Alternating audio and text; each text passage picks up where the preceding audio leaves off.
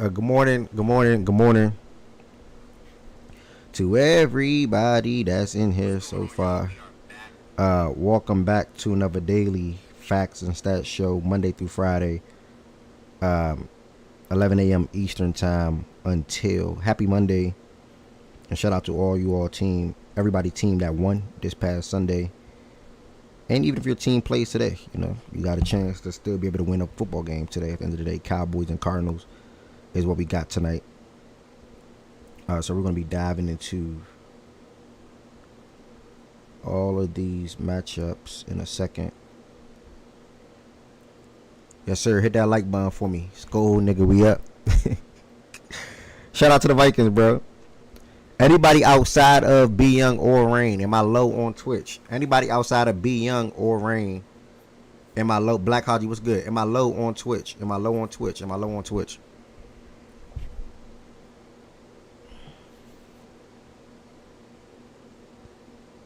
Am I low on Twitch?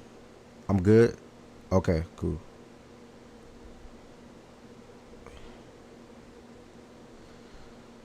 I'm good. Thank you. Alright. Just finished posting my biggest winner. I like to post at like 11 a.m. a little bit so I can do like the little related video thing. But like Black Hodgie just said, let's have a good week, man. Good morning, everybody again. Welcome back to another daily fact and stat show. Monday through Friday, 11 a.m. Eastern time. I appreciate all the supporters. I appreciate everybody that tuned into, the show literally at 11 o'clock. Y'all can come in at any time, 11:30, 12 p.m.,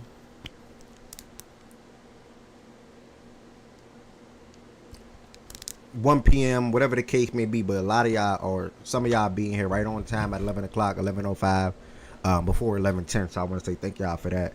Obviously, we have a big NFL Sunday recap today, Monday Night Football, college basketball starting today, NBA to talk about, and then any baseball fans that may want to talk about the Dodgers' victory over the Blue Jays on Saturday night, going back-to-back and being World Series champs. So that's some of the things that we'll be looking at today. Let me make this last post, y'all. On Twitter, and I am good to go.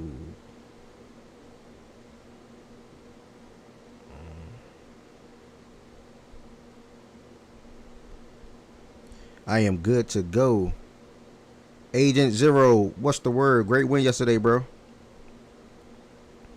Great win yesterday. There's a lot of good football yesterday. Actually, it was a lot of good football game. Yesterday. All right. So I got everything tweeted out that I needed to get tweeted out for the moment. What I'm going to do is get into everything that we're going to be talking about today. Redoing my setup here.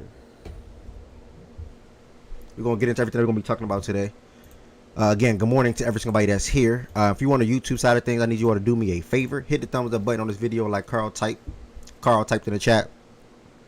Hit the thumbs up button on this video. That helps the algorithm out for anybody that's surfing on YouTube to come across facts and stats and be willing to chime in the chat. Be willing to join the community. Be willing to join the stage. And more importantly, come back on a day-to-day basis and be willing to talk amongst, the group, whether it's myself and others or just myself. So make sure y'all hit that thumbs up button on this video. That helps the algorithm out. And if you're watching this back, I appreciate your support as well. I know sometimes everybody cannot make it on time at 11 a.m. due to their jobs or whatever the case may be. So keep that in mind as well. Also, if you're on YouTube, make sure you hit that subscribe button, whether you're watching now or whether you're going to watch this back. Show is live every single day. I'm dropping videos damn near every single day. I just dropped my biggest winner. I went with a different pick this time. I think a lot of people probably would have had the same pick. I went with a different pick. And I'll play that video in a second, or I'll share that pick in a second. And then if you're on Twitch, same thing. Appreciate the support. Make sure you hit that follow button. If you want to extend your support for the platform, feel free to hit that sub button. We'll greatly appreciate that. Majority of you all are obviously subs. I'm looking in the chat. Established, Justin Crummel, Rain, B Young, Bear, etc. So I appreciate the support for that. And then on the YouTube side, I appreciate the members Black Hodgie and Agent Zero. If you're watching and you want to extend your support on YouTube, you can become a member too. The link is in the description on this video. I'm going to jump back to Twitch though. If you're on Twitch and you want to extend your support, you can just hit the sub button. As you can see, the link will populate in the chat via Nightbot a couple of times throughout the show today. But also, if you have Amazon Prime though, I will advise you to sub through Amazon Prime as you get one free subscription per month through Amazon Prime. Again, if you have Amazon Prime, I will advise you to do it through Amazon Prime. PSA, y'all, I'm cutting back on posting the Discord link. I don't know what's going on. Like, it's too many bots on Discord. Like, it's getting out of hand. So, y'all not going to see me pin the Discord link on Twitch. As you can see, the subscribe link is pinned. Y'all probably not going to see me post the Discord link on YouTube at the moment. I'm not going to tweet it no more either. I think a lot of the bots are coming from Twitter. When I'm like, we're now having a watch party XYZ. Like, the bots are taking over Discord and Playback. Honestly. Discord and Playback is full of bots. So, I'm cutting back on posting that link a little bit. So, that's that. But as far as the show today, things that we're going to be talking about, we're going to be diving into the full NFL Sunday recap, previewing tonight's game, Monday Night Football. Yes, there will. Whoa. Yes, there will be a watch party for that. And also college basketball, too. Outside of that, then we're going to be talking about the Dodgers going back-to-back briefly. That's if, like, Josiah, Bear, some of the other baseball folks is in the building that want to chime in on that. And then we're going to be talking about some more of these college basketball openers. We got a doubleheader today. And then last but not least, chiming in on some of the NBA games over the weekend. Shout out to the Lakers for how they're performing. Obviously, they took down my team last night, but it's good to see Luka and Reeves continue to roll. Both had a double-double. And even Jake LaRavia. Like, he's even turning some heads in LA. So, we'll get into that. All of that today. Now, if you want to join the stage, you have to join the stage through the Fact and Stats Discord, which I was just talking about. Which seems to be getting raided by bots damn near every second. So, if you want to join the Fact and Stats Discord and join the stage, if you want to join the stage, you have to join through the Fact and Stats Discord, which I'm about to go in there right now. And we're going to get into who sold your parlays. We're going to show some players some love. And I'm going to ask you all who are your biggest winners and losers from this past NFL Sunday. When you join the Discord, you got to join through the Daily Show voice channel, which I am headed right now.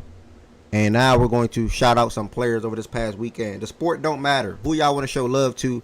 Who y'all, John Doe, what's up? Who y'all want to show love to? Who y'all think is worth a shout out? Whether it was baseball, whether it was NBA, whether it was NFL, whether it was college football, who do y'all want to show some love to today? We shouting out some players this morning, and we y'all shout them out in the chat. Let me know what they did over the weekend too in that particular game and or games. So let me know who y'all want to show some love to in the chat real quick. Drop that in the chat. Who y'all want to show love to real quick while I'm trying to edit something. Are you good now, Amadou? Are you lagging still?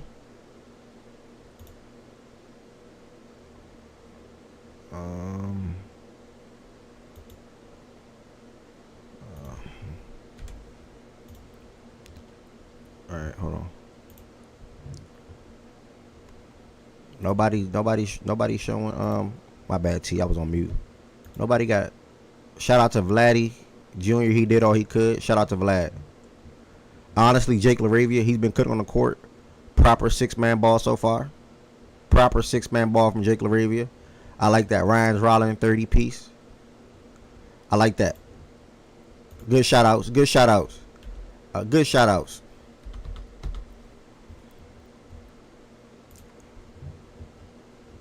Shout out Drake London. Yeah, how the hell did I not think of that? Shout out to Drake London. A phenomenal performance he put on against the Patriots. Unfortunately, it came down to a missed extra point. It was a bummer. Do you know for the Patriots advance to 7-2. Shout out to Sam Darnold, 21 out of 24, 330 yards, 4 touchdowns. He had a perfect first half as well. Shout out. We got another shout out. Shout out to James Cook. Shout out to James Cook. Shout out to Dalton Kincaid. I don't know what Dalton Kincaid did. I gotta let me know what they did in these shout outs. Shout out to JSN. I seen a stat today. JSN had 90 or more receiving yards in every single game played this season. His last 4 games, he had 100 or more receiving yards. And then obviously he's leading the league in receiving yards. Shout out to JSN. I loved his over yesterday. He said, my crap acting up, I gotta go to Twitter. Shout out to Josh Allen. Alright, it sounds like that's some of the shout outs that we got. Y'all can still drop more shout outs in the chat. Also, let me hear if y'all did gamble this past weekend. If you got sold, who sold your parlay? Luca. Shout out to Luca for his weekend. If you got sold one off or whatever the case may be, who sold y'all parlay? Let me know in the chat before we get into the show today. He said, shout out to Dave Roberts, 2 in Game 7. He made all the right moves. Spurs sold me. What was that? Spurs money line over the Suns. Shout out to JJ McCarthy. What else?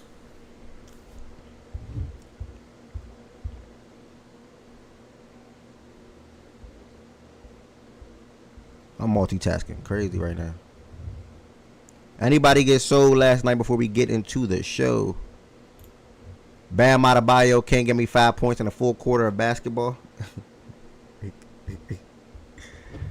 Gibbs sold the hell out of me. I think Gibbs sold me too. Gibbs and Packer money line for me. Bruh, the way Sunday was going, I said, yeah, I'm cool. Like, I'm not gambling. I'm cool. It be some janky stuff going on, bruh. Stop lying. Wemby did not sell you 10 points. You can't even probably bet Wemby 10 points. Shout out Brock Bowers, 13 catches, 127 and 3 touchdowns. Same man Drake London was definitely players that over the weekend that put on a hell of a performance. 12 catches. All right, that seemed like the shout out in the Who Sold Your Parlays that we got. Reminder, if you want to join the stage, yeah, I know, Carl, I'm gonna have to pay you. I'm gonna have to pay you in a couple of weeks. That's fine. Make sure are you betting when we play y'all? Are you betting when Ravens play the Patriots? Just curious. Let me see where your head at. I know Low and Mish betting.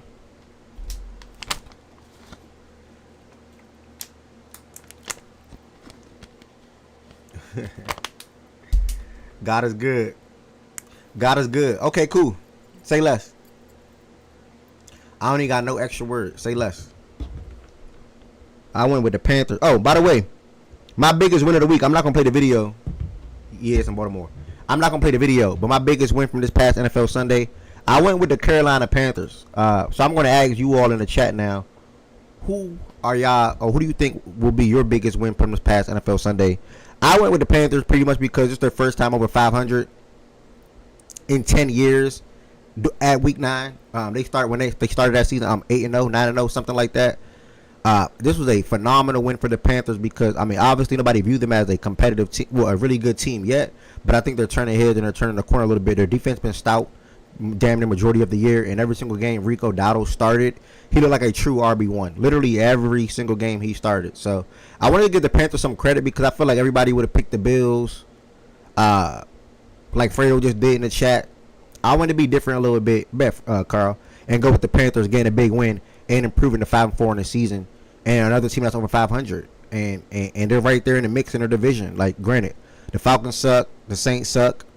I got to give the Panthers some credit for that big win yesterday. So I went with the Panthers for my biggest win of this past week because they are surprisingly over 500. I don't think anybody expected the Panthers to be not 5-4 through 9 weeks and over 500 at that. So Panthers good shot. I got the Bills. Shout out to the Bills. You say the Vikings? Yeah, that is a big win for the Vikings. Steelers, big win for the Steelers. There's a lot of different ways you could have went. You could have went Steelers. You could have went Bills. You could have went Vikings. You could. Nobody was really going to go Panthers, but yeah, I wanted to be a little different and go with the Panthers. Showing the Panthers some love on TikTok and YouTube because they probably not going to get no more love for the most part unless they surprisingly make the playoffs or something like that. So shout out to the Carolina Panthers. My biggest loser, I went with the Lions, though. Who y'all got for the biggest loser? My biggest loser, I went with the Lions.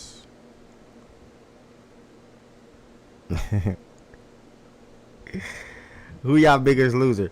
I don't got no words on the Colts yet, bruh. And I made it a priority to watch that game, Chan. That's all I'm gonna say. I made it a priority to watch that game.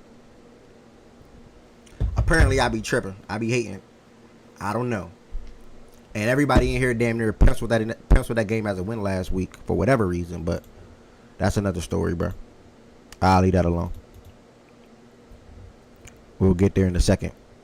All right, heading into this slate yesterday now, and I see I am joined by BJ at the moment. Heading into the slate from yesterday's game, it was a good one. That was a phenomenal 1 o'clock hour. I want to first and foremost start with that, and I enjoyed damn near every single game. Now, don't get me wrong. I got really, really tired. Hold on, I got to change the font. I got really, really tired. Like 2 o'clock, 3 o'clock, 4 o'clock.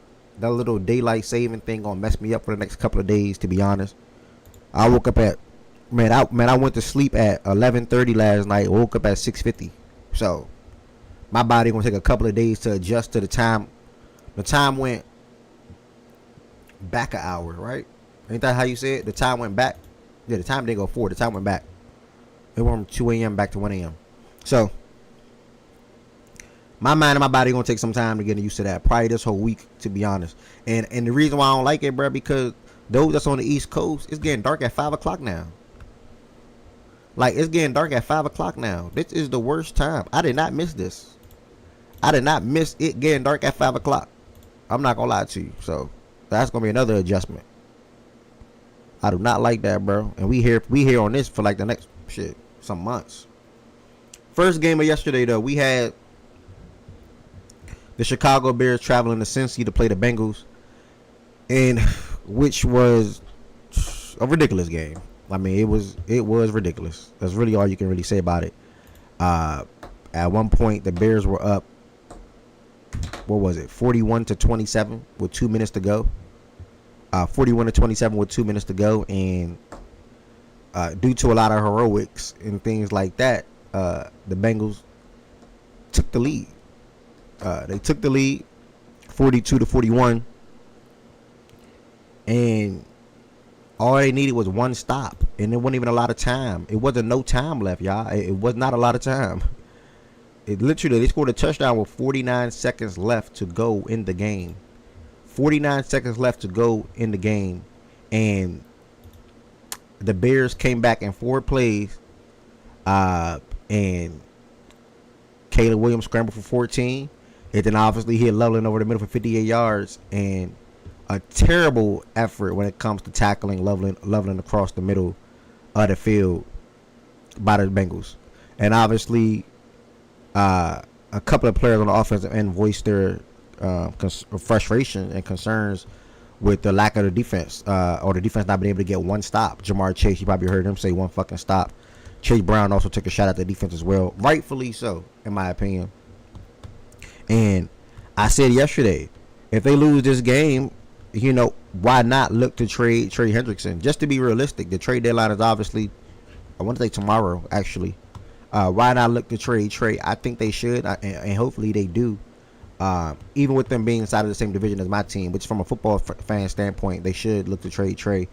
Drop it to 3-6. You had another good Chase Brown game.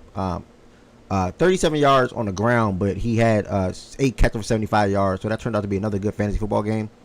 T. Higgins and Jamar Chase looked really damn good as wide receivers. T had 2 touchdowns. Both of them were nasty grabs, especially the first one. And Cal was one of my favorite plays yesterday. I picked him up in fantasy football yesterday, and I started him. I picked him up on Saturday, and I started him this week. One of my favorite plays, 26 carries, 176 yards, a 7th-round draft pick, being able to step in for DeAndre Swift going out and manning that backfield. Colston Loveland, he had 2 touchdowns as a rookie, so this is one of his better games. This was his best game of his young rookie career. 6 catches, 118 yards in a game where Rome Odunze literally had 3 targets, 0 catches, 0 yards. They still were able to get the win because of Loveland, DJ Moore, and Cal from an offensive standpoint. So the Bengals, they know what they need to work on. They know their defense needs tremendous help. I understand trading Trey would not help that, but Trey's also up in the age as well, so it makes sense to recoup and gain some assets for this upcoming draft where you can use more picks to target defensive players. So that's one thing I got to say. Lorenzo's in the chat, a Bears fan. He said, "Stupid people try to tell me Warren was better than Loveland. Go look at the stats from the last month." Okay. Bro, what? What the fuck is he talking about, bro? No. He's a fucking idiot, bro. What the fuck is he saying? Because I'm one of them stupid people, so-called stupid people, saying that they should have taken Warren. You're going off of 2 fucking games. You're going to tell me that he's been better than Tyler Warren? Tyler Warren has an argument to be a top 3 tight end in the fucking league this year as a rookie. And you're going to come over here and give me fucking 2 games from Loveland telling me he's fucking better than Warren. Get the fuck out of here, bro. Get the fuck out of here, bro. People are so fucking dumb. And I'm I'm fucking hyped today too. I swear to God, because this was a fucking great day yesterday for football. But that is the dumbest shit I've ever fucking heard. I'm not in the chat, so read what he says. That's fucking ridiculous. He is top 3 though. He's a top 3 tight end to me. So, who? Tyler Warren. Yeah, he's been fucking great this season. He's giving me Loveland. He caught 2 touchdowns yesterday. Had a touchdown, the game before. Big fucking deal. I love Brock Bowers to death, but Tyler Warren's better than Brock Bowers. But that's for another day. I don't know about that. He basically said he don't care what you're saying. Yeah. He said, go look at the last 3 months. Bro, before this game, he had 38 yards. Is the most he had in a fucking game this season. And yesterday was the first time he caught a fucking touchdown. And you're over here comparing him to Tyler, he's a Bears fan, by the way. Who's on pace for like fucking 7 touchdowns and 1,000 yards. What the fuck? Yeah, he's a Bears fan if you didn't know, Process. I know he's a Bears fan. Me and him had that argument about Loveland and Warren. And he was like, you don't know what the fuck you're talking about. You don't understand the offense. So I understand the fucking offense. Give me that shit. 1 game. Now fucking Loveland's better. Get the fuck out of my face. I want to say shout out to Joe Flacco, though. 40-plus years old, going out there and having 470 passing yards, 4 touchdowns, 31 out of 47. Super duper impressive. So I just want to give Joe Flacco some love and some flowers. Him being a former Raven, obviously a Super Bowl champ. He did all he could yesterday to try to lead the Bengals back to winning that game. So that's pretty much what I got to say. Anybody else want to add some words on this Bears and Bengals game from yesterday? A rebuild in Cincinnati. I jinxed the Bengals. That's what happened. Team is not good. You said their defense is. I think their defense is far apart. I think it's way far apart. Rebuild the entire defense. You drafted an athlete instead of a football player in the first round this year. You were held hostage by him in the offseason. And he fucking sucks. Team is horrible. It's a bad football team. It's Joe Burrow, Jamar Chase, T. Higgins. So when people realize that, finally, T. Higgins' catch was fucking crazy. They don't have a running back. They have 2 wide receivers and an injured quarterback who's 1 season-ending injury away from calling a trade or calling his career. So they need to figure shit out and do it quick. Yep, short, sweet, and simple. Caleb Williams looks pretty fucking good. All the haters quiet the fuck down pretty recently, huh, Ev? No. Bro, Williams looks good, bro. You guys are fucking I'm not listening. I'm not. And Lorenzo's giving me shit. I was been on the Williams fucking bandwagon trying to defend him since he got here, and he's giving me shit about Colson fucking Loveland. Williams was fucking balling yesterday. I know Cincinnati sucks, but he was fucking balling. What do you have? 4 total touchdowns? But people's going to say that doesn't matter because you want to know why? They always love to bash a performance against a bad team. So whatever. I don't care. He's balling. He's playing really well. You don't got to tell me. I know he is. He's actually playing solid. Yeah, he's been playing well this year. And that's what I was saying yesterday, bro. And fucking can't talk. The show in the morning, bro. Like they got to score points. And what did they do? They scored points. They scored points this week. And look what happened. Who y'all talking about? Caleb Williams. Point. Oh, the Bears. Caleb. Yeah. Caleb's having a solid year, bro, for the most part, bro. People just hate, and it is what it is. We'll see. Man, I'm not saying he's going to probably be the best quarterback in that class, but, I mean, him and May is going to that's actually going to be good. Yeah. Sky's the limit. It's not about that. It is.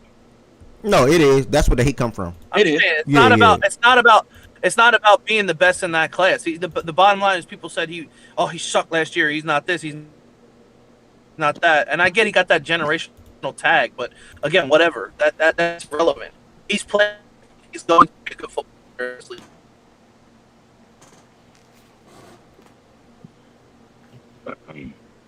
All right, Bengals. Y'all know what y'all need to do. Y'all be on monitor. Y'all be on watch to see what y'all do in tomorrow. But ahead of tomorrow's game, I meant to say.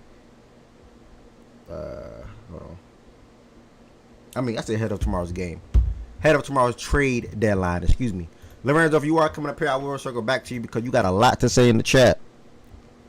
Stupid people comparing Loveland, who's the 4th option, to Warren, who's 2nd. You dumb NFL gurus in here. Bro, that's not the fucking point, bro. That wasn't the point at all. Like, he was mad as shit. Like, that I said that they should have taken Warren over Loveland, and Warren is clearly that guy. I'm not saying Loveland can't be, but Warren's a better fucking tight end. Just I know use your he probably fucking won't get a eyes. mic I know right you're a now, homer, but like but Jesus Christ. that, I would actually love to hear that debate what he has to say and what Parler has to say. That'd be a good one. Yeah. Come on, bro. Me personally, like I don't give a fuck what bro. Tyler Warren is fucking insane. I mean, they're both really good. They're both gonna be behind Brock Bowers their whole career, so like, it doesn't really matter. Fuck no. Are you dumb? Okay, brother. Are you dumb? One person get force fed, bro. The other one don't. Shout out to Brock Bowers though. Great player. Need him in fantasy.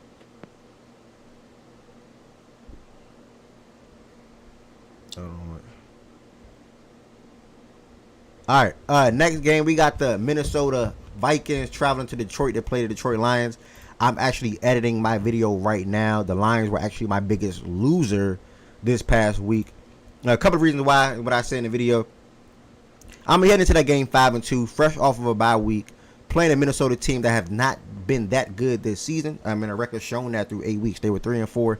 Heading into that matchup yesterday, still having quarterback issues for the most part, or quarterback problems, I would say. Carson Wentz started the last like 5 to 6 weeks. JJ McCarthy, as a rookie, had to step back in and start yesterday, and boy, did that time off look good enough for him. He was only 14 out of 25, 143 passing yards, 2 touchdowns, and a pick. But he delivered timely throws when it mattered, especially the game-sealing throw to Jalen Naylor with back shoulder on like 3rd and 16, I want to say it was, or 3rd and whatever it was, 3rd and 8, whatever the yardage was. Still delivered a great ball. Obviously, doing another good ball to Jettas in the end zone as well. So I'm going to give J.J. McCarthy credit for how he performed yesterday. The run game was on and going yesterday. Aaron Jones and Jordan Mason, and then Addison and McCarthy as well ran the ball. They had 29 carries for 142 yards.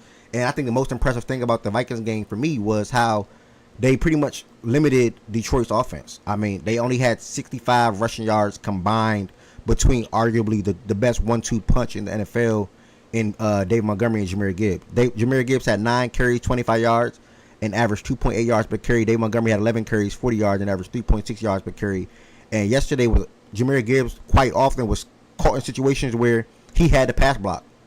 The Vikings sent pressure constantly in that game yesterday, and over and over and over. Jahmyr Gibbs is a weapon that you want to use in the run game and or through the air, but they just weren't able to do that because the pressure constantly had to come, so they had to check in for Jahmyr and or David to block. I think it was a possession. I think I saw a stat today on Twitter where Jahmyr Gibbs blocked on 15 times yesterday.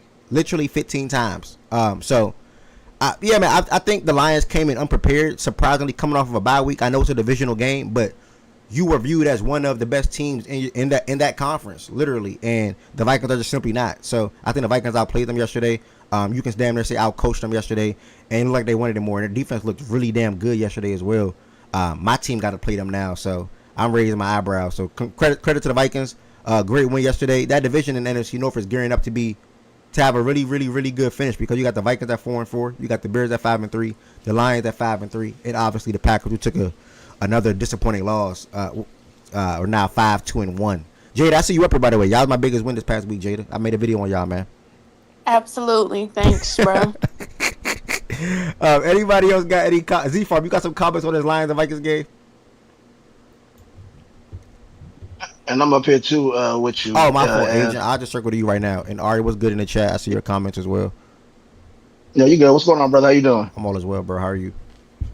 Good, man. Good. Hey, no. So now I can actually speak on this team. Now that JJ's actually back in the back starting again, because I don't really care who we have at quarterback. If it's not JJ, then I can't even grade what this team look like.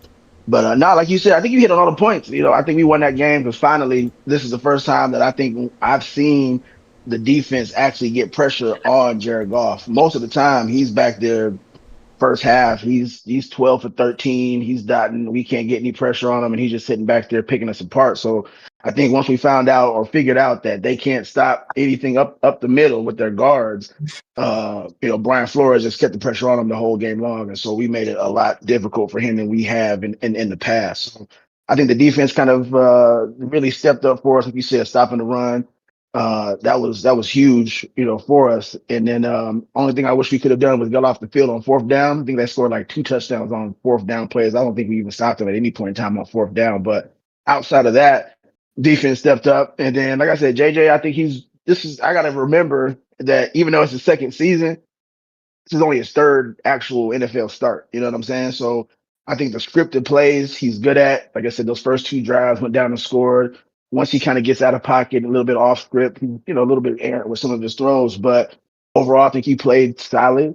And then, like I said, shout out really to the defense who kept us in the game for most of it. Then let JJ kind of make a good throw on that 3rd and 5 to end the game. So I think it's a good win. Long as JJ can stay healthy, we'll see what this team actually can do, especially if the defense can remember how to play like they did, yesterday. But I think you touched on all the points. Stopping the run was key, getting pressure on Goff, and then keeping it close for JJ to do what hopefully JJ can continue to do like he's done his whole career, which is making good throw, making good plays in the fourth quarter with his legs over his arm. Well said, bro. I ain't gonna lie. Well said. I mean, you chimed in perfectly after saying some of the things that I said, and you added your own twist to it as well, and good breakdown on the game. And Ari also provided some extra context as well with the exact number that me and Aiden just spoke to. They got pressure on Goff, 14 out of 48 dropbacks. 14 out of 48 dropbacks. Rad came into the chat just now. Lions run game ass. Good morning, y'all. Okay. Z-From, any thoughts, my brother? Anybody else want to share any thoughts on this Lions and Vikings game yesterday? Are we good right here? Damn. That's all I gotta say, gang.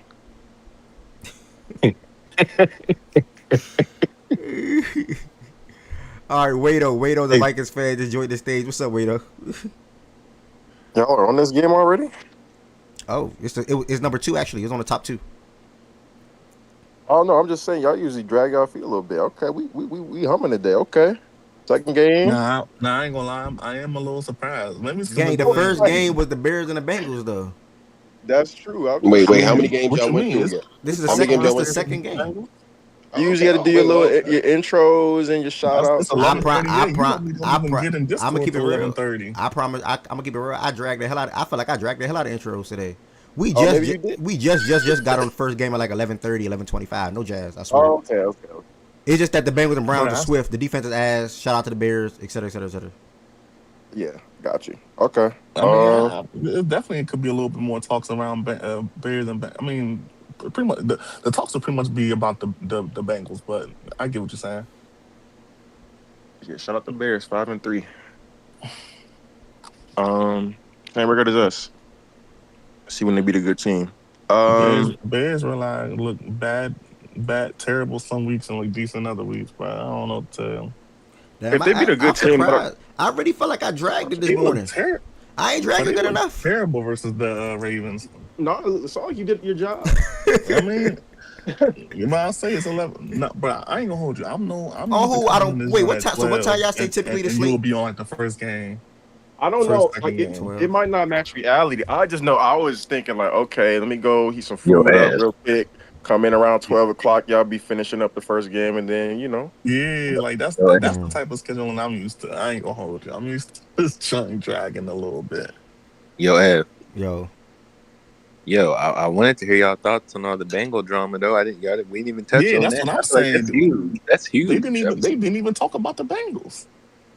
Like their whole locker room is revolting against each other. No. So I don't know if you can. I don't know what time of the show you came in. The defense. I don't know what part of the time you came in today, but I spoke on Chase Brown comments, Jamar Chase comments. Flacco doing all that he can do. Rome 0 targets, 0 yards. Coastal 11, obviously game of his career so far. Cal stepping in a 7th round pick and having an efficient game through on the ground. And then process myself and Z Farm spoke a little bit on Caleb Williams, and then BJ spoke on the game as well. I mean, bro, like 4 people that spoke on the game, bro. I don't know part of the time y'all came in there. literally just got pull up the box score for the Lions and Vikings game? Because I'm trying to figure out how the heck the Lions lost, and like they just did everything better than the Vikings. Bro, I swear, before Jordan, bro, I swear I hit who y'all biggest winner losers, shout outs, who sold your parlays, and then obviously the intro to YouTube, Twitch, all that. Bro, we just started. It's just the Bears and the Bengals a little fast. That's all. Okay. But either way, I'm glad y'all joined. I'm glad all y'all up here at this moment, and we got a lot of football to talk about. And if y'all want me to circle back to the Bears and Bengals, and we can do that right now as well. Do anybody want anything from that game? To the game right here? Nah, the Bears and the Bengals by chance. Just curious. Realistic. On both sides, defenses played like shit. I think I'm more like upset with the Chicago side because that was at one point a decent defensive unit. 2 years ago? They just played like shit though. Like I don't know how to like describe that game. It's a shootout. Shout out Joe Flacco. I think that was a career day for him. Like that should just piss me off though. Like no defense was played. Time for the Bengals to sell the farm, man. Fire sale. A notification just came out literally 5 minutes ago. They want nothing short of a first for Trey Henderson. So that's their problem. Bro, what? Yeah, that's the problem. Bro, they always gonna be like that. Yeah, they gonna be like trust. They gonna be like that. I mean, to be right fair, until the end of the deadline, that's their best defensive player on the roster. Like they legit like if you trade him, there's nothing on that defense.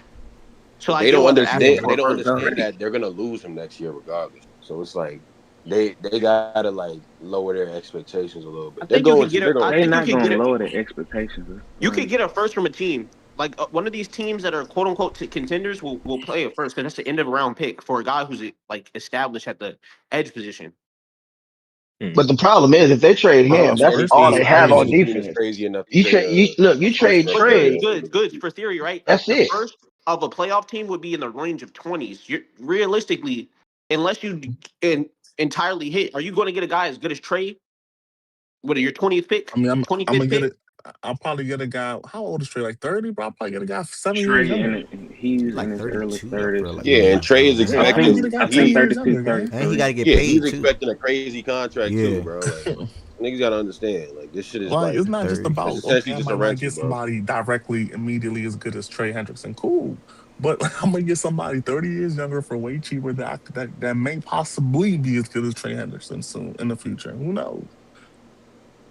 Micah got 2 firsts on a short deal. They're definitely getting a first. I don't know, right? I don't think he get traded at all. But Micah's still young though. But look, here's the thing though. If you trade Trey, that's really all you have on defense to even speak of. It's already a mutiny right now in that locker room with all the offensive players. So what you show on your offensive side of the ball, like we just punting, but you just paid everybody on offense. So it's like they're in a rough spot right now. You know what I'm gonna go tell my offensive players. This what happens when y'all get paid. I'm gonna go to Joe Burrow. I'm gonna go to T. Higgins. I'm gonna go to Jamar Chase. Hey, y'all wanted $50 million. Hey, I don't got no money for defense. Sorry, brothers. That's what y'all wanted. But I'm gonna say on their side, it makes sense in the way that the deadline. Because who's to say the Niners, like, not even putting this in the air, but who's to say the Niners don't beat us in the next coming game? They're first in the division with no real pass rushers. At that point, your pick's going to be in the 20th range. Why not go get an edge? Why not go pure edge? I'm sorry. If the Niners do that this year while already missing Bosa and Fred and Moore, they're just dumb. Like that. That's just dumb. Like, getting Henderson. But in their mind, they think they can contend, though. They're no different than Goods in their mind. They think they have still a chance. Yeah, if they do that while thinking they have a chance, I'm with you. But if they lost Bosa and still have Fred, and then wouldn't they make a move for the trade? I'm all in. I'm 1,000% with you. But you're down Bosa and Fred and Moore. I don't know if I'm going to go all in on the defensive side with losing the first round pick. I'm making a trade for it. But Ev, even past the Niners point, I'm trying to just make a bigger point. Any team that's desperate that thinks, yeah. It's not just about the Niners, even though I specified them as an example. But what desperate team you feel like is in a real it's the Ravens, it's the Chiefs. These are teams that need pass rush. Ravens, Chiefs, Niners. Like none of those teams are trading the first round. Patriots. Eagles got Phillips today. They still may send a first for him. None of them are trading. Phillips just went for a third. I thought that was tough. I'm not. Like Jalen Phillips got a third, bro, and that was their asking price because they know the nigga. He's injury prone. I don't think nobody's saying that with the Eagles, though. But Ed, what stops the Bills from, instead of drafting somebody with the 27th pick, to go get Trey? Bills should get a wide receiver. They need a wide receiver, a premier wide receiver on the outside. Keon Coleman is not what some of them fans thought he was out to be. What he was advertised. Yeah, like even in theory with the even in theory of them though, they think they have enough offensively with the MVP quarterback to get over the hump if they can get something on defense. Same way with you guys. Like I wouldn't be crazy to see Baltimore Ravens give him. We would never trade a first for Hendrickson though. On top, you have to pay him as well this offseason, brother. It's not just first. What is he asking for? That might. temper what I was talking about. Did you see his asking price this offseason, brother? Did you see what he wanted this offseason? It was close to like $30 million or some shit like that. It was above that. He wanted to be highest paid, bro. He wanted to be highest paid. And he had the most sacks in the NFL last year. I mean, and now he's why not? He want to be paid. He's gonna probably want more than Micah. He want to be paid. I'm telling you, he's not getting more than Micah. He want more than Micah? Yeah, he's not getting more than Micah. No, he's not getting more than Micah. Yeah, he's not going to get that. No, he's not going to get more than Micah. He's not even going to ask for that. I promise you. He probably may try to get close to Aiden. He's going to get close to that. He's going to try probably what he wants. Because how much is Aiden getting paid? A nigga just coming off of having the most sacks in the NFL. Aiden just got highest paid, didn't he? Aiden got a lot, but he got highest paid by AAV. He did not get highest or by guarantee, I believe. He didn't get paid. That's still Micah. Highest. Micah got most of guarantee, right? Micah's the highest. Trey Hendrickson never said he wanted to be highest paid. So whoever up here lying, you're lying. He never said he wanted to be highest paid. He said he wanted to be top 5. He said he wanted to be in the ballpark of somewhere between, like around where Max or whoever the fuck got paid before Max. That's what he initially said, and that was the number Max is currently at 106. What is he never it said he wanted to be year? highest What is paid. it per year? These numbers are off. 35 a year. Max is currently at 35.5 a year. None of these numbers are real, bro. Like so, like. So none of these numbers are real. No, I'm serious. It depends on what metric you want to go by. You going by guarantees? You go by average? Like, no funny. Like, teams just be doing 45 a year. When the Trey Hendrickson deal come down, they're gonna find some little deal to say he got the most this or his deal was the best in this respect. Like, it's the point is you got to pay the nigga a lot of money. I mean, to be fair though, like on top of all the guys out of all the guys, at 30 years old, it's not that many guys that's his like 30-year-olds that are getting paid what he's trying to get paid is T.J. Watt,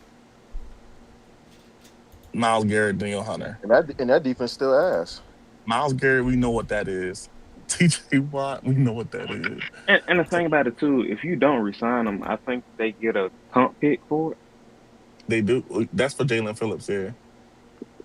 That ain't with if they trade Trey. Whoever the team gets Trey, I think if they don't resign, I don't know. They'll probably put some stipulations in the contract or some shit where it could get a contract. I mean, I would, but if I trade for him, I'm gonna put that in my contract. I mean, I'm gonna see if I can get that in my contract. Yeah, I think we put some stipulation when we did the trade with y'all too, Bear. The Keon White shit, we put some stipulation if he doesn't play. Like some remainder. We get one of y'all picks if he don't play enough games. I just seen him play like 30 snaps for y'all last game. Didn't report a single stat. I mean, he don't have, bro. He's really just there, just like for depth, really, gang. And he was good. He wasn't bad. All right, he's solid. Any other words on the Bears and Bengals or Trey Hendrickson situation? That was terrible tackling against Lovell. He tried the safety tried to hit stick that nigga instead of just wrapping up. Bruh, that battle that tried to hit him? Who was I that? Seen a picture, bro. He really caught the ball surrounded by 4 people and still scored. That was insane, bro. All right, we're gonna take it back to the game to Jordan Woods because we heard from Agent. Wait, I know you up here still, and then I'm gonna hear what anybody else got to say. But the Vikings again got the win, 27-24 on the road in Detroit. So Jordan, what you got to say about that game, bro? And shout out to Gimmick Man, Brian Flores. It worked this time, for once. God, them Gimmick Man. What gimmick you pull up this time? I ain't see what happened. Bro, these niggas just blitz. Bro, these niggas just blitz and blitz and blitz. It worked though. Like yesterday, it worked. The protection wasn't good yesterday. It worked. So shout out to them. JJ made a few good throws. He still was mid overall. Like he started really good though, and he set the tone early. I think that was most important for them. But as the game went on, he was kind of who? Hello? Yeah, I don't know what Lo talking about. Oh, okay. What was I about to say? Yeah, he made some throw. He made a few throws early. I made a couple throws late, especially the last throw to Naylor. In between, he was pretty kind of ass, but he set the tone and he closed the deal. So that's kind of all they needed him to do. Aaron Jones also set the tone early for them. He always plays well against the Lions for whatever reason. Celebrating after first downs and shit. You would have thought, I don't know if he has local ties or something. I don't know why he just loves playing against Detroit, but he's very demonstrative and shit when he plays against us. Like he got some vendetta or something. But we were just pathetic. Like that was a pathetic performance coming out of the bye. You can't look that way coming out of the bye. Like the penalties. If you go back and watch every penalty, literally every single penalty was in a critical spot. We're typically not penalized that heavily, and then every penalty we had was at a terrible time. Either when they were about to stall out, when we were getting momentum, or something that could have flipped the game. Like every single one of the penalties was like that. And I don't know how many of them there were, but they were literally all critical. Gibbs was ass. Jarrett was mid. He was ass for a few possessions in that middle portion of the game, but really it was the protection that broke down. I think they changed a couple things up with how they were blitzing than how they typically do. I gotta go back and watch it a second time, but we were shuffling O-linemen for a lot of the game. I mean, I think at different points during the game, I think every O-lineman got hurt and went out for some snaps and came back. So that was interesting. But just overall, this was the first game where I really didn't like the game plan. I started the first game against Green Bay. I think this is where I would criticize the OC just because I didn't like some of when it was clear that the pressure was getting to us. One, I didn't like not having Monty in there for a couple of them drives because Gibbs is good, can be good at times pass blocking, but Monty is just clearly better.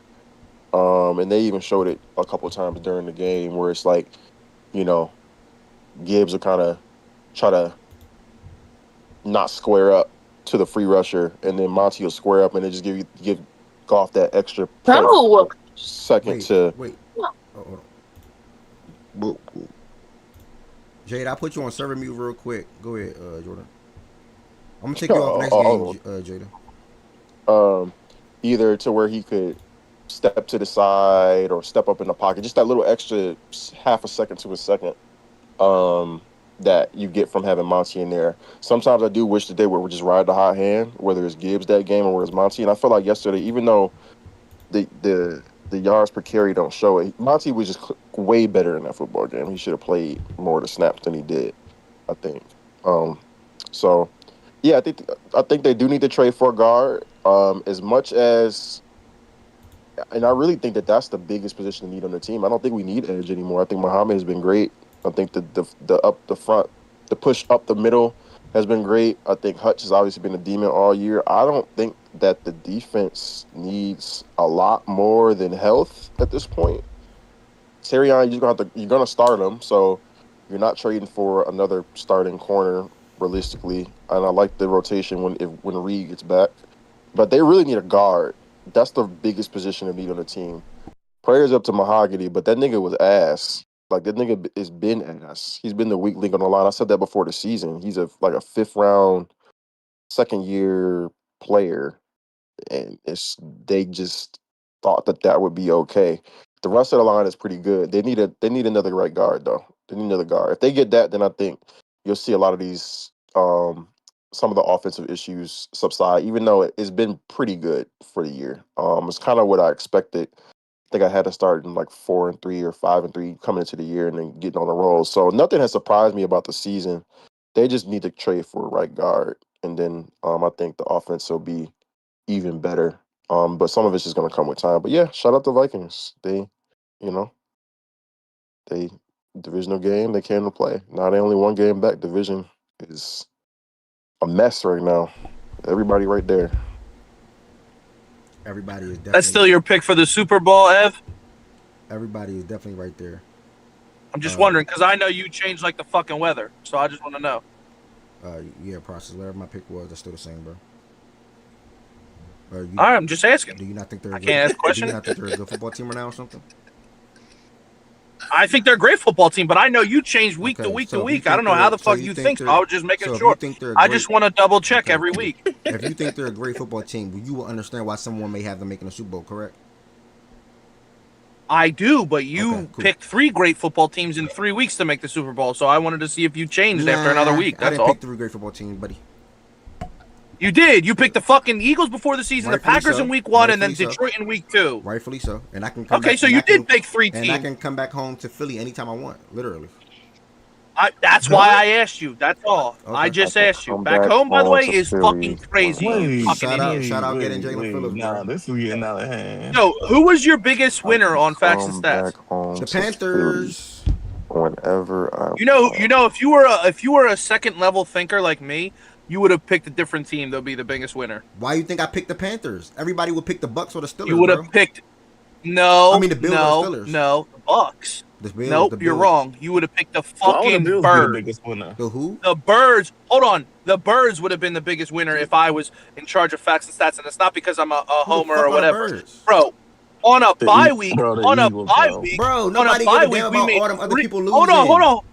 No. That matters, though. We had the greatest bye week ever. On a bye week, we got 3 players in a trade, and we became the fucking 1 seed without even fucking playing football. That's a fucking win. That's the biggest winner right there. That is a win. That's a win. We became the. I feel like I won this week. I'm gonna keep it real with you. Greatest fucking buy ever. We made some. You're a second level thinker. I'm a third level thinker. Then majority people will not come out and say, "Yeah, I'm picking the Panthers as the biggest win." Nobody's going to do that. Everybody would have said the Bills. That's a good one. You're on. Why wouldn't they pick you're on the first. No. You're on the first floor. Niggas would have said Bills and Steelers. Stop. Nah, you're on the first. Be the biggest winner? They just beat the Chiefs. You're wrong. And then the Steelers they beat the 7-1 Colts. What are you saying, Lo? But the Bills and Chiefs, however you want to look at it, they're in the same boat, brother. They're both 2 good teams. Whatever, a loss to either one wouldn't have changed nothing. Look, at the end of the day, people don't view the Panthers as a good team. If you had to make a video, like they were Super Bowl contenders. Look, if you had to make a video, that's the biggest one. Look, if you had to make a video this morning or last night, and who would pick your biggest winner, you would have not had said the Panthers game, and you don't have to act like you would have. You wouldn't have picked them. Well, I wouldn't, bro. I don't think this is rocket science, brother. I mean, I do agree. I do agree with Ev that people. I would have went with the team. Yeah, niggas would have said Pittsburgh. Pittsburgh just beat the Colts. Bro, look, like that game was big. That's fair. No, that's so the Colts is fair, but I promise I would have never picked the Bills. Us and KC not leading division, so like that game is gonna matter. Like if we don't win the division from y'all, wait, y'all not leading the division? Wait, y'all talking about in here? Yo, would have thought y'all been leading the division all fucking year. Bills and Chiefs shit. Who talks about the Bills, bro? Who talks about the Bills on an elite level besides? I can't count Mazak though. Okay, you can't count Mazak, bro. What you mean, Mazak represents? Mazak don't know much. All right, bro. Y'all got it. I was just saying, bro. Like Mazak and me are the only ones that give Bills credit. Other than that, they get shit on. Most of the rest of the Chiefs saying Mazak don't matter is crazy. It's most of the rest of the Chiefs don't matter. Nah, but the Bills get shit on more than they get praised. I wouldn't have chosen the Bills because I just feel like those are 2 good teams that played each other. Somebody had to win. I would have chose the Steelers is a good shout. Panthers, bro, if you're a thinker like me, you would have picked the Eagles. Panthers or Steelers, for sure. Bro, the Eagles were the biggest winner and they didn't even fucking play. For real. Wow. Bro, why are you trying to force me to not pick the Panthers, though? Like, you trying to force that? You wouldn't have did it. Nigga, you wouldn't pick us, nigga, because you're scared of us, bro. Like you did it. Why are you thinking, bro? That said you don't matter, bro. And spoke on something that spoke on nothing.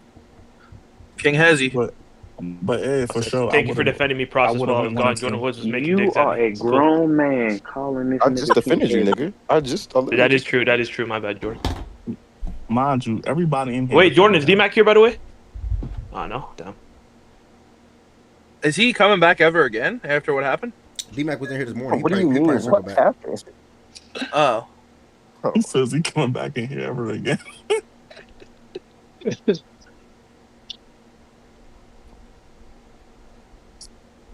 All right. Any other words? Not everybody could dominate that Vikings defense, by the way, Ev, if you want to talk about that game. Yeah, I mean? We don't give a fuck. Okay. Well, we're talking about that team. We're talking about that game. Damn. Sorry. Our quarterback blitz. Right? Whoop their motherfucking ass. B-Young, you got a game tonight, bro. Man, fuck that game, man. Fuck that game. I keep talking about Philly. Who gives a fuck, man? Move on with the show. Me. Man, B-Young only care about the Dodgers right now. Process. You're turning into Swiper, bro. Like, Yeah, you always bring up the Nuggets or something like that. Like, just talk about football. Nah, you don't have to always bring up the Eagles, gang. Crazy. I brought up the Vikings. Okay, process. This direct game right here on the screen. Talk about it. Go ahead. What you got to say about it? In November. JJ McCarthy looked great in the first half of this game. I was surprised how good he looked. They were carving them up on offense, and then they stalled out. And then I thought that they were Detroit was gonna come back and win the game. Laporta looked good. Goff, he looked decent, but like Jordan Woods said, he kind of summed everything up. They didn't run the ball well with Gibbs. Goff was good, but then also shaky a little bit when that blitz was coming in, and that's a good way to beat this team, by the way. Like, obviously, I think the Lions are a good team. Obviously, I think that we might be seeing them going down into the playoffs this year. So you have to put as much pressure. I said this last year. I said this when we played them in the playoffs. You have to put pressure on Goff, and the Vikings did that, and they made him look, just okay, not carving the whole team up like they usually do, the Lions. So I felt that they had a good game plan. I mean, they blitzed a lot. That's Flores' game plan majority of the time he plays. So it was a good win by Minnesota for sure, and it really helped out a lot of teams in the NFC. But I can't say that name, or I get called names. I know, but it's a good win. You couldn't heck of a win for Minnesota. So you couldn't come off just walk with me. You couldn't. Okay, I'll walk. You couldn't just come off mute. And instead of your first word being, "Oh yeah, you still have the Lions going to the Super Bowl," you couldn't just talk about the game first and before you did all of that other. Yeah, I could. Well, that's no fun. What do you want me to sit here and break down a fucking game? That's not fun. I'm trying to fuck with everybody because this was a great week for Philly. Okay, sorry, I'm excited about my fucking week as a fucking Eagles fan. You got a fucking problem with that? It was a great week to be a Philadelphia Eagles fan around the NFL, and we just got Phillips this morning. My bad. I can't be excited. Well, you got Jair Alexander too. Why ain't speak on that? He's fucking sucks. But yeah, we'll see what happens. He fucking blows. I mean, I'm not that hype about him. I mean, he'll be an upgrade, but I mean, that's like, we just got, it's an up. I guess it's an upgrade. I don't fucking know. We'll see. He's cooked. He might be cooked forever. So. Nah, he better than anybody I got. I guess. I don't know if he could play. If his knee is not fucking swelled up. But I'm sorry. I'm excited about my squad, and it was a good bye week for us. And I asked you that question. I asked you that question because you fucking change all the time. So I wanted to see where your head was at after a loss for your Super Bowl. I don't give a fuck who goes to the Super Bowl process. Does that make it better for you? Oh, you're the one who makes the picks. I genuinely don't care who goes to the Super Bowl. You're the one who makes picks. Like, you're the one who makes picks. If it's not the Ravens, I don't give a damn. Like, I'm just going to enjoy football, bro. Right. Okay, that's fine. Now you don't care. Deep down, I don't care. Are you going to bring this up every single week? It could be the Lions. Yeah, when they fucking lose, it could be the Rams. Congrats. It could be you guys again. Congrats. It could be any of those teams in the NFC because I think there's a lot of good ones in the NFC. All right, bro. I'm going to go on mute. I'm about to order a coffee. I'll be right back, all right? Sorry, bro. A coffee? You're a grown man drinking coffee. A coffee? What type of creamer you use, bro? Oh, this nigga. A coffee? You said a grown man drinking coffee. Like creamer. Okay, bad. All right, Woods, what did you say you needed at the deadline? No extra words, Ev. I think we have. Wait, bro. He said can't drink coffee now? Not yet, Milan. What the fuck? Jordan, you fuck with Kevin Zeitler? Y'all niggas strict, bro.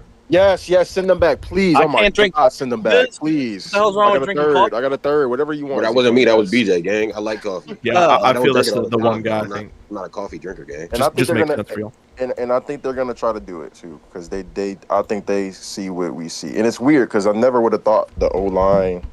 Well, no, I can't say I never would have thought the O-line because I had questions about Mahogany coming to the year. Now he's pretty much going to be done for a lot of the year. But you would have thought edge and corner would be the issues. And right now, the defense, I think the defense is fine when healthy, especially. It's like, so send Lightly, please. Thank you.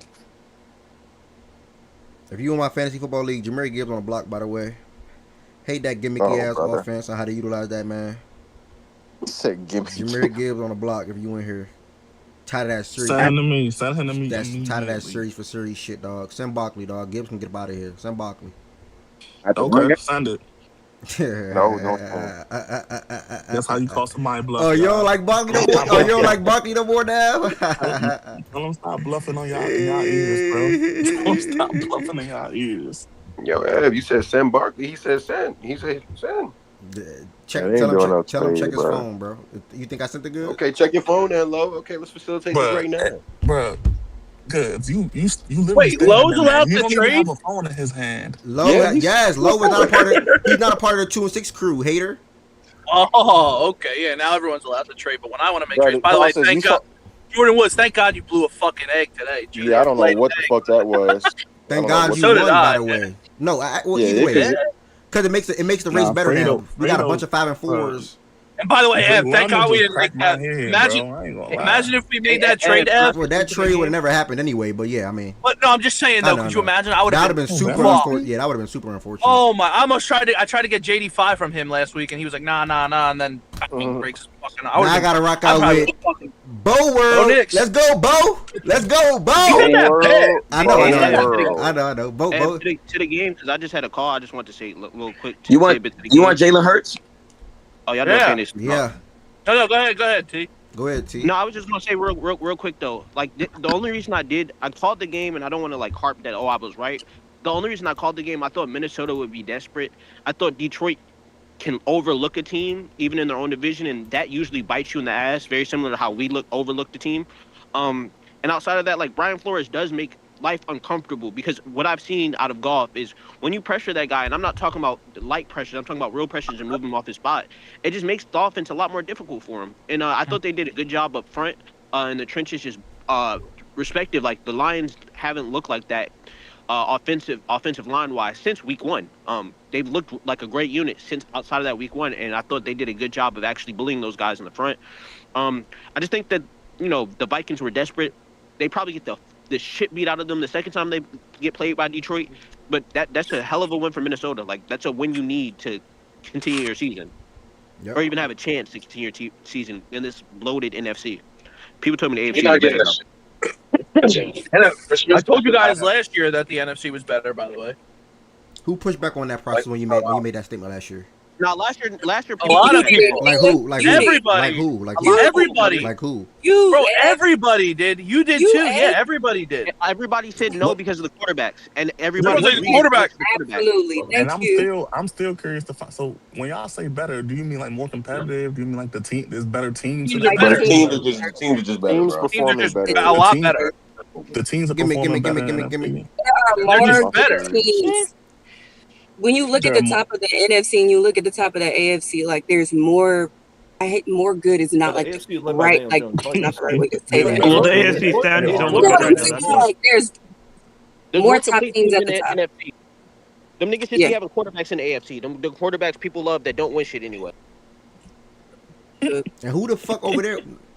All they have is the quarterbacks. That's what y'all do have, though. Y'all have the quarterbacks. NFC being carried by one fucking quarterback. Bro, and y'all have quarterbacks in the NFC that y'all do not think can get to the bowl for real. Respectfully, y'all don't think Baker Mayfield's getting there. Y'all don't think respectfully. Y'all don't think Jared Goff is getting there. Like but if you think he is, well, he's been there before. I don't know if Josh Allen and Lamar can say the same. He's actually been to the Super Bowl. Oh, we brag about making it to the Super Bowl now? Okay, that's a new one for me. Oh, nah. Nigga, we got Joe Burrow, nigga. Bam Adebayo made NBA Finals. Bam Adebayo made NBA Finals. Why y'all hating Joe, though? We got Burrow, too, nigga. Burrow made the Bulls as well, nigga. It's not just Mahomes, bro. It's a crazy gimmick. No, yeah, you'd rather lose in the playoffs. You'd rather lose in the playoffs and get to the Super Bowl. You'd rather lose early in the playoffs and get to the Super Bowl. If I'm gonna lose in the Super Bowl, you damn right. I've been said that. Fuck out of here, bro! You're so fucking lying. And you know who also said that. I'm trying to have the special jackets. What does that do for you? You lost to the Super Bowl. That's the biggest game of your life. Yeah, but you would rather get to the Super Bowl and what does it matter if I get there and I lose? What does that do for me? More and more every day. What does it do for me? Experience. It's experience. The Eagles got to the Super Bowl and lost, and came back 2 years later. Came back and fucking won. Experience for me. That's what I just said. Experience. It's the experience for me. Yeah, process. You losing at the end of the day, regardless, bro. So you might as well. It's the experience for me. Like, what the fuck does that do, nigga? Process. Y'all went back because y'all made the proper moves to get back, buddy. Yeah, I know, but I'm saying it helps. It helps you playing in that game. Everybody don't do that though. Everybody don't make the moves to get back. Everybody don't got the GM on. You know what I'm saying? No. But being serious though, you got to admit it helps getting to that spot, playing in that game, knowing what you have to, what it takes, and knowing the feeling of being in that game. to go back there. It's good. It's a good thing. I'm not saying you need that to win a Super Bowl because people win without ever going there. But I'm saying it's good experience to get to the Super Bowl. I'm not knocking that. It is great experience. All right, by the way. That's it. It's good experience to make the playoffs, and it's great experience to make the Super Bowl. 1000%. But process. One of your favorite. Rather losing the Super Bowl than losing the first round. Yeah, no, I don't know. I never will say that, and I've been said this in here. And Draymond Green said the same thing. I think this summer he rather lose. I don't give a fuck about Draymond. I give a fuck with Draymond. Draymond said that as a 4-time champion. I give a fuck what Draymond got to say. He has been there. I give a fuck what Draymond got to say. At the stage that he's at now, yes, he would rather lose early. Like, send me home, bro. Y'all niggas are tripping. But he has experience in both, though. He's lost, he's won, he's done it all. Yeah, that's what I'm saying. You wouldn't take his opinion. Bro, he's full of shit. He's just saying that because he's full of shit. So all y'all in here, every outcome you can possibly all y'all in here rather make the national championship game and lose than lose in the Final Four of the Elite Eight, correct? Because for the experience, correct? Yeah, of course. Okay, cool. Yes. I want to win every game I can, brother. If you can get to well, any you can't win championship, every game, brother. You want to win? Yeah, I know. You mean to tell me if you know you're going to, if y'all know y'all going to lose in the finals, y'all rather still go? Knowing y'all going to lose. Title is the gimmick man, bro. It's a new gimmick man in town, dude. Dog, my brain is fried. My brain is fried right now, bro. My brain is fried. My brain is fried. Nah, you the new gimmick man. My brain is fried. And by the way, I'm a Miami Heat Good fan. not the gimmick man no more. I'm a Miami Heat fan, by the way. I knew we were losing to Denver. I knew we were losing to Denver. That did nothing for me. It didn't do nothing for me. But when Miami would go to the finals twice and lose in the finals, and then you would troll the Sixers. No. But you would troll the Sixers. Y'all can't even get out the second round. That imagine me saying, "Well, okay, you lost anyway in the finals." Yeah, you should say that. You should say that. You should say that. No. So, what is your thoughts on Luka? He made it and lost. They don't matter. Whoa, why y'all said? Wait. What's the correlation? What's the correlation? She just got him. What's the correlation with that? You just got him. I am just asking. I'm asking you a question. Does it matter or not? Great player, top 5. Made him make it to the finals. Did it matter? It was good for him, but he lost. Top 5. Bro, come on. You know making finals matters to everyone. Y'all know the thing about this stage. Y'all know the thing about this stage and the thing about this community and the thing of all of us up here. 4, 8, 12, 15, 18. It is 19 people on the stage in total. That's probably a career high for one. Even with playback included, I don't think we ever hit 19. Probably hit 20 before in playback. I probably lied. But I don't bring up shit that don't matter. I don't bring up Booker making the finals. Do y'all hear me bring that up at all? No, it don't matter. You've literally I don't. did it before. I don't bring up shit. Wait, hold on. You don't bring up shit that don't matter. You bring up Lamar losing playoff games, but him playing well. No, I bring up the context in those games, cornball. Oh, now there's context behind it. Yeah, it is context, cornball. So there's no context going to a fucking finals or going to a Super Bowl? What? That doesn't matter? There's context behind all of that. There's no context by Jalen Hurts losing a Super Bowl but playing out of his mind. How many times do you hear people? Being up 10 at halftime and you having a big fumble? Yeah, some of that was on Jalen Hurts. How many times? Okay, that's fine, but how many times do you hear people say he outplayed Mahomes twice in the 2 Super Bowls that they've been in?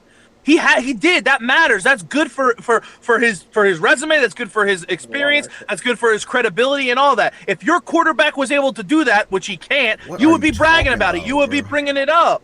You would be. Don't fucking lie, bro. Come on, that's just the dumbest, bro. Yeah, nothing special. A process. By the way, I agree with the experience thing. You're going to keep arguing, bro. Okay, so that matters. I even agree with nothing special. Just type in the chat. I'd rather be 0-2 in the finals like Stockton than never making it out the first round like T-Mac. I agree with that too, but that's not the end all be all. So then Let me explain. If it is a one-time thing only, and I know I'm going to lose in the finals, I'd rather lose in the first, second, or conference finals, bro, than lose in the finals. I'm never going to get over that. I'm going to cry. Like LeBron process. Okay, LeBron lost in the finals to Dallas and said he didn't leave out his house for 2 months. Like, that's a you thing. Imagine what that would do to me. It did to LeBron James. Imagine what it would do to me. Yeah, but think about how much fun the run is to get there. Wait. Man, I don't think these guys understand. People lose jobs. Bro, you chatting, bro. Bro, he's the crazy. Imagine what it would do to me. Look what it did to Obama. Like glazed. Yeah, see, Mike just said, I agree with that only if I know I'm going to lose. That's all I'm saying. If I know I'm going to lose, I don't want to make it. I'm okay. I'm going to lose. Move along. Next game, man. Next game. This is the thing about it. You never know if you're going to lose. No. This is solely based on if you know you're going to lose. If you know you're going to lose, I don't care about the experience. I'm not going to get this bullshit. Respect Jada's time. Come on, Packers. Y'all are comedy, dog. If we going to head to my dog, we going to head to Green Bay, but we going to feature my dog Jada. Byron, I can't wait to meet you in person, bro. I ain't going to lie. What did Byron say? Because there's no way he's agreeing with you. No, Byron didn't make any comments. But knowing Byron, I feel like Byron deep down, Byron a fake competitor. Fuck no. Byron, he a fake competitor. He a fake competitor. There's no way Byron's going to agree with you. I don't think you could get anybody on your side, honestly. You sound like a fucking idiot. Mike literally just say he agree with me if he know I'm going to lose. Who the fuck is Mike? Who the fuck are you? No. Who's Mike? No, for real, who's Mike? There's a lot of Mikes. Mike the Panthers fan. Mike the Panthers fan. Mike nigga ain't never won nothing. Mike the Panthers. All he has done is go Lowry. Mike Lowry. Yeah. Mike's a little fucking crazy though, bro. And you are too. Yeah, I am. I guess. Let's see. I mean, he's a guy with experience. He's been there one time. He lost. Z-Farm, you would love it if your Orioles made it to the World Series. and Panthers fans hang on that fucking run forever. No, if we lost, no, I would not. I'd be furious. One time we made it, I'm the biggest fucking loser in front of millions of fans in the world. Fuck no, because guess what? Y'all gonna clown me on your sports show. Talk about it. I'd rather lose in the first round. Clown for losing in the first round, though. Bro, these alternative universes don't. They don't exist, bro. You can't say, well, if I would have, nigga, you don't know. You can't know. So you don't know how you actually would have felt. You just got to go off like based off what's happening. I literally just brought up a guy who has experienced it. 2015 Cam Newton, his only chance. Okay. Yeah, but I think you're crazy though. I have this experience. Hold on. I have experience with this, and I can tell you from my experience, it's you're way out of line. When the Phillies made the World Series against the Astros, that was the fucking best run we ever had since 2009, 2008, and that was fucking amazing, and everybody felt great. And even though we lost to the Astros, everything was looking up from there. And now we lose in the first round, in the second round, and then the first round again. And everyone's like, fuck this team, fuck these people, get rid of Harper, trade Schwarber, or don't sign Schwarber, trade Turner. We're fucking ass, this, that, and the third. Losing early sucks. If you get to a finals, you can see, man, we're one piece away. We're one this away. We're that away. We just need this. Losing early with a talented team. That's not what it's about. Losing early. It is, though. Losing early. I want to lose to the fucking Tigers last year. I would have rather lost to the fucking Rangers in the ALCS again. Losing early makes you feel like you were delusional about like how you viewed your team the whole season. Yeah. Like how you think I feel losing to the fucking Commanders last year, brother? So wait. So process. Ravens fans are delusional for thinking they got a Super Bowl team every year. Okay. Process. Maybe I'm tripping. Okay. Process. Do you think the 49ers? We talk past. Who's what are you saying, Ev? If y'all lose to the Steelers in the playoffs, you gonna be okay with that in the first round? I don't even know if y'all will face each other in the playoffs. But if y'all lose to the Steelers in the playoffs, you're gonna be okay with that? You're gonna say, well, at least we didn't go to the No, that's y'all are twisting it. That's not the way it's supposed to be. No, you're supposed to. Okay, you're asking him the wrong thing though. That's not fair. You're playing a mind game. I'm asking him the question I want to ask. You're supposed to say if y'all lose to the Steelers in the first round, are you gonna be able to cave that if it meant y'all were gonna lose in the Super Bowl anyway? That's what you're supposed to say. Yeah, that's what she said. No, she did not. Referring to that. She was referring to that. Am I crazy? Don't she have to say that? Bro, but she was referring to that. But this my point was only if I know I'm going to lose the Super Bowl. That's it. Obviously, I would want to go to the Super Bowl if I have a chance to win or lose. But if I know I'm going to lose, I don't want to. If hypothetically, if we just knew we were going to lose. Here's the thing, Ev, a team, you can go. Okay. You can go to the Super Bowl and lose because you're facing a better team from the NFC. That does not mean that you're worse than the fucking Steelers. Yeah, like right. It's the playoffs. All right, it's the playoffs. Anything can happen. The Commanders beat the fucking Lions last year. the same. Yeah, It's and the wouldn't you playoffs. rather? That was a Would you rather- disappointment for the Lions. Yes, it was a big ass fucking disappointment, and I think they would have rather go and lose to fucking Kansas City. Right. It's a bigger disappointment to lose to the Washington Commanders. Process. Go ahead. Do you think the 2013 Super Bowl still stings or hurts goods? 2013, is that when you all beat them? Yep. Yeah, I think it hurts. Yeah, of course. You think it hurts them still? Every Super Bowl. Every loss and every playoff loss, Super Bowl loss hurts. Oh, Goods is the perfect person to ask. Goods, would you have rather lost than lose like one of those Super Bowls to the case? Right, Bro, yeah. I don't know, bro. Would you have before the Super Bowl? Like, what is that? Like, I don't like that shit. But yeah, this is a playback. This is a playback convo. I'm gonna move it. This is a playback. Yeah, it is. Because I'm not. It done. is, but you're being crazy. And I understand y'all standpoint, by the way. And believe it or not, I truly don't. I agree with the way y'all are wording it, but y'all not hearing the way that I worded it in the initial. No, I understand what you're saying. If you're gonna have to lose in the playoffs, you'd rather do it early than do it in the biggest game. Yes. But again, there's way more to that because you'd rather lose in the Super Bowl because if you lose early, that means you're gonna have to you look at the coaching staff, you look at the GM, you look at players you have. It's not necessarily just the first round though. Whatever, first round, second round, either way. The first round, it can be the conference finals. But still, it could be whatever. But you'd rather lose to a team in the other conference. Say you got there, you got the experience, you know what you need. You're only this much away from it. You could taste the trophy, but you just need this. And then boom, you're there the next year after. And the Eagles are a perfect example of that. They got to the fucking Super Bowl. They lost. The next year they come back with a new OC. They said, this isn't going to work. We're going to have to get a better OC. We're going to have to get this player. We're going to have to get that player. And we can get back to that championship level team. And they did that. So it's a perfect example of why you'd rather lose in the Super Bowl, see where you're at, know who you're going against. And also, by the way, you got to play the same team that you lost to in the Super Bowl 2 years prior. So that I know it doesn't happen. I know it doesn't happen all the time, but it still matters. Okay. But Ev, like you think I would have I'm just not going to respond because I do want to move it. But I'm listening. Oh yeah, we can move on. It's a good conversation. I was just gonna. I'm opening. No, by the way, I gonna think y'all are like, taking it too deep. I'm literally on y'all side. By the way, I'm really just joking around like Byron would say. But go ahead, Ari. I'm listening. I already told you a good job at dragging the show. That's I what didn't hear you say that. Appreciate it. Right. Yeah, I said that like 10 minutes ago. This is a drag. Now I was gonna say I would have. There's no way in hell I would have chosen to lose to Tennessee over Florida last year.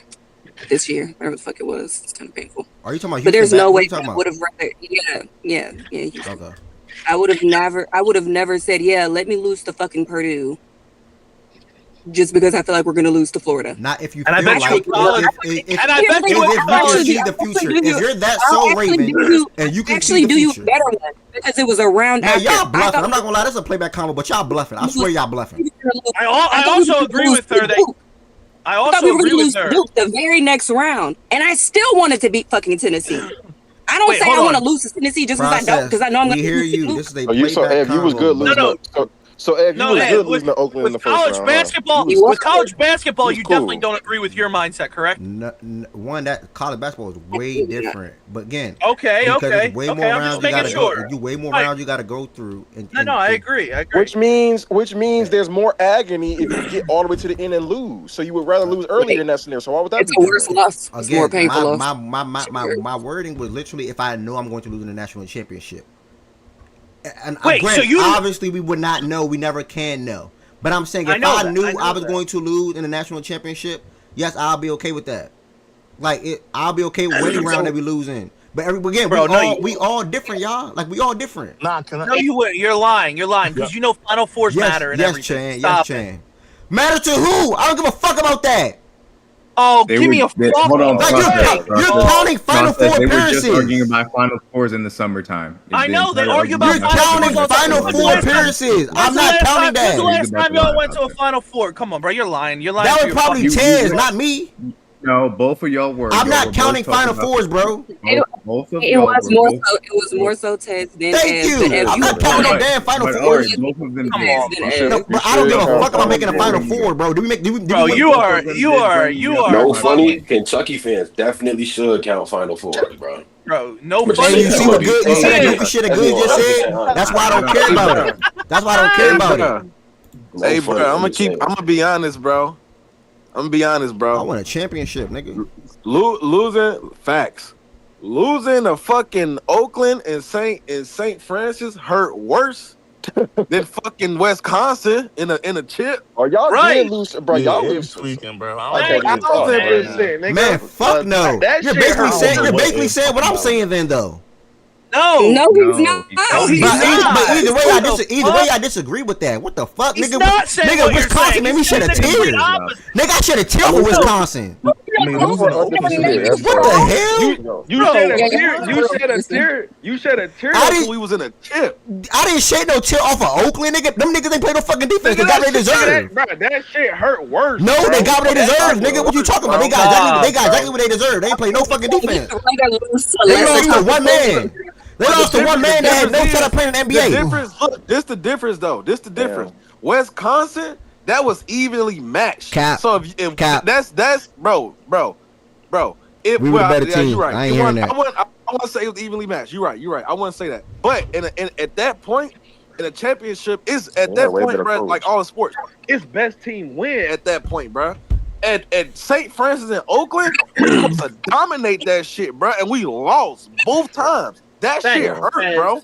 Come on, That bro. shit hurts, bro. Yeah, again, I just don't agree with that. Again, and by the way, how do y'all agree with Ted's Oakland point? But he said that hurt more than the national championship. What do y'all lean national championship though? No. National. No, it hurts. that's It not hurts what he to. No. It hurts to lose in the national championship. He said that. Yeah. He said, but it's worse to lose to a fucking nobody in the fucking tournament when you know that you're on the top and you should dominate that team. That's a way All right, worse Process, loss. can I ask you a than- question? Which, and go again, ahead. we have to move because I feel like this is a good open Yeah, play yeah. combo. Which one do you think it hurt Lamar? Which one do you think? Again, if you had to guess, take your hate for him out the picture. Do you think LeBron James it hurt LeBron more to lose to the Magic in the playoffs or lose to the Mavs in the finals? Well, I think for him, obviously, especially with the team he was on, given the circumstances, it hurt more to lose to that Miami team. I agree with that, but I'm saying if you ask LeBron James, would he rather lose? Yeah, but if you ask LeBron James, would he rather lose in the finals? And this is obviously before he's won everything. Before all that, like if you asked him, would you rather lose in the finals or lose in the first round or second round? He feel like he's the best player in the world, though, so he wouldn't make that comment. No, I know. I'm just giving. Okay, again, this is all hypotheticals because, like we said, nobody knows what's going to happen. But you can ask any competitor, any athlete, anyone that's in sports. I think that they'd say they'd rather lose in the fucking championship than lose in the first. He already won, you idiot. I'm talking about. I'm talking about. How you know that wasn't his stance before he won, though? You don't know that. All we know is what he actually said, and that's what he said. Whatever, bro. He's a fucking role player anyway. Did you ask a fucking star? All right, good combo though. Damn, man, we dragged it. We lost Jada, dog. Jada, if you can hear me, pull back up. I want to hear what you got to say about the game yesterday. Like I said, we. I've been trying to move the combo. Y'all process kept going. No. I thought it was a good conversation. What's the big fucking deal? What, you got somewhere to Do go? y'all know y'all had the same convo 2 years ago? Or and he was still wrong. Yeah. This is not a right or wrong thing, buddy. Niggas is playing the hits. This is literally no right or wrong. This is literally not a right or wrong conversation, buddy. No, this is a right or wrong. This shouldn't even be an opinion. You're a fucking jackass. Cool. I'll be a jackass. All right, next game. We had the Carolina Panthers, who are my biggest winner of this past week 9 NFL Sunday games only. Going into Green Bay and getting a big win like that was phenomenal. I referenced in my video that I made this morning, this is their first time over 500 up to week 9 in 10 years. That goes all the way back to 2015 when they started that season off 8-0 or 9-0. Jesus. Yeah. That's another reason why. That's another reason why I put that in the video. To be honest, that's wild, bro. Mike said since 2017. For real, let me fact check that. Did I say a non-fact? Hold on, I can't do that. Did I say a non-fact? Did I say a non-fact? Hold on. Did I say a non-fact? Ain't no way I said a non-fact. Quick. Bro, are you good? What did you say? Nah, bro. I was No, Mike. Y'all could have been over 500 2017. That wasn't what I said in the video, though. Hold on. I said a non-fact, regardless. You said it's the first time they've been over 500 since when? Yeah, I said a non-fact. Let's act like I didn't say that. Yeah, I said a non-fact. I said something that wasn't factual. No, non-fact is right. I don't know why you keep using that one. You just keep saying. All right, either way we rocking. People still watching the video. People still liking the video. So that's what My boy matters. D-Mac pulled up. Okay. Yeah, talk about his fucking Packers. But yeah, they got a big win yesterday. I feel like more that's the team of his you care about. 16. Well, yeah, if you ask them, that's the one that they got a big win yesterday. They got a big win yesterday, 16-13. On the road. Bryce ain't mean nothing last week, huh? On the road at that, with their defense. What, bro? What did you say? Whatever you want to say about. They said Bryce Young ain't mean shit last week. I'm saying again. What? You think they won this game because of Bryce Young? Yeah, Bryce Young fucking sucks. Still matters. Still got the dub. Got a dub. Get a dub. They got a dub in spite of that bump. Shut up, bitch. Just like Jalen Hurts. Oh yeah, real good comeback. I ain't gonna lie, 0 touchdowns, 1 interception, 100 yards. You do not get credit for that win. I'm sorry. Good, you want to talk about the game, Goods? Why are you asking me that question, bro? Go on with your presentation, guys. So you cut me off in the middle of my quote unquote presentation, to make a Bryce Young comment, but then don't want to talk about the game. It's ridiculous, bro. Nope. I don't even know what I was saying, bro. Alabama nigga, like all I'm gonna say is shout out to the Panthers defense. Shout out to Rico. 3 games he been propping up Bryce. Gang, right, y'all. It's 10 plus people on the stage, bro. I will give everybody the opportunity to speak if they want to on this particular game, but I'm not saying much, y'all. I'm just trying to wrap it up. Shout out to Rico. Shout out to the Panthers defense. They got a much needed win. They're now over 500, first time since 2017. And as far as the Packers, it's another loss where to a team that one can all can probably say they shouldn't have lost to, the Cleveland Browns, the Carolina Panthers, and even in that disappointing tie with the Dallas Cowboys. So I still don't know what the Packers are yet. I know they're a good team, but I don't know if they're our elite team or a team that can probably make the Super Bowl coming out of the NFC. Still a wait and see thing for me. They're 5-2-1 now on the season. I see Christian Watson had 2 catches, 58 yards, and Romeo Doubs had 7 catches, 91 yards. But the biggest unfortunate news for them is Tucker Kraft towards ACL, so he's out for the season, and that's obviously going to be a big blow for them in their passing attack, who I was just speaking on yesterday. So a little unfortunate for him. I know they still got Luke at that position now. We'll see if he can sort of kind of replicate some of the things that Tucker was able to do in the passing game, but obviously the impact, the yak ability, it won't be there. So either way, shout out to the Panthers for going up to 500. They're now 5-4, and we'll see what they do the next coming games. They're not also they're second in the division as well, with the Falcons and Saints just being a terrible team, but they were second going into that game as well. So, anyone else want to add anything for this Packers and Panthers game, real quick? Shame about Tucker Kraft, man. He's such a massive loss.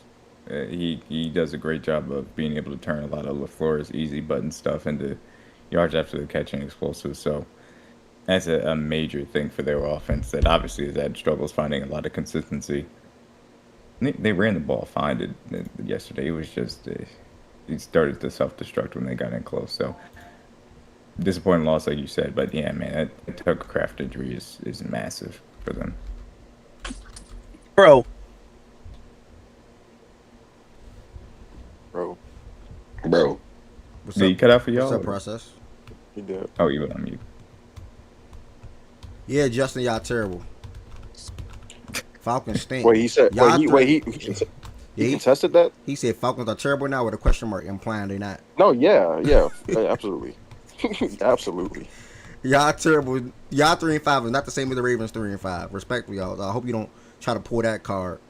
But yeah, y'all weren't in control of that game at all. Literally the whole entire game yesterday. I know we're not there yet, but literally the whole entire game the Patriots in control. But shout out to Drake London though. Shout out to Drake. I definitely want to give him credit for and grab that he did.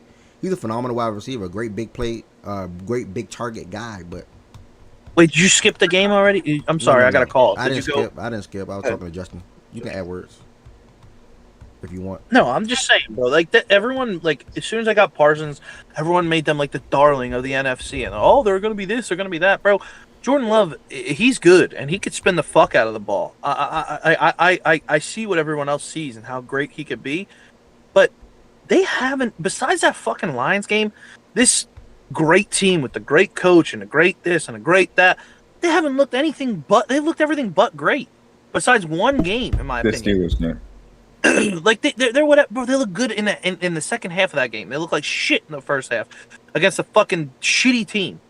Like they're not what everybody like was saying that they're going to be. I didn't buy all the fucking hype about them. Do you really think the Steelers are a shitty team? The Steelers are a shitty team that worked the Colts yesterday. Can we stop calling teams that are shitty, like using the word shitty, if they're not really a shitty team? Okay, bro. They beat a mediocre team. They're mediocre, correct? I promise that's way better.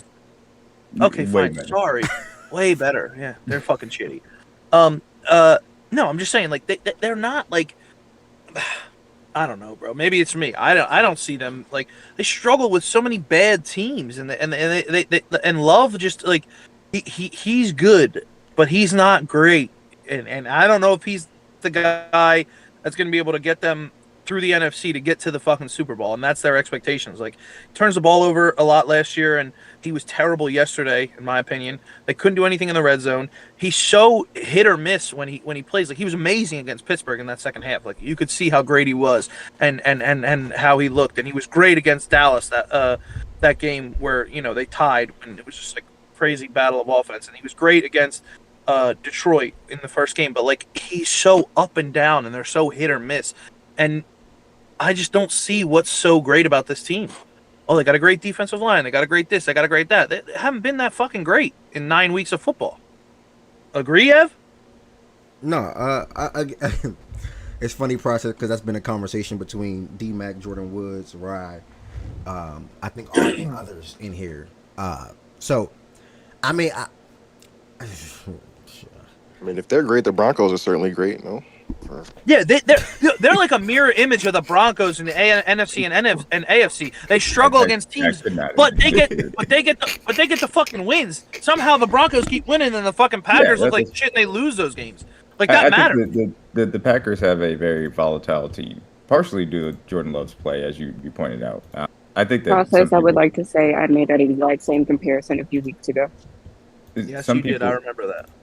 Some people have pointed out the 4th and 8 interception. A, they should have kicked the field goal. I don't know why the fuck they did for it. But B, Romeo Doubs gave up on that play, which made it look even worse. But I mean, the reason why I have believed in them is because their ceiling on both sides of the ball is high. Now, again, volatile team, and they can have times where they look like they did versus the Panthers or versus the Browns, or obviously the tie with the Cowboys, specifically on defense. I will say this, I can't really look at them as an NFC contender because a big piece of that ceiling to me was what Tucker Kraft was bringing to the consistency on offense. So this hurts them a lot as far as that is concerned. But yeah, I mean, they've been a volatile team all year. You want me to say that the Broncos, a team that I can't believe on offense, is a good team? No, a great team? No, I can't see that.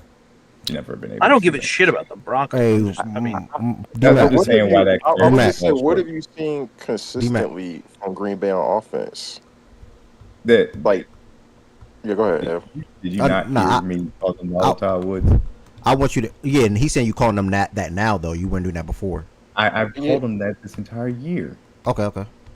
No, but I'm saying within that volatility, you were still calling them a great team. Mm-hmm. Yeah, because their ceiling is high. When they put it together and you specifically say this for the Broncos' ceiling isn't high offensively. You guys specifically, when they play incredibly high against good competition, or when they go on the road to Pittsburgh and beat the shit out of a mediocre team. But the Broncos have also showed up flash. The Broncos have also flashed high points too, though. That's why I'm confused. You think what are the offensive high points? This the Broncos segment. Didn't they score 30 in a quarter? Type shit. Didn't they go on the road and come back from 18? Was it 18 down versus Philly? Yeah. Whatever it was in the fourth quarter. Yeah. Those aren't high points. And who was Philly missing that day? You talking about Carter. So that's not impressive now. That's not a flash of their. Not when you're missing Quinyon and Carter. Not when all of your offensive moments come against bad defense. No, I'm sorry. I'm not gonna lie. 30 in the Wait, fourth. D-Mac. Oh, To be fair, D-Mac is nasty, D-Mac, dog. All right. you don't point out I who want the to take a played time out. I want to those take a time teams out. I'm have sorry. missed. I'm cool with saying they haven't flashed as say, high as Green. Agree, you've called them volatile. Appreciate that You follow. I'm gonna say if I'm nasty for taking into account the competition that you're playing, I will be nasty then. Go ahead. No, I'm not saying, but hold I'm on, not saying that it's hold on. nasty to do that. Do you think it's similarly? So if you're gonna point out the flashes, wouldn't you also have to? Don't think they also have similar lowlights to the Broncos? Like, I mean, the Packers coming off a bye at home had 7 points, 7 points through 3 quarters versus the Bengals. For sure. So they sound very similar. That's all. Because the Broncos don't have the offensive ceiling that they did pre Tucker Craft for sure. But I still probably wouldn't say so. Which parts of which games are making you say that about the Packers? I'm not saying you're wrong. I'm just saying what the way games they performed on the road against the Steelers. Now they performed week 1 against the Lions. So week 1 against the Lions, they played well, very well offensively in the first half.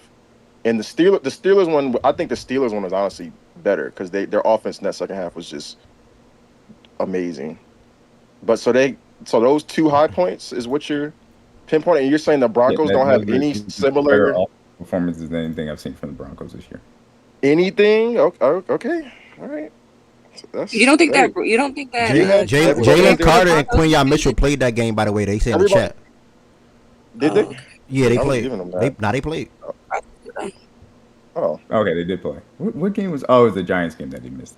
And the Steelers defense sucks. So yeah, if that Steelers defense is ass. If you want to say they don't get turnovers. If you want to say 18 points in the fourth quarter is your standard of saying, hey, that's better than anything you've seen from the Packers, that's fine. I personally don't. No, but your argument was the defensive players being out though. Yeah, I'm just saying that they're on par, brother. I think it's an on-par conversation. I'm just saying that these 2 teams look the same to me. Like, if you disagree, I personally don't see it that way, Woods, as far as the offensive. Yeah, that's but cool. I know y'all think that the Broncos are an elite team and going to be number 1 in the country. No, I don't. I think they're. You're not even on their side, D-Mac. Stop. I'm not. Yeah, I'm not. Y'all are the ones that similar to the Packers. said that they need to be top 3. They're cool. They're good. Well, D-Mac is funny, bro. They just ended up being top. Okay, D-Mac. I know you have this fight, but this is interdivision shit, and I respect the interdivision shit. But come on. For y'all think, wait, okay, so then let's have a level set then. Are the Broncos a great football team? Great? Great? No. Great, no. I think they're so that was the Packers have looked great either. So let's be clear about something. That was the pushback that I had specifically when he just said that they were a great team. That was a pushback I had. I didn't know. Are the Broncos a good team? Yes. Yeah. Can the Broncos make it to the Super Bowl? Fuck no. Absolutely not. No. I do want to see where he's going with this, though. I'm gonna say no because I think they're gonna have to run into you. I think they can just like similar to I said to the Colts. I think they can beat anybody but y'all in that conference. So I don't know how to parse that. It would be just matchup based then at that point. I guess the answer to the question would be yeah. If somehow y'all get knocked off, they avoid y'all. I don't believe that they can get to the Super Bowl. That's where I was to stand on. I think that they are a good team, particularly obviously because of their defense. But I don't think that offense is going to be enough to get them to the Super Bowl. That is legitimately how I view them. Yeah, no, I would still be pushing back to if you think that and have thought that one team, the Broncos or the Packers are quote unquote great. I didn't see how you would then think the Broncos aren't. That was the pushback. I wouldn't say me personally. They're both just good to very good, like us right now. I don't even think that we've shown flashes have been great. Maybe some more than some of these couple of the other teams flashes wise, but I think we're just very good. Like I've been with Philly all year for the most part. I think the Colts have played great this year, but other than that, saying these other teams are quote unquote great. Maybe you can put the Rams in there. The Rams look good. Seattle. I'm still waiting for Seattle to have that signature win, as great as they've looked. They just have to play good teams. They haven't played any good teams. No, Z Farm. I think that they're very. I think that they should be in that category. Last night was not the signature. I mean, that was last night. Okay. He knows. You need a quarterback in fantasy, bro. You need a quarterback in fantasy. Talk to me soon. I mean, they just need to play. I just think that they just need to play better teams. Once they look good playing versus playing better competition than people. So wait, D-Mac, before you go back to Woods, you think the Packers and Broncos are not in the same tier? Not before the Kraft injury, no. Oh wow! Wait, so you only think it now? You only think are you more open to it now? I'm concerned for their what's wrong with what he's saying? Wait, what was the tier before though? I'm just curious. To be fair, he's making. I can put up the tier maker if you want, if that help, or I'm just curious real quick. Right? No. You can just pull up my tweet. Pull up. I do power rankings every single week. Wait, what's DMW or regular DMW? Yeah, DMW. Okay, bro. Correct me if I'm wrong, D-Mac. You've been talking about ceiling as well. I think the Broncos, respectfully, have reached their ceiling. I think this is their ceiling. I don't necessarily think this is their ceiling, but I do agree with you and D-Farm in this. If you're having a total where do I think they could reach conversation, I do. The one right after that. Why is that their ceiling though? I do think the Packers. I don't think the Packers. I think the only thing the Packers, quite frankly, only have over the Broncos is the fact that you think they have a higher ceiling. Sorry. We've seen Jordan Love go into the playoffs and do what you guys think that Bo Nix would probably do in those situations. So why do they just have a stamp higher ceiling?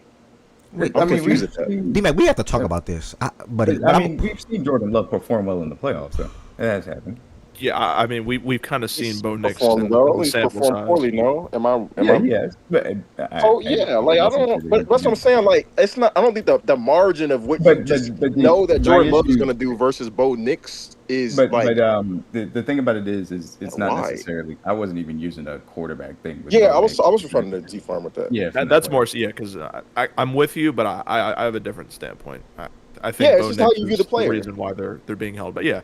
And you said they can beat everybody not named Kansas City in the playoffs? I do. Yeah, I think you said what? They can beat everybody not named Kansas City in a playoff setting? Yeah, I might put y'all on this if I see your defense continue to improve, though. I'll say that. But I'm not. I need more. I need more sample from your defense continue to improve to just say that they can't beat you in the playoffs. I don't see them. So you trust the offense? Just being honest. Yeah, I don't see them making it out of the first round. Or you talking about the Broncos. Denver. I analogized the Broncos a couple weeks ago to that fucking Jaguars team that almost made the Super Bowl. Like, I think on a given day, their offense can come out and be like, "What the fuck is this? These niggas look amazing." I do think that they have that capability. I don't think it's going to be as consistent, but I think when you get into a compressed sample, especially if they're in contention right now, at least standings-wise and games-wise, to potentially be in contention for that number one seed as well. So the more compressed the sample gets, I think the more it can go either way. The more the fuck-ups can be your downfall, or the more you have one of those and that volatility on you catch them on an upswing on a particular day. Yeah, I think that coupled with the defense, because you gotta put up at least 24 to win. And I think they can do that. I don't think that's you got to put up 24 to win. No, I don't think that's crazy. This isn't the fucking Jets. Like, Bo Nix is whatever, but this ain't the 09 Jets, my nigga. Like, where they got to the AFC Championship game just purely off of defense and fucking Mark Sanchez was throwing for 100 yards a game. Yeah, this ain't that. There's still some limitations with their offense that I have issues with. For sure. It's not perfect, but it's capable enough to win a game or two. And I'm not saying it would happen, because again, if the Ravens defense continues to improve, I probably would say the Ravens and I've had the Chiefs for a while because of Mahomes. But if I don't continue to see that Ravens improvement, and then these other teams, like, who are these other teams as well? Like, So Bo Nix will beat Josh Allen in the playoffs? That Bills defense is decimated right now. You're a team that the Packers dominated. We saw that. I said a lot of people would have said the Colts, but we saw that worked yesterday against a team that the Packers were able to dominate. I think the Colts, but I think again, I think the Colts are similar. The Colts are supposed to beat everybody in the AFC. I think niggas in here last week pressed the Colts to beat the Steelers. Bro, like one guy dragging the process. One guy dragging. One guy dragging process. The Colts, bro. We don't care. Like the Colts suck, bro. We get it. Like Nobody think the Colts suck. But for me, y'all made it seem. I don't. Matter of fact, we're gonna get there. We're gonna get there in a second. I'll wait. But can I ask you one question, bro? I just want to ask you one more question. I don't care, bro. If the Broncos rolled up to a playoff game and put up 24 points, and I'm not talking about garbage time, I'm just talking about like actual within the flow of the game, that would surprise you? And they won the game, yes. Yo, Milan, wait, hold on. Why do y'all wait? How many points do they average this season, dog? Hold on. How many points do they average? Wait, Milan, I don't hate the Colts. I like the Colts. I was actually the first fucking person in here to give the Colts credit in like week 4 or 3 that they should be at the top of the standings. But last week they were acting like they're like fucking averaging 25 points per game. Why you act like they don't score? Why you act like they don't score points? They're just not elite. That's not my problem. They're just inconsistent. Does it have to be 30? Is it because they struggle with the Jets and Giants back-to-back weeks? Like, is that it? Like, I'd rather y'all be like, yeah, that's the problem. That's in my mind. Like, I'll be like, okay, cool, I understand.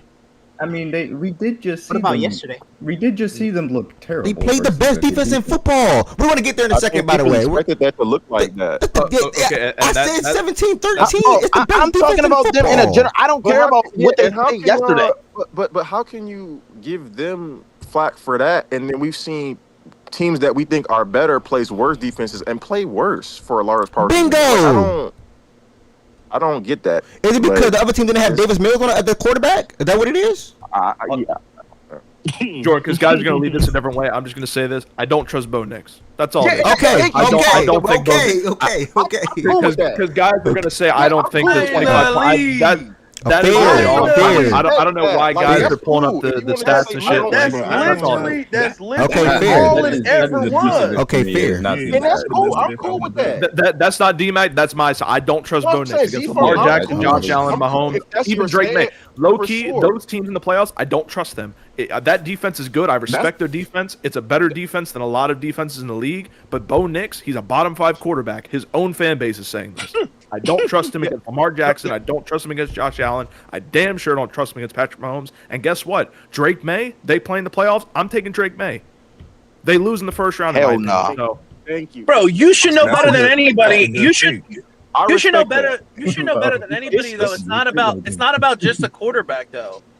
But you know if that's his opinion, that's his opinion. I was pushing back more to D-Mac more so because arguing what has happened and try to use what has happened as what they are. I'm saying if you are using what has happened, that's different from Z Farm saying, I don't give a fuck what you're saying to me right now. I don't trust Bo Nix. Yeah, I've seen their offense stalled out because they fucking trust Jordan Love a little bit too often to trust their Yeah, I trust Love and what they. The only thing with Green Bay that concerns me is. Can I ask a question? And I like him by the way. Why? How can you say you would trust Drake May and not trust Bo Nix? Drake May never been there. Bo Nix was there and he was dog shit. So kind of the same. Okay, that's cool. I'm not arguing that. I'm saying, how can you say you can trust Drake May and not trust Bo Nix?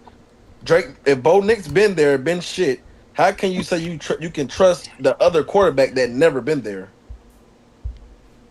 Who did they play last year? That is facts. Where's the correlation? I'm trying to. I don't doubt that Bo Nix sucked last year in the offs. I agree with you, but I'm saying a nigga that never been there. How the hell can you say a nigga that never been there? You have more faith in him than a nigga that been there. Where's the correlation? I mean, I don't think that's hold on, Wilson. How is it not crazy? That's fandom. That's bias. How is it not crazy? Because people do that all the time, bro. It's like people that and it's always biased. And it's always biased. No, I get somebody saying like no matter what. I don't want to switch sports. You're right. Let's stick right. but you can look at something and just say, hey, this guy looks good right here. I'll trust him more than the guy that I've seen not be good.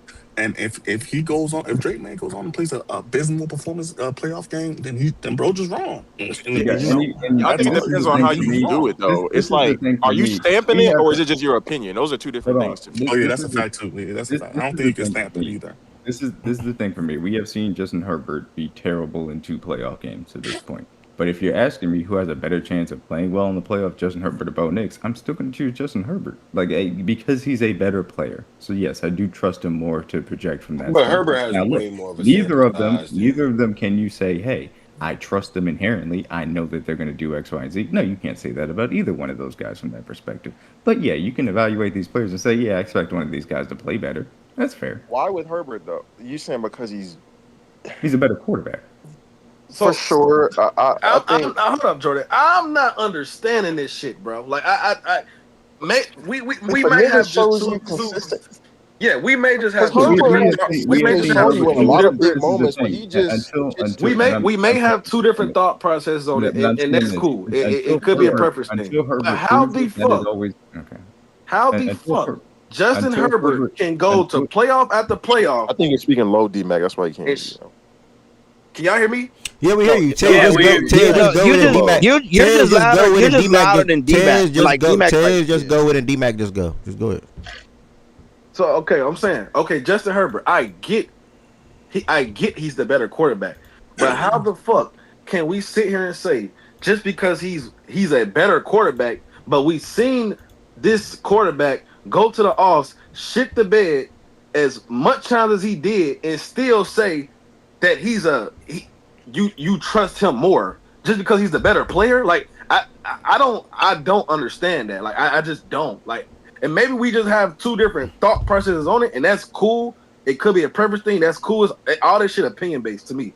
But I'm just saying the logic itself. Fuck the players. The logic itself. How can we? I don't understand that at all. Like I just don't. And I love Drake May. I was a big Drake May fan coming out, but the nigga never been there. Bo Nix been there, but he shit the bed. That's cool. I also think Drake May is a better quarterback. But I can't sit here and say that when Drake may get, because it looks like they're going to go there. So we could just speak that into existence. Hopefully they get there. Hopefully no losing streaks, whatever. But I can't just sit here and say I trust Drake May. Drake May ain't never been there. I gotta see that. Like I can't just tell that because he's a better player. I don't understand that. Tez, I think you're maybe looking at it from a little bit too much of a black and white thing, because I 100% agree with you. Justin Herbert has a question mark because of his past performance of where he's performed in playoffs, which has been poor. Drake May has never been there, so that's a question mark of how he's going to perform in the playoffs. But if you're telling me which one I project to be better in the playoffs, I'm going to take the quarterbacks that I think are better than this guy that A, is bad, and B, had performed poorly when he was there too. So you talk about both guys add track records or no track records, and both guys are better than this guy, yeah, I'm going to think that the guys that are better are going to perform better. Does it happen? We'll see. But that's where the trust would be coming from that standpoint. I think you guys are over exaggerating how shitty Drake or Bo Nix is. You guys are like, no, I mean he's a top bottom five quarterback. His lows are just really low, and I think whatever. He's a 20 to 15 quarterback. Fucking guy wins. That's all I know. He wins. Yeah, but I don't know. I just feel like evaluating them as a team, and we're going to sort of. I don't want to move on. Just evaluating them as a team.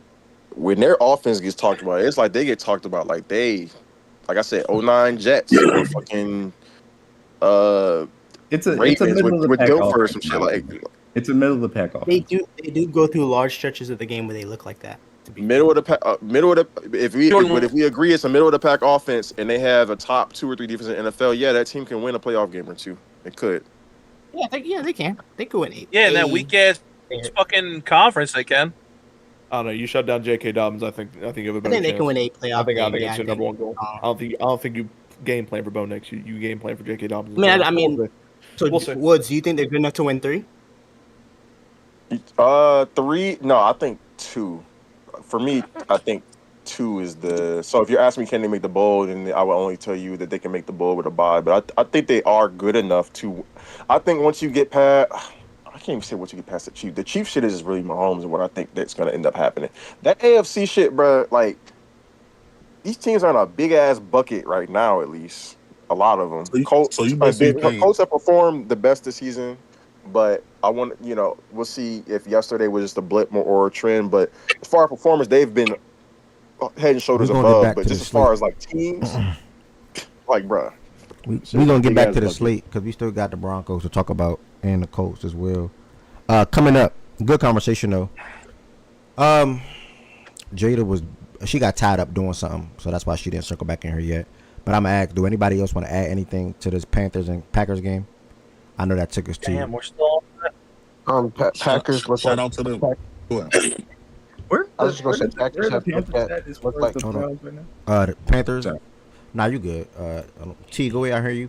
I'm pulling that up for D-Mac. Oh, I was just gonna say that the Packers have looked like how they looked all year, and the Panthers have looked kind of how they've looked all year, competitive in every game, and they ended up winning the game. I think Rico has been huge for them. Outside of that, though, like the Packers are not a real like. I don't know. I don't take them serious, and that might be my ignorance. Right now, if the playoffs were to start today, I would see the Packers in the playoffs. I would feel very confident if I'm any of those NFC teams out of that mix to see out of the teams to play in the first round. The Packers are the team you want to play. To me personally, but Packers look mid all year. Honestly, that's it. Shout out Panthers. I don't know. Maybe they need to lose some more games for the Panthers side. The question I have is, do you guys think the Panthers have a legit shot at the playoffs? Because I don't. No. Who? No. The Panthers. No.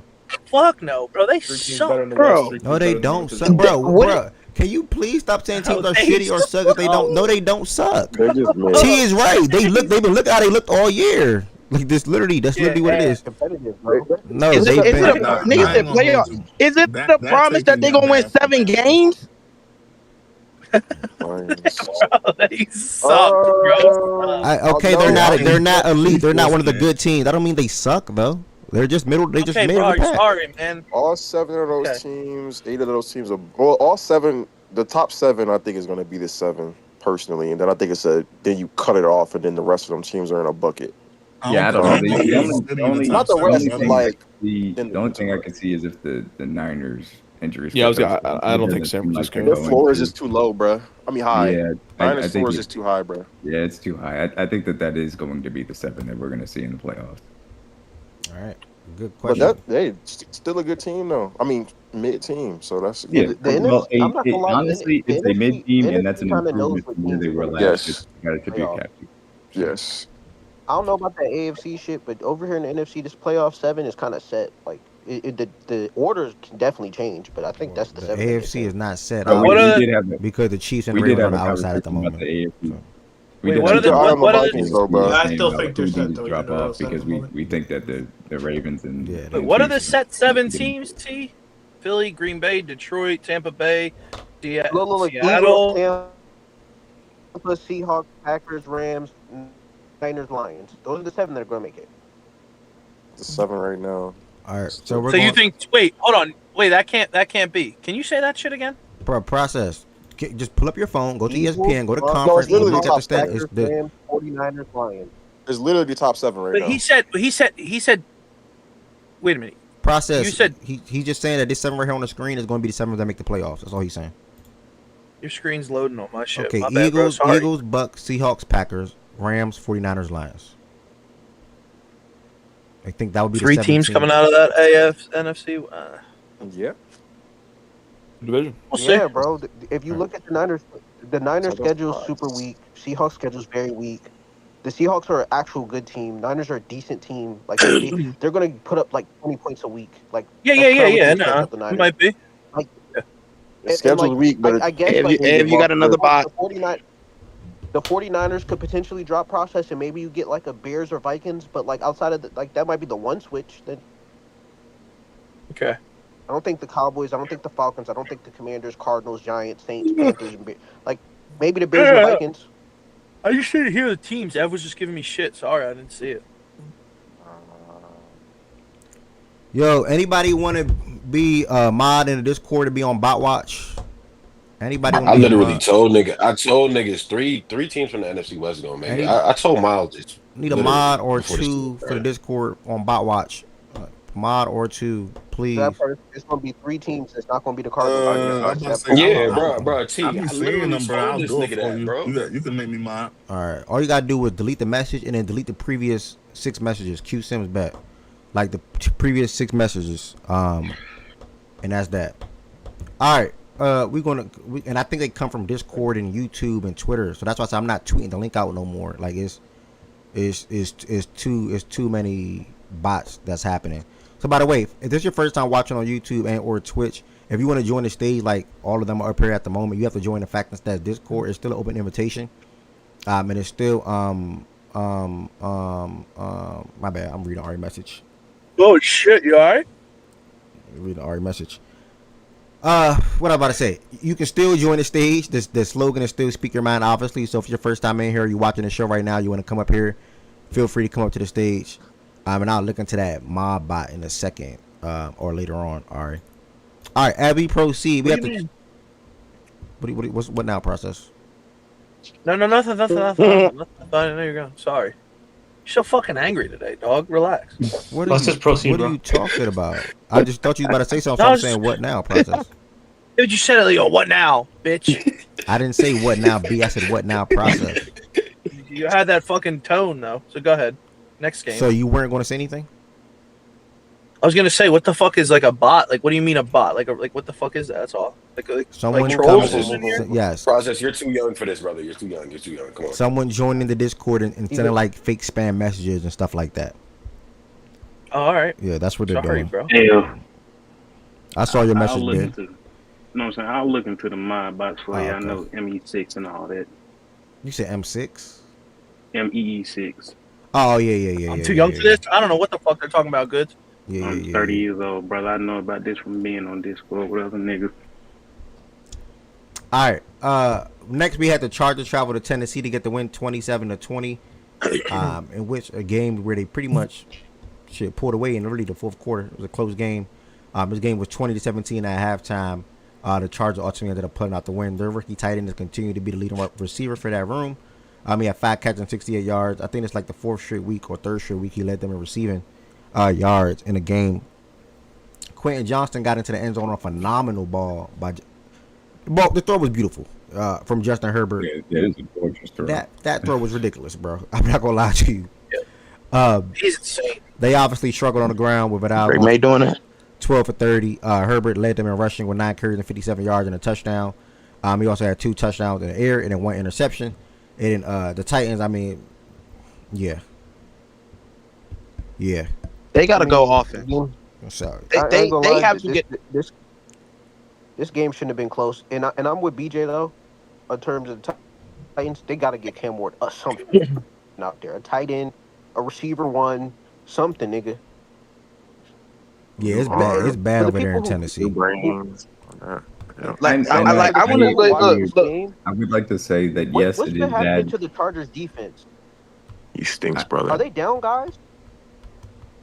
Give up a defensive touchdown, didn't score offensive touchdown in this game. The thing about the Chargers defense is it was kind of due for regression based on how well they played over their talent level last year, and they didn't really do much to necessarily change that this year.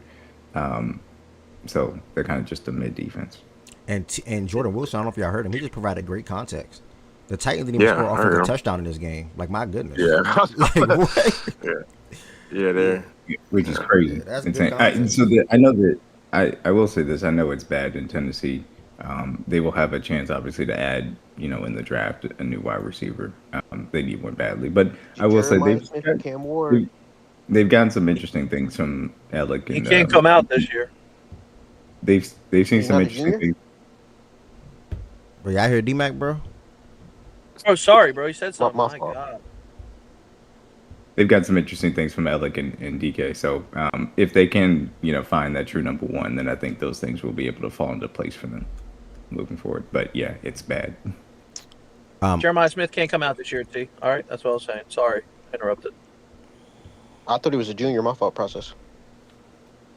Thank you, Process, for providing T with that information. Yes, T, there will be a couple of good wide receivers in next year's draft. There's also a couple of good wide receivers coming out in this year's draft as well. But obviously, Jeremiah Smith is the one that you will want out of all the guys in this year's draft and even next year's draft as well. So he can come out this year? No. I'm just saying if you had to put him in the pool with these guys. Oh, okay. Yeah. Like, that's the one that you'll want for sure. Calvin Ridley. Really some shit. I just want to. He's some shit. He's some shit. Like, respectfully, he's not a good receiver, bro. No, he's not. I wonder what is his drop rate this year? Because he does get and that's the only thing that's saving me on thinking Cam Ward's a good quarterback is he has really good placement, and a lot of times these receivers just drop the fucking ball. Like it'll hit a guy in his hands. It might be a little bit outside the frame, but it's just still a beautiful throw with pressure. And guys just cannot like do anything with it in terms of the receiving court. Like they don't have a tight end. I guess they have Tony Pollard, and that's their best weapon offensively. No, that's not even the best running back. Tajay is so good. But I don't even. Oh yeah, Tajay Spears. Yeah, I mean, what I was gonna say about really was leading up to this week, they said that he's a guy that can get traded, so that's something to monitor as well, for Tennessee. But yeah, I mean, him not being good and dropping passes and things like that, or even can make a lot of throws, on target. I think that's definitely facts. But they're 1-8. I don't think they should get much time here. Anyone else want to add anything though? No, they gotta get some. They gotta get some offense, bro. Did Joe Alt get hurt? Yes. He did. Same injury. Shout out to Adafe Owe, 4 sacks since he's been traded to the Chargers. Good shout out. So, why wasn't he doing this with y'all? Or was he? It's a scheming concept thing. Scheming concept. I was about to say, go look at the coach. Can you imagine if that happens to Jair? Jair gonna be locked down. Shout out my nigga Owe. There's no way, Zach. All right, man. Hold on. For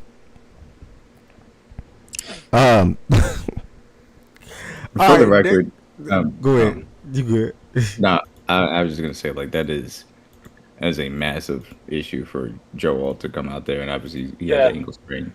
I mean, their tackle situation gets really spooky whenever Joe Alt's off the field. So injuries suck, man. Moving forward is gonna be tough. Injuries freaking injuries suck more than anything too, Ev. It's not a bunch of good linemen in the league. I don't think people necessarily realize with offense, it's really like a set 16 to 18 good linemen. Niggas don't have depth for real depth. There's not that many good players who play tackle guard center in the league. That's actually a fact. And he's one of the best. And he's one of the best at that position. Actually, bro. Jordan, the group is bigger than that, bro. Two of the best at the tackle position. Yep. It's a lot of definitely hard to come by. I don't know if what they reported is true, but if he has that surgery for his ankle, it's the same thing Ronnie Stanley had a couple years ago, actually. So could be a not career-ending, but career-altering injury because Ronnie is still battling that ankle injury to this day. So hopefully it's not that, but I did hear it's another one, and he might have to get surgery to, I think, reset it. So we'll see, but yeah, that'd be unfortunate.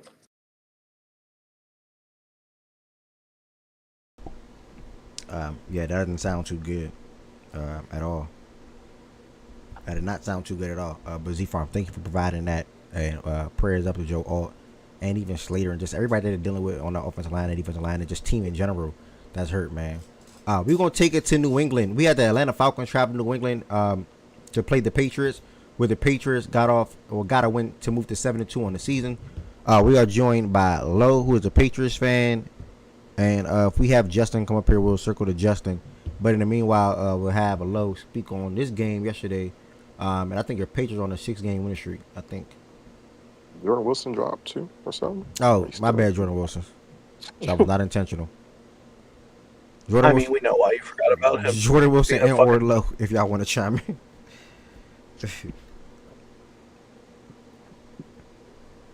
It might be worse that it's not intentional. Jordan, you want to go first, bro? Is he still there? Bro, he's waiting for the Bills game. Go ahead. No, say Lo, you got it. I was gonna say Lo, you got it. Saying Lo, you got it. I mean, tough win, ugly win, still a win. I'm gonna take it for sure. That Falcons defense, man, that's definitely a good defense. Definitely a top. I forgot what they were ranked. It was a top something pass defense coming in, and you could definitely see why. Great safety play. They were getting a lot of pressure on Drake, especially off the edges. Even some interior pressure as well. Drake played very good. I want to say first half. Let's say the first quarter and the first half of the second quarter, because towards the end of the first half, that's when he had a fumble. And shout out Will Campbell, unsung hero. Will Campbell actually saved that touchdown too. By the way, I think we held him to 3 after that. So Drake definitely he had 2 turnovers in this one. Had a pick. I believe it was an overthrow. What else he had? This was a good learning curve game. So we had Booty got hurt. Somebody just said that. Keyshawn got hurt. Keyshawn hurt his hamstring.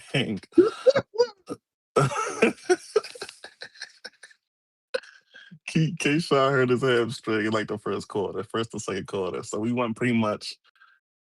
I want to say we pretty much went the rest of the game a little hindered. Pop Douglas had a great game. Pop was huge. Diggs had a tough touchdown. He fought for. Who else? Who else? I feel like played well. Yeah, was CB1 playing London or what the fuck happened? So I don't. So sometimes we went zone, sometimes we went man. It was only like one time. He got him one time in the man coverage. Shout out to Drake London. Shout to Drake.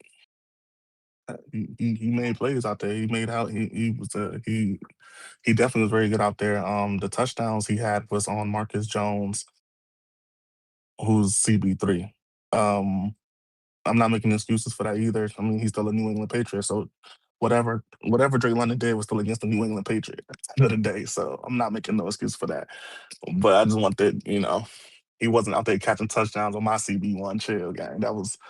But he did make a tough grab regardless. Gonzo tried to play the ball. They both tried to grab the ball, and Drake was just more big, more physical, and stronger, and he ripped it out of his hands. That's something on Gonzo. That's on Gonzo. He's gonna take that one. It is what it is. I think he went out of that game. After that though, I think he had hit his head on the ground hard. He went to the blue tent after that one, and he never came back into the game because he said he's fine though. He just went through concussion protocol, and by the time he came back out, the game was over. Atlanta played very well in that second quarter. Not that second quarter. He played very well. Well, a little bit in the second quarter. But he played very well in that fourth quarter to try to take the lead. They almost did take the lead. Well, not almost. They almost tied the game up. Missed the kick. Pretty Atlanta. But I'll take my win any way I can get it. I'm not mad at this one. Very good defense, like I said. My streak is still alive. We held B. John Robinson to 46 rushing yards. So streak's still alive. Patriots still have not given up 50 yards of rushing to any running backs this year. Shout out to them. And that's it. Shout out to us. We good. We sweet. Why'd you send that thing in the chat Buccaneers this week. What I sent? I sent a lot of stuff to the chat. You sent the one about Gonzo. Like I thought you were like upset with him or something because you sent should the Patriots have drafted JSN ahead of Gonzo? Oh no. Oh, I mean no, because that's a real question. I think that's a real. Well, what do you think? That's a real talking point. Me personally, I'll say hindsight included. Help included. JSN makes more sense with the hindsight. Yeah, I mean hindsight. I really don't know. I'm gonna be real. So at the time, I wanted JSN for sure. I wanted JSN, but I think just something to be said about having a premier cornerback in the league, especially when you see a lot of these secondaries are getting cooked. And to Gonzo's credit, he doesn't really get cooked. At least, last night yesterday was a couple of good catches, but most of those wasn't even on Gonzo. So he don't really get cooked. And, I was just asking because I saw that. I was like, I was wondering if you were on. Yeah, no, it's a talking point. It's that's all it is. Me personally, at the time I did want JSN because I thought I've always been high on JSN, and at the time I wanted a receiver. Like we didn't really have any receivers at that time. So I think us adding JSN at that time would have been. It would have been a hell of a pickup. But realistically though, so we would have had JSN with Mac Jones and nothing else without Gonzo on defense. I really don't know how we would have looked at that time. But I'm not mad. I'm not mad at Gonzo at all either. Like Gonzo's a very good player, and I think he'll be with us for a long time. So I'm not either way. I'm fine. But process, that's just something to think about. Can I say something right here too? Yeah, what's up there? before that play, Gonzo had held all the receivers he covered to 28 yards. He gave up 68 yards. 40 of that came from that one play against Drake. Yeah, fact. So and there's I'm no not. shame in getting I out wasn't jumped shit, by Drake London, to say the least. and I wasn't shitting on Gonzo. I think he's great. I was just wondering if that's how yeah, y'all felt. That's all. yeah, I know that. Oh, It was no. just, you know, it's That been boy coming London out a was lot of. fun. Yeah, London was on one, and I don't know why the first 2 touchdowns he got. You had I a can't trade 5'8" for him. Marcus Jones on Drake London. Hey, I can't trade for a tight end, man. Fucking bullshit. God for fucking You bitch, you got trade 3 for Drake tight London. ends. You don't need no tight end. So something I do want to note, like we played well enough to win, and it's good to win when you don't play your best. But I do see some concerning trends. Like the fact that we're not getting to the quarterback. Oh yeah, at least late. We need edge rushers. Bad, my bad. I don't know why that word just kicked my ass like that. and then Drake is taking a lot of sacks. Facts. He took 5 last week. He took 6 yesterday. So, you know, he got some of those on him too. He got to throw the he's. I've noticed he's gotten in that mode where it's like he's always looking down the field. So it's like he's always trying to make a play, even when there's no play to be made. Like sometimes you just got to throw the ball away, live for the next down. There's nothing wrong with that. Yep. I would say on 2 of those too, it looked like he was getting ready to take off, and he just got caught. Yeah. So he got to learn how to, read the pocket and step up and when just throw it away. Feel the pressure and maneuver within the pocket. Yeah, so that's just 2 things to note just going forward. We cut down on the penalties because that was kind of something that was starting to grow a little bit. I think we only had 2 penalties, so that was good. But Drake, he didn't have a great game. He had a couple turnovers, but it's good to get a win. We still had a better game versus this defense than their quote unquote MVP did. Yeah. Their MVP Josh Allen. You're second in MVP voting right now, by the way. Odds. Wait, who's number 1 right now? Josh Allen. Which doesn't make any sense. It makes sense. Stop crying, nigga. It makes sense. Stop crying, nigga. I'm sorry about that. Also to let you know. You see what a Chiefs win do for you? Yeah, I'm sorry. Also to let you know, we were in talks with the Dolphins for Jalen Phillips. We were just never going to. We were never going to send that third. I don't agree. Nobody I really don't think we were going to send that third. The Eagles had 3 third-round picks. They easily could trade their own, and plus, if he moves, then he can, if he leaves and walks in free agency, then he counts to the comp formula. That was the perfect situation for them to overpay for Jalen Phillips, which it was a good move because they needed it badly. I didn't know they had 3 third-round picks. That makes a lot more sense. They have all the draft capital in the world to be able to make that kind of move, and that's why they got Miami to eat basically all the money for it. We got all the draft capital in the world to get Myles Garrett too. Hey, and D-Mac, it's actually funny because they have that 3rd-round pick because they traded with the Dolphins to get Jalen Wright. Like they gave up, they traded the 3rd round for that. They pretty much just got their own 3rd-round pick back. That's what Howie does, man. He is the best at being able to stockpile assets and be able to use them. Niggas got Jalen Phillips today. Yeah, I'm not on Twitter. I just seen that shit. What the fuck? Oh, you missed that? Yeah. Oh hell no. What Jordan Wilson, Lowe, and Bear appreciate that. Justin said in the chat, Bijan only having 12 carries was unacceptable. So he's a little pissed off about that. And that's pretty much all he said. He said, yeah, that's pretty much all he said. As far as the Patriots side of things, Shaggy in the chat said Pop Douglas is a player. Diggs is stealing money, and I think that's it. Yo, they should get Waddle. I got 2 things. I heard we didn't talk for Waddle. I went back. I doubt it happens though. Yeah, I don't think Waddle's happening. I went back and checked on this as well. Damn, so you don't got enough. Bro, y'all don't hear D-Mac, bro. Like how y'all be doing? Go ahead, sorry, bro. I thought Henderson showed some flashes, but the between the tackle stuff, you could tell why they're a little shaky on giving him a bigger workload. And then obviously he did not. He only got the 1 target, but I thought Kyle Williams stepped in for when he came in to try and help out with creating that space down the field, which is why he got drafted.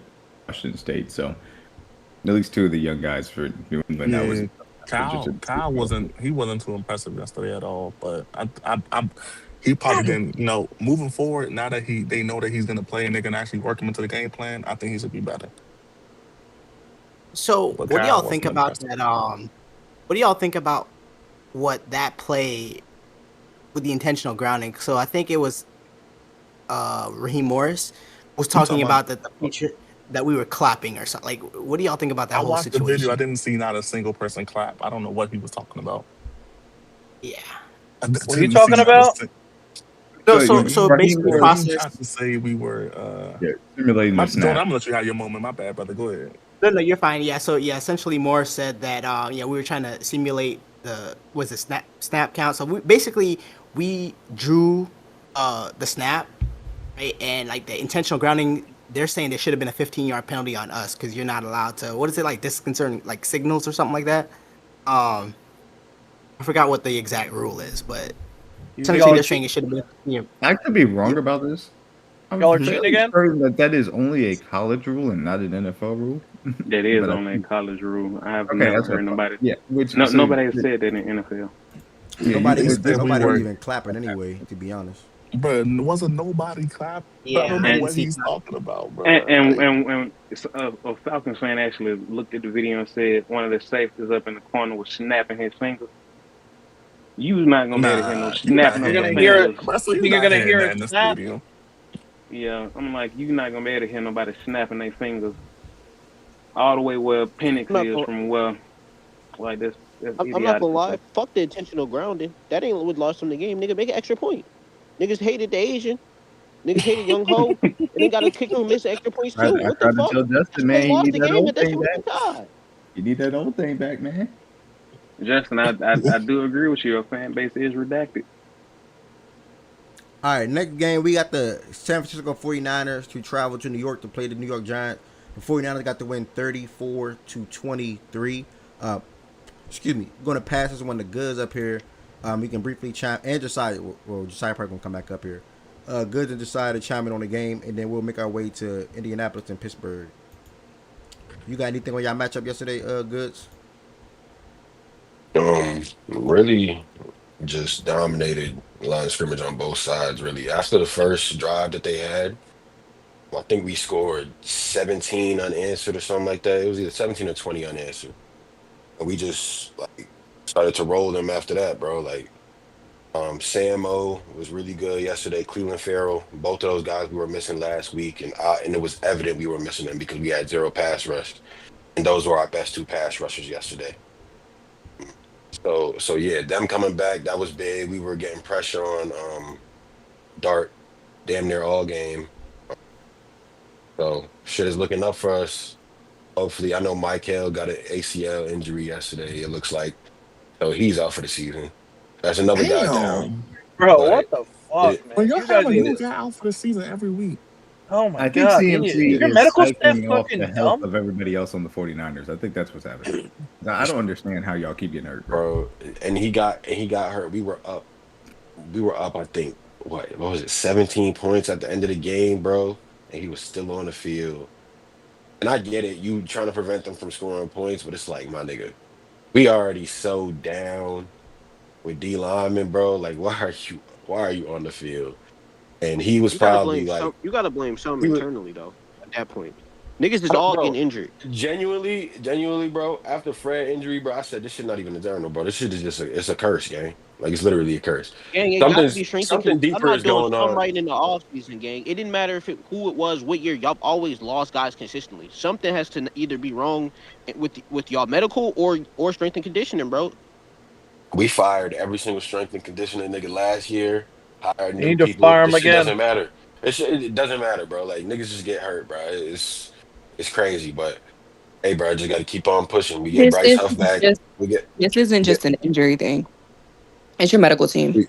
Their plans on how they handle injuries is shitty. I'm not gonna lie. The way they've been handling Brock and Ricky these last few weeks kind of been throwing me off, bro. Because it's like Ricky was only supposed to be out for like a week or 2. Somehow that injury turned into I mean, bro, it's not like the Astros. Jordan was only supposed to be out for 2 weeks and they missed the whole season. Yeah, like these Good, niggas, bro, good. they We be hiding rewatched shit Ricky injury game. and yeah, Rewatch his yeah. leg and how that bitch got caught up. They lied about that shit, bro. I saw it, and then Ricky came out after in the interview. He was like, man, I should be out. I should be fine, bro. Like it's nothing serious. Couple weeks later, we still don't got the nigga on the field. They saying he's like projected to play next week. That's what Kyle said, but it's like still, bro. Why is he out for that Is that long? you coming What the fuck back? happened? Yeah, Kyle said they're gonna activate him Bro, soon. is I he don't know still on what a team? soon is. I don't know what soon is, but they're saying he's coming up on getting activated, so that might be within like the next 2 to 3 weeks. So we'll Bro, see. he coming back after the bye, bro. Stay But smart. And if yeah, anybody I wants would him to I fact the would bring him stats back league, after I'm the open for bye. talks. That's what I would do. I would bring him back after the bye. Send to There's me, no brother. reason to Send to bring him me, back before brother. that. But Get the yeah, links to he's that coming trade, by back. the way. Can I get Gibbs? You're allowed to trade Z Farm. Yeah, he's coming back. Bro, he's so He's coming mad, back. bro. He's Wait, coming is that back, and I real? think what are you talking about? What? Never mind. Somebody typed a fake. Somebody typed something fake. But fake breaking news is crazy, bro. Yeah, Come somebody on, typed a dog. fake breaking news. I don't know why even will Now believe I it. know. Now I want to know what the fake news was. Anthony What was it? Anthony Davis has grown frustrated with the Mavs. He's not requesting a trade. Oh my God, that god! sounds like Yeah, Oh, like I that's said, great. Nah, I ain't gonna lie. like I said, bro. That's a funny fake news. That's a funny fake news. Bro, of course you get baited out by fake news, nigga.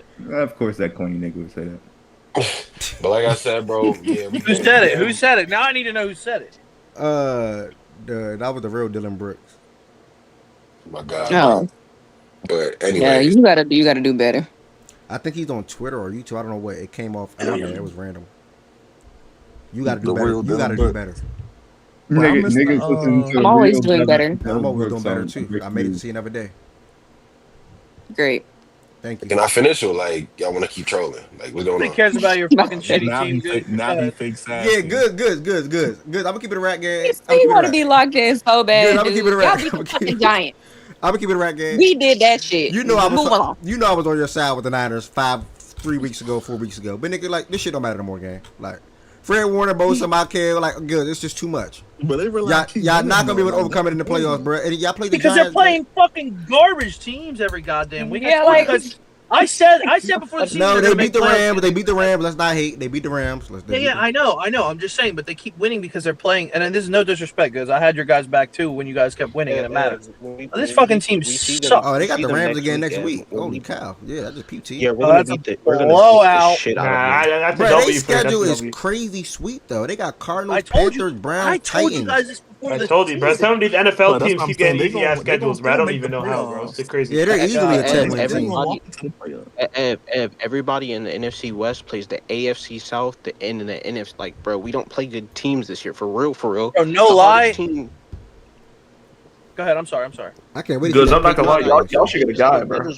It's just how this. Bro, but we're doesn't matter if you're we're 1 or trading 2 for or 3 in the division. either Bradley Chubb or Jermaine Johnson will be a 9. Yeah, I was about to say no troll shit. Y'all should get Bradley Chubb. Like, Yeah, Y'all wanted I think Jalen we're gonna Phillips get good. No, we did not want Jalen Phillips because of his injury history, nigga. Like, what are you talking about? That was one of the reasons we didn't go after him, brother. Like, come on. It was clearly Bradley Chubb or it was Jermaine Johnson. I hope y'all. What happened to Trey Henderson? I thought you were gonna get him. We're calling about Trey, but if these niggas gonna keep doing this cat and mouse shit, we good. Let them leave. What cat and mouse shit, bro? They said they want a first. Niggas not trying to give him a first. Okay, It's not yeah, cat and niggas mouse. not They're gonna give just him a not willing to first. pay the Yeah, price. so guess what? They're just leaving with nothing next year. Yep. I'll give him a first right now. Okay. Congrats. Yeah. Okay. Here's the thing, Goods. You're bitching about paying him. He's still gonna want the same thing next year. So guess what? Your ass still not gonna get him. Guess what? Fucking well. I'd rather give up. Like, a second well. than a first. Simple. Okay. Cool. Why the That fuck just means do you won't get him. Time out. Why do you want anybody right now? You want to let the You think nigga I'm go about keep to running that you think damn I'm about to line. give up on my season, brother? No. No, don't give up on your. You did that. I mean, bro. What do you mean? I mean, bro, Bro. no matter what they do, they're making the playoffs. Yeah, I know that, but Get off you fast enough No, to say that's that, not bro. Bro, he is so he's so unserious, D-Mac, bro. They're making the playoffs. Wait, didn't he just say he gave up on football last week? Yes. I'm Yes. confused. Oh, this is the gimmick man. You know he lie a lot. The gimmick man, bro. Yep, gimmick man. Gimmick man. Yeah, that's me. Yeah, that's him. I'm not gonna lie. The 49 and this is why I kind of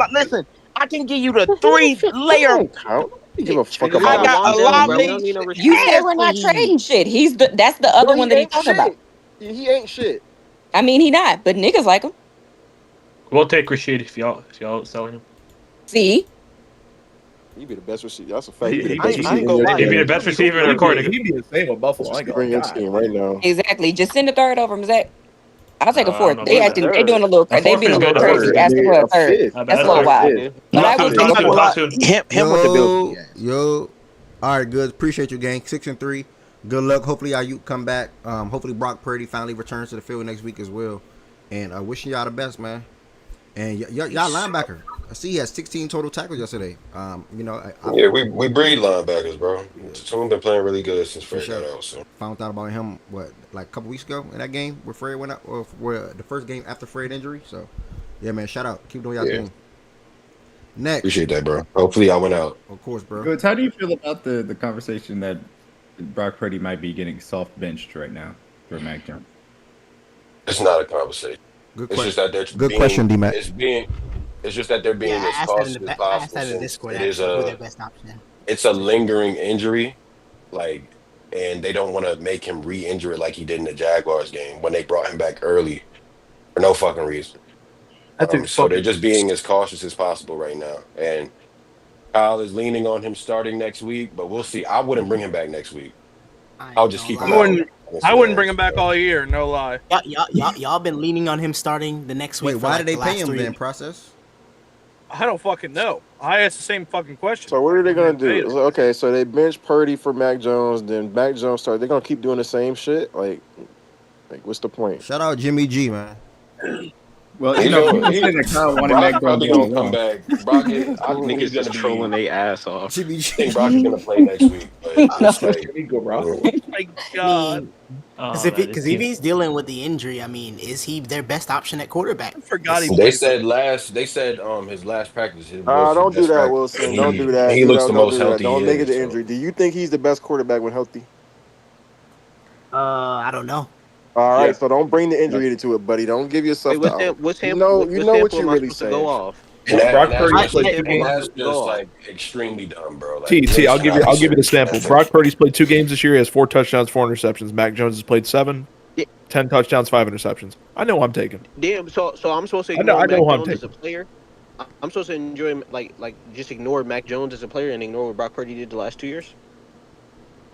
What did he do the last? What did he do last year? Last year he was good. Like, what are you talking about? He had nobody on offense. You thought Brock Purdy was good last year? Good. He was literally good last year. Like, niggas just be hating on him just to hate on him, gang. Okay. Like, it's cool if you just don't like the nigga, but bro, you saying that? Look at Brock Purdy. Yes. Like, what are you talking about? And Jordan was I saw your message too. Oh my god, go ahead. Yeah, no, I was about to say I don't have anything against Brock Purdy, like it's whatever, but like at the end of the day, Mac Jones is playing well enough for it to be like I don't know if that Brock comes back and plays better than what Mac Jones is currently playing. I told niggas Mac was going to be really good with us strictly because he's the best backup quarterback in the NFL. I told niggas that Mac is not ass. He wasn't ass No, Kyle. It's Kyle, like, you know, because a lot talking about is Kyle. Multiple quarterbacks. Mac was ass prior to getting with y'all. Like, we don't have to be revisionist just because he's playing well with y'all. Don't forget that he was ass under who? He wasn't ass. He was Wait, time out. Did we forget? To be fair, he was good in Jacksonville, though. He was good in Jacksonville. That's what I said. So he was. Yeah. So we use that word good 2 different ways. No, you're right. I might have used it a little. You're loose. That's a loose word. So he went from. So did he go from ass? Did he go from ass? He was a confident to better to now quarterback good down the stretch when people expected him to be terrible. Respectfully, like they made Jimmy G. But he also he threw like 1 million times. Yeah, I mean he wasn't. Wait. Why would you say Jimmy G isn't still there? No. Hey, look. Again, it's not Mac Jones. Mac Jones is all because it's like we say this with these guys, but none of these guys stick. So like, how good is he really making them? If none of them are sticking. I think what you're like, they can beat You're the asking bad how good teams. is he making the quarterbacks? You're saying? No, yeah, I'm saying he's making them better, but y'all like Mac, for example, Mac Jones. Would it sound like the arc y'all just told me is he was ass, then he was a little better, and now he's good? That sounds like a young player that got better at the sport. That's another way to look at it. I don't think he's necessarily. I guess I wouldn't call him good. I would say he's serviceable, but that just could be a wording thing. Like to me, when I think good, like I think Dak Prescott is a good quarterback. I don't think Mac and Dak are the same fucking thing. That's fair. In reality, both but that's just for me though. So is serviceable good enough to bench someone that you just paid and who played well the past couple years because he had 2 ass games? You have to go with the high end. You have to. But it's also momentum. I agree with Z-Farm in that sense. So realistically, it's gonna be Brock because they're paying him $50-something million a year. That's what's good. It's gonna be Brock, but it doesn't have to be this year. It doesn't have to be. No, because you have an out, and the out is I want to interject here. It is the same thing that we talked about with the Vikings. It is going to be JJ McCarthy because you took him that high. It's going to be Tyler Shook because you took him in the second round. It is going to be Brock Purdy because you paid him all that money. The investment is there. You're going to be the quarterback. But one's more valid though because one actually has sample. Well, they didn't do that with Trey Lance. Ain't got shit. I agree with you, Woods. Well, they didn't do that with Lance, D-Mac. They said, fuck it. We traded Brock was clearly better than him. So but they had to, well, that bum Mac Jones is clearly better than Brock this year. But process, they had to go through. Okay, I'm lying. I mean, they both fucking suck. Go ahead, D-Mac. They had to go through both better than Hurts with Trey Lance and have him fail multiple times. It's similar to Anthony Richardson for them to again move on to the next guy. Was Purdy playing ass and then got hurt, or was he playing hurt? He was playing. I think the first game he got hurt. We didn't have enough of a sample. Bro, he got hurt relatively early, Jordan. Yeah, he was fine. He got hurt in the first game of the season, bro. And that affected it.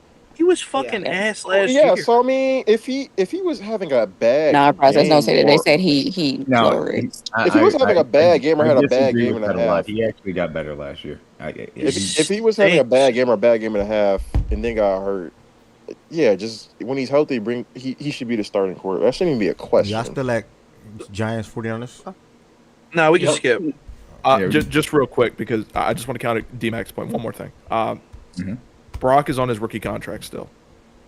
If they're smart and if what Good said is true, it's a lingering issue. It's if he comes back, don't rush him. Just sit him for the rest of the year.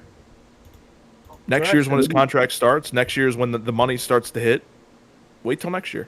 They're not going to do that. Go with the hot hand. He wants to go out there and play, bro. So Z-Farm, the thing is, I don't necessarily agree with that argument from the money standpoint, but I 100% agree from this aspect. They have a competent starting quarterback. They are obviously doing better than just treading water.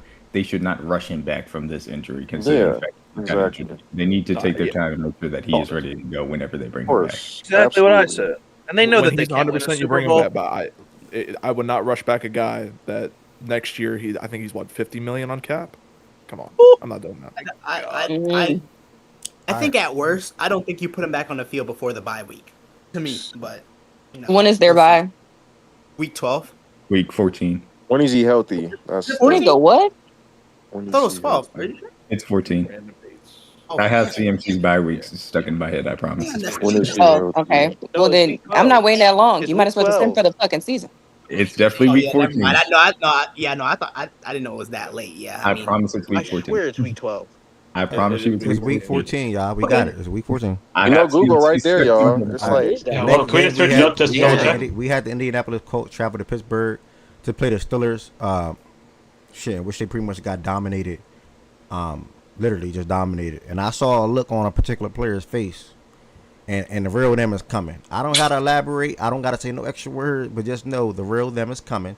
I want to say shout out to the Steelers first and foremost. For one, being a team like the Colts, who's projected to. Can you explain what you were referencing there? Oh yeah, I saw Daniel Jones like getting big eyed, like oh my goodness, this is a real thing. Yeah, I mean, oh my, I gotta play from behind. Oh my God, I gotta deal with it. The real Daniel Jones. The real Daniel Jones is coming. Oh, the Broncos defense, but the Steelers did that to him. Okay. The real Daniel Jones is coming. Trust and believe that. And I believe that there. But I mean, no, seriously, the Steelers played a good football game. They contain Jonathan Taylor. That's the most important thing when you're going against the Colts because that is their best offensive. That's their best offensive weapon. So 14 carries, 45 yards, 3.2 yards per carry. Phenomenal job there. I do respect the array of pass catchers that they have because they all offer different things. And Pierce, Pittman, Downs, and Warren. As you can see, Pierce and Pittman both had 100 plus on the through the air, and Josh Downs came in with 6 catches, 57 yards, and a touchdown. But really, this game we just came down to how well the Steelers executed, and also the Colts had too many turnovers. But I think they had 6 turnovers in this game, 3 interceptions by Daniel Jones, and probably got to be a couple of fumbles. Hold on, yeah. 3 interceptions by Daniel Jones, 2 fumbles by Daniel Jones, and 1 by Josh Downs. Daniel Jones counted for 5 turnovers in this game alone by himself, literally 5. So they still didn't do anything too great or too spectacular or anything like that. They just did what they needed to do. Led by Aaron Rodgers, who had a touchdown pass to Pat Freiermuth, and they had their chippings from Calvin Austin, Darnell Washington, Kenneth Gainwell, and then even Jalen Warren running in 2 touchdowns as well in the red zone. So. Good win for the Steelers. Again, the Colts just from this game start to finish, they didn't really look too good. Second quarter on down. So that's pretty much all we got to say. I want to give credit for the Steelers for winning this game and making the Colts come back to life a little bit or come down. Yeah, who Mike? My bad. I was outside. That was my bad. I was about to ask, can I provide some work? Oh, I'm gonna do. All right, what's up, bro? Yeah, just saying that. I'll give them their credit where it's due. I mean, the defense really wasn't playing well, but I mean they made it simple as if all the fans were acting.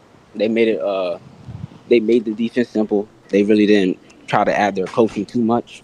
We've really been a team that likes to, cause turnovers and attack the ball. So instead of adding different concepts, they just let their high paid players go get the ball, and that's what happened. We got a lot of turnovers, and our offense did an okay job. I like them to convert on turnovers more than often, but I don't know. I just don't really see the Steelers ever being that type of team that's like super quick, fast on offense, and like a lot of points. They're gonna win in their ways, and that's basically how they're gonna win. I think the coaches could come to that conclusion that they're not really gonna change who they are. The stats show from years you're a high turnover defense, and then your offense will always be, if you can get the run game going middle of the pack. I know they didn't run the ball well, but they did a good job of using Darnell and Freiermuth in good spots, so they were able to move the ball. So yeah, it's a good win against a good team. I'm not as high as on the Colts as others, but I was interested to see how they bounce back. Defense was okay. They're not really a point. They don't allow low points, but the yardage is pretty high on defense. So I wonder how that move on and how Daniel Jones will react to like his first really bad game. So we'll see. We'll go from there. I appreciate that, bro. I forgot we got a Colts fan in the platform now. Milan, feel free to speak on this game and give your thoughts on it. Yeah, so for the game, I mean, offensive line just got mauled by their pass rushers. A left tackle gave up like 2.5 sacks, so you can't have that. And then obviously that puts Daniel Jones in some pretty tough situations because, I mean, any QB with that kind of pressure, you're not going to perform. And then I would say for the turnovers, a couple of them were pretty like, I mean, you just can't do anything about it whenever a guy tips up a ball and then it hits him and then he picks it off. And then the TJ Watt strip sack was just, I mean, he's going to do that to anybody in the NFL. So I also had a big problem with the short down RPOs from Shane Steichen. I felt like he got way too cute on that instead of just handing the ball off to the MVP running back to just move the chains on like a lot of 2nd and 1s and 3rd and 2s. I think our defense had a pretty great day, held the Steelers to 221 yards of offense. Their average starting field position was on our 45-yard line, and they were averaging 17 yards per drive. So our defense pretty much shut them down. If we don't turn the ball over, I feel like we can definitely beat the Steelers today. I think our secondary had a pretty good day. Still waiting for Mooney Ward to get back. Jalen Jones was really good today. Shut down DK Metcalf, 2 catches for 6 yards. The pass catchers for us had a pretty great day. Pittman, Pierce, Downs, Warren could have done better. I think at the end of the day, we'll be fine. We're a good team. We just need to check out what we did wrong in this loss and move on. I still think everything we want is ahead of us. I like hearing fans when the teams come up and provide context. I did not know that they started on y'all 45 on average. That's insane. That's ridiculous. But that goes to how, the turnovers, and them turnovers matter. 5 is an awful lot for a quarterback. So I do appreciate you either way chiming on the game up here so far. You all are still 7-2. I'm definitely curious to see where you all fall tomorrow on the power rankings. That's probably one of the most things I'm looking forward to be honest, because it's gonna be rowdy in here. It should be fun. It's gonna be exciting as always. But anyone else has any other words on the Stutters and Coughs game? Cough. Ari. Cough. Cough off my dick. Before she goes, Yo, you gonna say why would you do that? It's not that deep, gang. It wasn't that deep. It's not that deep, bruh. You got it, bruh. Go ahead, T. You got it, bruh. I was just gonna say, to the whole niggas doing look at the Colts. Yeah, bad game. They moved the ball well throughout the game. Just turnovers out Daniel Jones. I ain't gonna lie. How you create 6 turnovers and win by 7? I get it. Colts had some garbage time stuff. Yeah, but that's what it was though. You can't say. I mean, we really time wasted after it was 24-7 to start the fourth. We just played prevent. We just guarded the sidelines till they moved the ball. The numbers are gonna look good, but we wanted to waste time. That's why we played defense like that. No, I'm saying through the second and third, they moved the ball. I didn't think they had a problem moving the ball. I just think they just, when they got to the red zone, they didn't convert, and also they just interceptions at marquee times. They would make a good play, and then there would be an interception fumble. You guys forced a lot of turnovers, which your defense has been good at doing, and it just two styles clash, and you guys did force a lot of turnovers today. Yeah, my point was to the score looking close. Necessarily getting down the field though. Yeah, you're scoring. Are you talking about your offense scoring or who the Steelers? Yeah, didn't you just say your problem was the scoring? Or I couldn't hear you. No, I'm talking about total score. The score might be by 7. Yeah, the score looks like it was closer, but it was they moved the ball. I know they had the score isn't really. Time. Yeah. They had some garbage time points to make the game look a little closer. I know that. Yeah, I was just saying in terms of just moving the ball. No, I was just saying because, like I said, because 6 turnovers, regardless of garbage time, you should win by a lot. They didn't. I don't think they capitalized. I think it was until the Colts' third or fourth turnover. Background is going crazy. That's all. I think it might be the TV. Hold on. It's loud. Yeah.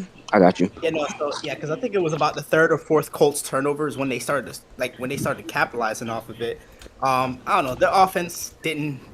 Well, it just said in the chat that 4 minutes and 30 seconds in the fourth was the last time I think they scored a touchdown. Yeah, the Steelers. The offense is relatively mid. They really didn't do what they were supposed to do, and that's how they're gonna win. So I know you're not really. If a team has 6 turnovers, they should have went by. But this is the Steelers, bro. This is how they're gonna win. Their offense is not gonna if they capitalize on their turnovers, they would be even in the past, they would have been one of those top tier teams in the playoffs, but it was always their offense. I saw that today on the dude between 2 good teams in the AFC, I almost said NFC, in the AFC, in the games versus them, the Colts and the Patriots. Y'all recorded a total of 11 turnovers. Y'all won both games. Yeah, so I guess y'all gonna turn niggas over. That's gonna be the way that y'all win. I think their coaching is finally starting to figure out this is the numbers will tell you starting this decade that your defense has always been good when you got the turnovers. So stop all the coaching. You trying to disguise and all that extra stuff. Just let they're the highest paid defense for a reason. They have good individual players. You're trying to coach these players way too much, and that's why they look like ass. Let the stars do their thing, and that's what they did yesterday. All the stars performed, and shout out Kyle Duggar. He has only been here for less than a week, and he played damn near the whole game. Seems like he can learn fast and shit like that. So yeah, we'll see how they let's see how they move on because the schedule hard. So we'll see. You talking about the Colts schedule?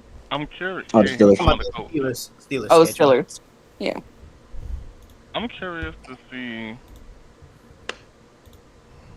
Because I'm pretty sure the next couple teams they play are gonna also try to run some of similar things that Pittsburgh tried to run.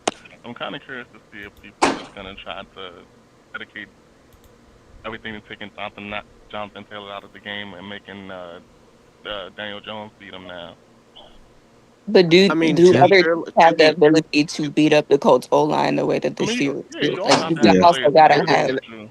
I was about to and that's say, fair. I'm That's fair sure. too. But we did very similar things in terms of taking Jonathan Taylor out of the game, and even though Again, the score might y'all have have looked the good with the ability to win. do that though, T.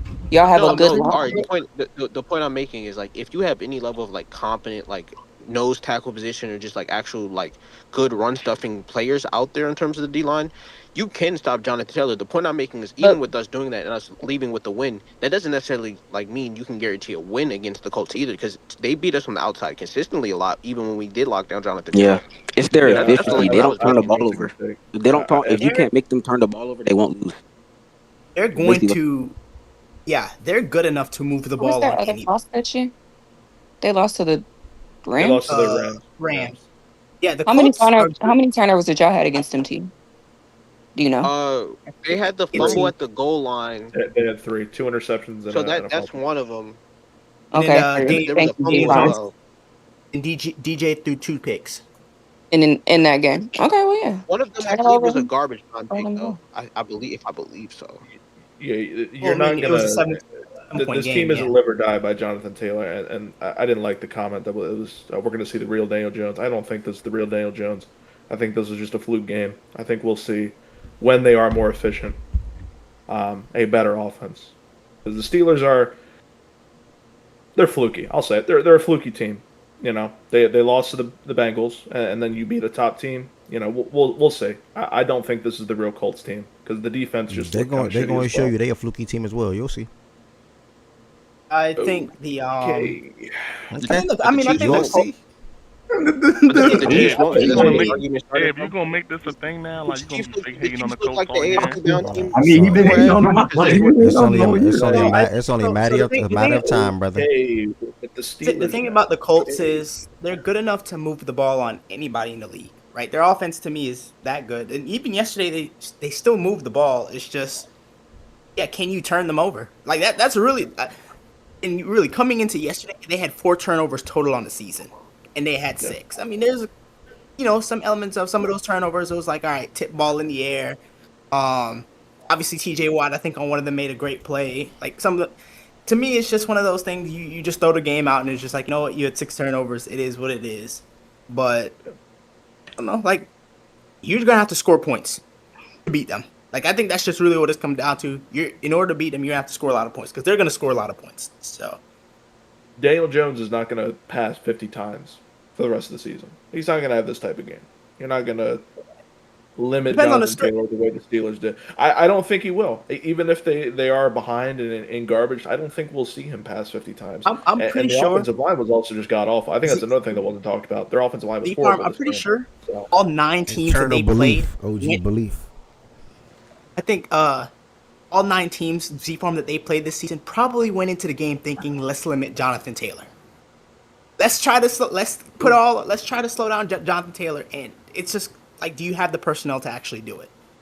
And most teams don't. I really don't even think the Steelers do. I think the Steelers, I think they just have a good scheme. I think it's a scheme thing. I don't think the Steelers have because they let Chase Brown run all over him. You know how Chase Brown's been this year. I wouldn't So say now all of a sudden they lock Jonathan Taylor. Come on. No, I wouldn't say that the Steelers had a good scheme either. I think they just got some fortunate bounces with some of the turnovers. Yeah, I truly believe that. But just sometimes it falls your way, sometimes it doesn't. Sometimes, All right. Next, we had the Denver Broncos travel to Houston, which was to me going to be a defensive game outright. Obviously, we saw C.J. Stroud go out in this one, unfortunately, with a concussion injury, and Davis Mills had to step in and finish the game out. But the Broncos won 18-15 on the road, and doing some of the things that they've been doing all year and playing their best football, I guess, in the fourth quarter. Not that that's a good thing, but they scored 11 straight or 11 unanswered in the fourth. That ultimately got them to win the game 18-15.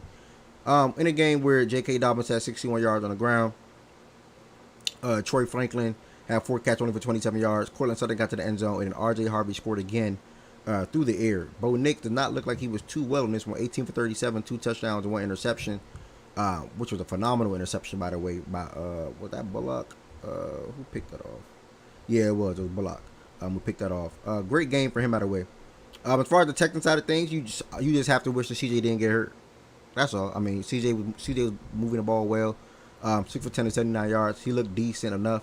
But I knew it was going to be a low-scoring game, and ultimately, I think Bo Nix used his legs on that last drive to get them in field goal range, if I'm not mistaken. Hold on. I think he used his legs. You're correct, yes. Yeah. Bo used his legs on that last one. Got them in field goal range, and they kicked a 34-yard field goal to win the game. So, really got no extra words to say. I think we'll talk more about the Broncos tomorrow. But for me, 7-2, 6-game winning streak, 2 great defenses going at it. You ought to wish CJ Stroud didn't get hurt. And it was probably going to be a low-scoring game regardless, just to be honest. And that's pretty much all I got to say about it. Shout out them winning. Shout out the Broncos winning. That's all I got to say, bro. I think they'll kind of agree with Z-Farm. Kind of. It's not just Bo Nix, but it's some other things that to me make the offense can look shitty. And the time you've seen them look explosive, it's been against not great defenses. But shout out the Broncos, though. They continue to win games, and that's what you have to do in football league.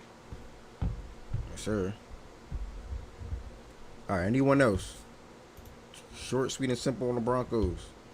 Look like we would dive more into them tomorrow then. Next, we had the Jaguars travel to Las Vegas to play the Raiders.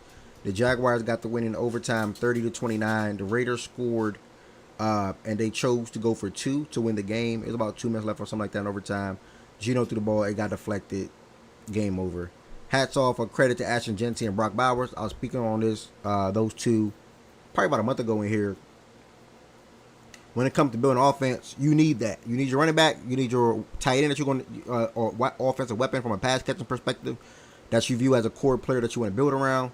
And then obviously you're going to need a quarterback and offensive line.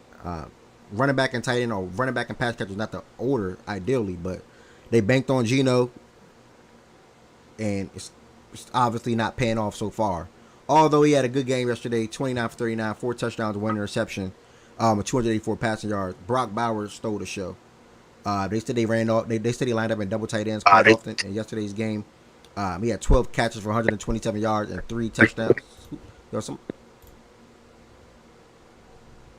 Testing. But it's like, you gotta go on mute. They say he had 12 catches, 127. Not said they said, but he had 12 catches, 127 yards. Ashton Genty also had 5 catches, 47 yards and a touchdown. 13 carries, 42 yards. Could have had another touchdown, but he got stuffed on the goal line. Similar to ETN as well. ETN got stopped or fell short on the 1-yard line a couple of times yesterday as well. BTJ, I think he went out in this game with an ankle injury. Came into the game banged up. He can't catch a break. Not good for my fantasy team. My season probably is over anyway, to be honest. But not good for my fantasy team. Parker Washington stole the show in that pass room, though. 8 catches, 90 yards. And it was good to see Jacksonville get a win, because them dropping this game and or tying probably wouldn't have been as good. They're 5-3. That's going to keep them in afloat right now when it comes to the AFC playoff race at the moment. I think they're actually the 7th seed, to be honest. So that's that. Raiders dropped to 2-6, and gearing up to have another top pick coming up shortly. Max Crosby said after the game, Raider Nation, pretty much, I love you all. Stay down with us. We'll turn anything around sooner rather than later. Pretty much what he said. So credit to the Jaguars. Just lied into the microphone. Credit to the Jags for getting a win. And I don't know if anybody's going. I don't think anybody's going to add anything extra to that game. All right, another one we got coming up. We got the Raiders versus the Saints. T is I would say Raiders. Rams versus the Saints. T is representing the Rams. And we still have Ari up here. T, what you got to say about yesterday's game, brother? Stafford continues to prove why he should at least be in the conversation for MVP. 24 of 32, 280 passing yards, four passing touchdowns, another 0 interception game with multiple touchdowns through the air. Devontae Adams, another multi-touchdown game. Puka with a touchdown, almost 100 yards. Kyron with a touchdown, 4 yards a carry. Like Higbee, some of the 13 personnel will run out there. Like Higbee in that 1 touchdown. Terrence Ferguson, another guy I've been asking to play. 2 catches, 54 yards. Blake Corum looks good. Davis Allen, even our special teams guy Xavier Smith got a couple catches out there as well with Kobe Parkinson.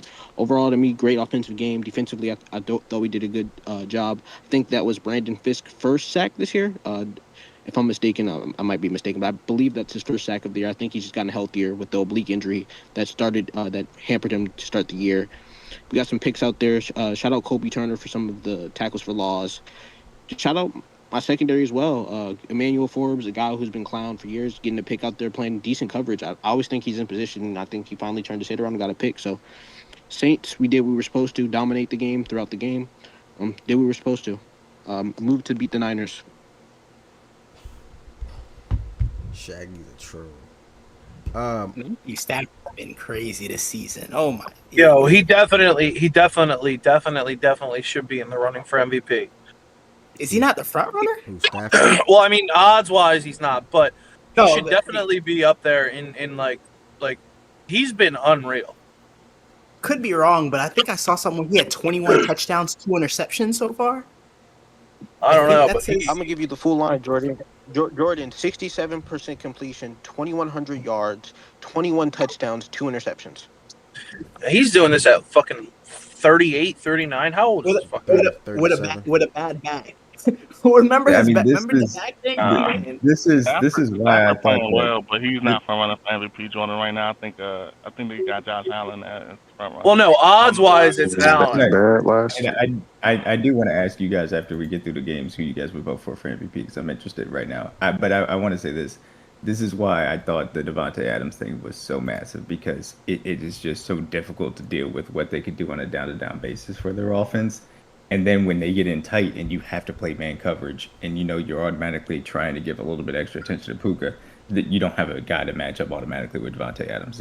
So even with Puka back, you see multiple touchdown games from Devontae, and I think it's going to continue to be that way because it's just very difficult to deal with that when you get in tight. And so this offense is looking like I expected to. Now, we'll see how it carries on with some more difficult matchups, obviously, than the Saints. But I mean, this team is really good, man. Hey, D-Mac, even to that point, though. Appreciate that Terrence follow. Ferguson getting emergent. He's a vertical guy as well from the tight end position, could also block a little bit.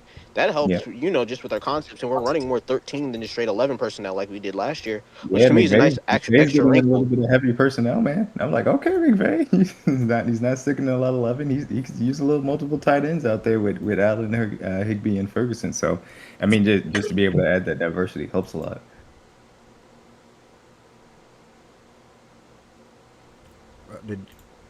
We should be in the conversation for MVP. I don't think we should be a front runner though. He's up there, bro. I mean, shit. I mean, he's 4th in odds on FanDuel. I mean, but odds don't really matter. I don't know how the voting would go, but odds right now it's Allen, May, Mahomes, Stafford. T-Money, we actually got a Saints fan that can probably answer that question for you. All right, did you want to add anything to the game? And then someone asked in the chat, is Tyler looking better than Rattler?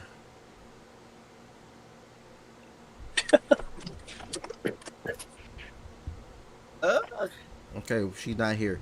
I can't answer that question, buddy. Bro, I can't answer that. Is my connection messing up? Can y'all hear me?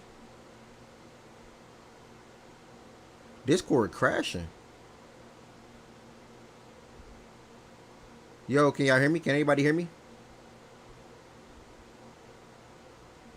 Yeah, it's glitching crazy.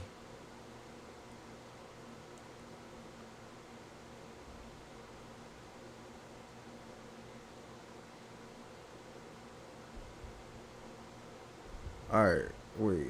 Can anybody hear me on the stage now? Hello, anybody on the stage can hear me?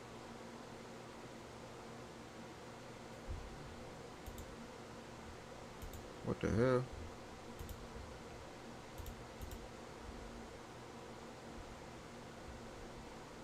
Can anybody on the stage hear me? Yes. Hello. Yes. Okay. Yeah, okay, I hear you. Okay. All right. Whoa, I don't know what that was about. Yeah, my whole I app. swear that was me. I thought that was me. I thought it was me too. I was, what the fuck was that? All right, Ari, testing. Ari, are you here? Ari, are you here? That's what happens when you bring up the Saints.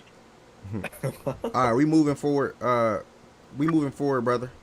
JTB MVP. Come explain why on the stage. You on the Discord? Who should be MVP? He said Jonathan Taylor. I mean, I agree with that shit. All right. Next, we got the Kansas City Chiefs. They travel to Buffalo to play the Bills. where the Bills got the win 28-21. Zach, do you want to let D-Mac go first, or do you want to go first, brother? Nah, I'll let the winners go first. So I'll go first. First of all, first shout out Cole Bishop, man. This is his first starter, like his first full season starting. I know he started a little bit last season, but that was halfway through the season. Amazing game. This was his first full game. He looked completely composed, had some huge stops. Shout out Maxwell Harrison, bro.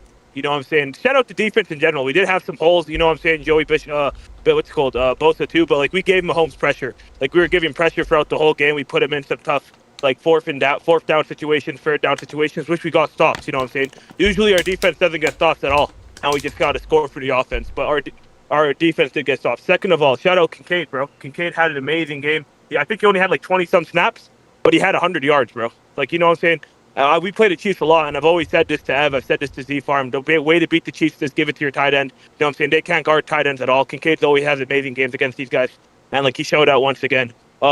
James Cook rushed for 100 yards. You know what I'm saying? When's the last time someone rushed for 100 yards against the Chiefs? I don't remember. You know what I'm saying? I don't think it hasn't happened at all this season. It's the first time. So shout out James Cook once again making history. I wasn't really glad when he signed that contract because like the whole offseason he was making remarks. You know what I'm saying? He was doing all that fucking complaining shit. But like he does produce, guys. He's been one of the best running backs we've had in a long time. You know what I'm saying? And like he's playing really well for the contract we paid him. You know what I'm saying? Right now I have him the second best running back in the league. Like he had 2 bad stinkers, but like he was amazing to start the season. He's back amazing right now, and he completely helps the offense, bro. And I'm glad when Joe Brady decides to, give him touches and let him, I hate that fucking muting notification, but let him cook.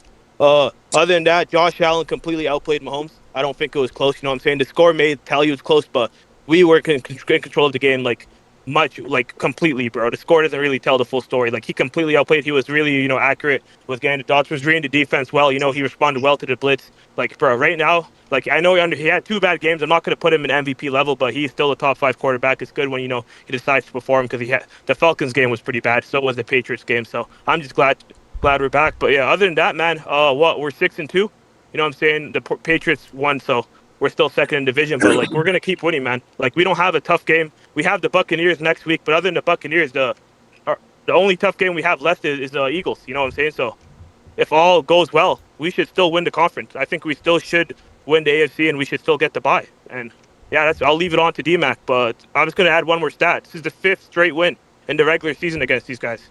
We own these guys, respectfully. These guys cannot beat us in the regular season. So I don't know why the fuck D-Mac was talking like he could fuck with us in the regular season, saying they were going to win next week. Next time, don't make any guarantees when we're 4-1. Now it's 5-1, D-Mac. So we'll see you next year because y'all now could probably not play us in the playoffs. Y'all 5-4 now, D-Mac? So, it's rough. 8 seed, rough. Fuck, can't relate. But yeah, that's it. Yeah, I imagine Zach does not want to see us in the playoffs for obvious reasons. Y'all not gonna make it to us. How I would love to see y'all, but y'all need to make it. Y'all need to beat the Broncos, D-Mac. Y'all play the Broncos next week. We don't know if y'all beat them. We do not play them next week, brother. We have a bye week. Try again. Yeah, y'all played them after the bye week, dumbass. You knew what I fucking meant. There you go, Zach. All right. So you gotta give a tip of the cap to the way that the Bills were in the ball. Really impressive by James Cook. And our run defense has struggled throughout the year, but they were able to get after it. And then Drew Tranquil was so terrible. The tight end coverage, because we don't have a good will linebacker, is terrible. It's been bad all year, and it's really specifically why we're so bad versus play action, because you get multiple linebackers on the field and our coverage goes just shit because Drew Tranquil can't cover anybody sideline to sideline. We were playing a cover 3 match coverage, and we have issues with the pass rush, which I'll get to in a little bit, but he just let him go by him and acted like he wasn't supposed to carry him through that zone. Annoying, to say the least. So didn't get any pressure. We need a pass rusher, and that's something that we're going to be on the lookout for the next day to see if we can get one, because we just need somebody to help out along the defensive line. George Karlaftis is a fine. He's a good guy to have, a cleanup guy and a power defensive run. Okay, well, I shouldn't say okay, defensive run well, but he just got to be your third guy, and we need a second guy to help out because Charles Minnie's been terrible. Dan has given us nothing. Gelati's a rookie. And we lost some more normal lot. But so the offense was a struggle, to say the least. Mahomes missed a good bit of throws. It was not a good Mahomes game by any means. Andy Reid had a terrible game plan. All of the stuff that we had done basically from the Giants game on, the second half of the Giants game specifically, about being able to get under center, manipulating the second level, being able to create the space over the top for those guys that operate in the middle of the field just wasn't there. We decided to drop back time after time and again instead of being able to use the run that was effective for a majority of the game versus a terrible run defense. The offensive game plan was mind-boggling as far as I was concerned. So just so annoying. We obviously tried to have the comeback. Really, the big thing was we got to that goal line at the end of the first half, and it's similar to the 2021 AFC Championship vibes. It's just those were 4 points that we were missing the entirety of the game. If you get those 4 points, then you're in a striking zone in which you can try and get a field goal at the end of the game to tie it instead of needing to obviously have the Hail Mary attempt. So the end of half sequence was awful in the way that was handled as well from Andy. So tough there. And the other thing was it finally caught up to us. Obviously, Josh Simmons has been gone for the last month. Unfortunately, he is back in the building today, so we'll see if he is able to play after the bye week. But we had more out there, and then more unfortunate, or I should say, Jawan Taylor unfortunately got hurt. So then at a certain point, it was him and Taylor. I mean, him and Wanye Morris, and that was not good. Both of them were giving up pressure after pressure. And then Kingsley went out at certain points. We had to put him back in the guard, and we were down 3 offensive linemen. So that contributed heavily to Mahomes getting pressured on over half of his dropbacks, which was, that we haven't seen that, since the Super Bowl for obvious reasons. Since the Tampa Bay Super Bowl, too, for that matter. So, backup offensive lineman, bad Mahomes game, bad Andy Reid game, and some specific defensive holes that I knew going into it, but we knew we needed a pass rusher from that perspective. So, good news is, have a bye week, both to get healthy along the offensive line, and then also to have some things reassessed. Hopefully, we can make a move for a pass rusher within the next day, because I think we do need it. But yeah, look, we got a tough schedule coming down the stretch. Got to win some of these games. Obviously, we got 2 games against Denver down the stretch. Got another game against the Chargers. Got the Colts coming up too.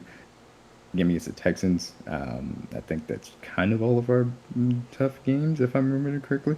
So gotta stack some wins here coming out of the bye week, and reevaluate the ways that we need to self scout, which we generally do a good job of every single year. So still confident in this team, but I do think we need another pass rusher for sure.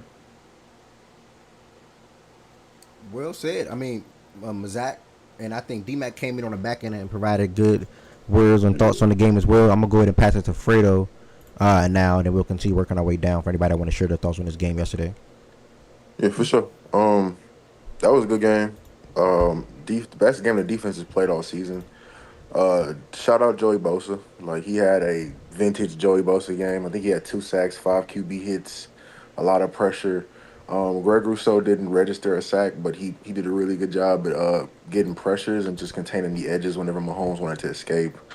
I really like what I saw from Maxwell Harrison. Like, that's why you got him in the first round, and him coming back was big because he did a good job of not giving up any deep plays to Xavier Worthy. And I think he was just overall pretty good in coverage. But really, the MVP of the game is Cole Bishop. Cole Bishop had an amazing game yesterday. He played good in the run game. He tackled well enough, and his pass coverage was great. Like, he had a 4th down stop. He had a stop that he pretty much he hit the crap out of Kelsey in the back of the end zone. I mean, it probably would have been broken up anyway, but just him being in that spot was good to see, and he just played an overall great game. I think our defensive line, like the tackles, like not having Ed, still did good. It sucks about Michael Hoyt because the 2 games he played for us, he was amazing, and him being out for the rest of the season, like, that shit blows. But probably really got to make a trade for, I think, a defensive end, and then I think we've been using Javon Solomon in the Michael Hoyt role, and he did a good job of that yesterday. So if he can continue that, then just get another end so Joey doesn't get worn down. And offensively, great game by the offensive line and pass protection and run game. I think that was the first, like, we got a first 100-yard rusher, 100-yard receiver on the Chiefs in a while. I think James had 114 rush yards. Dalton Kincaid had a breakout game with 6 catches, 106 yards and a touchdown. He was great all game. Josh was really freaking good. He only missed 3 throws, and he made big throws when we needed him to. Overall, there's a really good offensive plan. We still need a receiver. I think like if we just had somebody that can threaten the defense deeper, we'd be able to get Shakir, get Kincaid, and even get Coleman open even a lot more. And then the run game is just the run game. Like overall, really good game. Like what I saw. Just need to make some injury breaks and just to get maybe one or two more trades, and I think we'll be in position to at least try and get back to division. If not, like be a hot wild card team going into the playoffs. We'll say you three. Simple put for me, obviously, was a terrible Mahomes game. One of the worst Mahomes games that I seen him play. A lot of that was due to the fact that the way this game went was D-Mac said, and I think even Mazak as well chimed in on it. But I mean, they won the trenches battle on both sides of the ball, literally offensively, because they allowed James Cook to get a lot of holes, to make a lot of efficient runs. We had 27 carries, 114 yards, first 100-yard rusher since Lamar Jackson in Week 1 last season. Crazy thing to think about. And then I'm on the defensive side. Constant pressure from Mahomes. Obviously dealing with backups, tackles or linemen up front. Mahomes didn't make that any better either. Took a couple of bad sacks, held the ball a little bit. But the pressure was obviously getting home and getting to him. So that pretty much dictated the game to me, in my opinion. That one interception that Mahomes threw, it's hard for me to understand what his line of thinking was on that throw. I don't know if people want to call that an arm punt or whatnot, but I think a lot of this game just came down to the trenches, and I think the Bills dominated on both sides in that aspect in this game, allowed them to ultimately get the win 20-21. And then on top of that, they were able to control the majority of the game anyway, to be honest. So that's that. Did anybody else want to add any thoughts on this Bills and Chiefs game from last night? One thing that I noticed that the Bills did that nobody could really do this year against Mahomes is keep him in the pocket, like without breaking these big ass runs. Because like before, they had like Pacheco was down and they were getting Kareem Hunt. He was like leading their team. He still might be. I'm not sure. D-Mac would probably know. In rush yards, like he's been able to just kill you on these big third down runs, or like when he was able to escape, he'd be able to turn up field and get these huge chunk plays with his leg. Last night, they didn't allow him to do that at all. So like you guys said, they just dominated in the trenches. But that was my biggest thing. Like every game you see him get these like back-breaking fucking runs that like you play really good defense down the field, and then all of a sudden you have a huge hole. Mahomes takes off and he gets you big yards with his legs, and they weren't really allowing him to do that yesterday. He only took off for like one rush, and he had like 5 yards. So it was good. It was good to see. It was good to see that. Like I think that's a big reason why how you could contain them from like killing you, because like when he's able to run like that, it opens up a lot of shit for him to pass, and they were keeping him contained. So it was a good defensive scheme that they had against him, and like you guys said, they dominated their offensive line. He did play terrible though. I mean, this, like you said, one of the worst games I've ever seen him play. And Allen outplayed him again in the regular season, but like Mazak was saying, but you got to do it when it counts, and hopefully he can finally get past them in the playoffs if they even see each other, because it's going to be tough for the Chiefs to make playoffs if they don't win a couple more games, especially against Denver. Yeah, I was saying this is all without Ed Oliver, by the way. Like how good the defense. He's one of our best defensive players too. Yeah. So it's just even more impressive. You know what I'm saying? And like he did look rattled the whole game. But that's what happens when QBs face Josh Allen. Like Mahomes can't make mistakes because he knows Josh is going to go get 7 in the end zone regardless. So it's good to you know what I'm saying. Hopefully he fixes that. Yeah, no, Allen played great. I mean, he 23 for 26 and 275 yards, touchdown, and 2 touchdowns rushing. So he played really, really well. I think he has the most touchdowns of all time as a quarterback rushing. I think he broke that record. Yeah, he made history. He most rushing touchdowns of all time, by the way. Besides that. So obviously he's playing really well. He's been up and down this season, but he's a great quarterback, just like the rest of those guys. I think he's been up. I think he had like 2 bad games and that's it. But yeah. Yeah. But I just think if they see each other in the playoffs, I mean, I know we say this a lot, it does look a little different this year. Like they got a lot of holes, the Chiefs, that I think that they need to fix, and if they make it there, it's going to be tough for them to keep winning.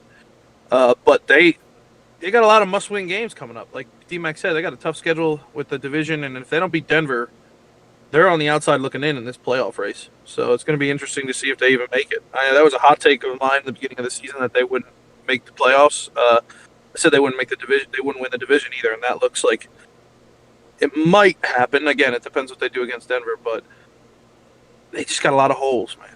A lot of holes. So it doesn't look like they're going to get back to the Super Bowl this year, but you never know with this fucking guy. So, good win for the Bills. They might got to sweep Denver if they want to win the division. That's if Denver is in the lead, like not LA. Yeah. But we'll see. Yeah, they can't lose more than 2 games, bro. If they want to make the playoffs, they can't lose more than 2 games. That's just how it is. Yeah, it's going to be tough, man. This is a big win for the Bills and a tough loss for the Chiefs. Yeah. And that's the same for the Ravens, by the way. The Ravens should be shooting for 11-6 at minimum instead of 10-7. But Av, your schedule is a lot easier than their schedule. Oh, they play some good teams, bro. You all just play the Patriots, and that's it. And they're not even a good team, respectfully. Plus, you're gonna have an easier time trying to win the division than they will. Yeah, true. It's gonna be tough. They need. You can never count You can never count 15 out, dude. He's a fucking. He looked like dog shit yesterday, but he's a freak. Trust me, you can count him out. Process. But Chris doesn't look as dominant as in past years, and they don't get to the quarterback really, which is a concern. They've still been able to be a good defense. I'm talking about Kansas City, like despite that, but that is something that's very concerning. Is their lack of the pass rush. I think they need a guy opposite Chris. So. I understand why this is happening. But I think that a lot of the reactions to this have been a little bit excessive from the standpoint of this. That is the one issue I have with our defense right now. Like, the Drew Tranquil thing is a very specific problem. One that, generally speaking, if the pass rush is doing what it needs to do, is less of an issue. But that's where I think we need to go out and get somebody to help, because there's no solving for that in a lot of ways. There are things in which I think Spags could do to cover up the Drew Tranquil issue specifically. But the offense, really, I think the offense is going to be great once it has its guys back. The point that Process made about containing Mahomes and his rushing ability was absolutely a good one. And a lot of that, some of that has to do with the way in which they designed their pass rush, but I don't think they did anything too special or anything different really than other teams that did. Like the Commanders tried to do some of that, drop or send 3, spy, and then collapse the pocket type stuff. But the difference is he just had much firmer tackle play, versus some of these teams, because earlier Josh Simmons and then specifically Juwan Taylor was in the lineup. We just didn't have that yesterday. So I think the offensive line being healthy is going to be the biggest thing for being able to have the offense once again be one of the best in the National Football League, which it generally has been this year. But this was unfortunate, the matchup that we had the backup guys have to come in because of a few injuries. And fortunately, we got the bye week. But I do think that pass rush point Wilson is very, very real, and we need to go out and get a guy to help. You said you understand the reaction that we're having, but you think it's more of that. But what, you think we're overreacting?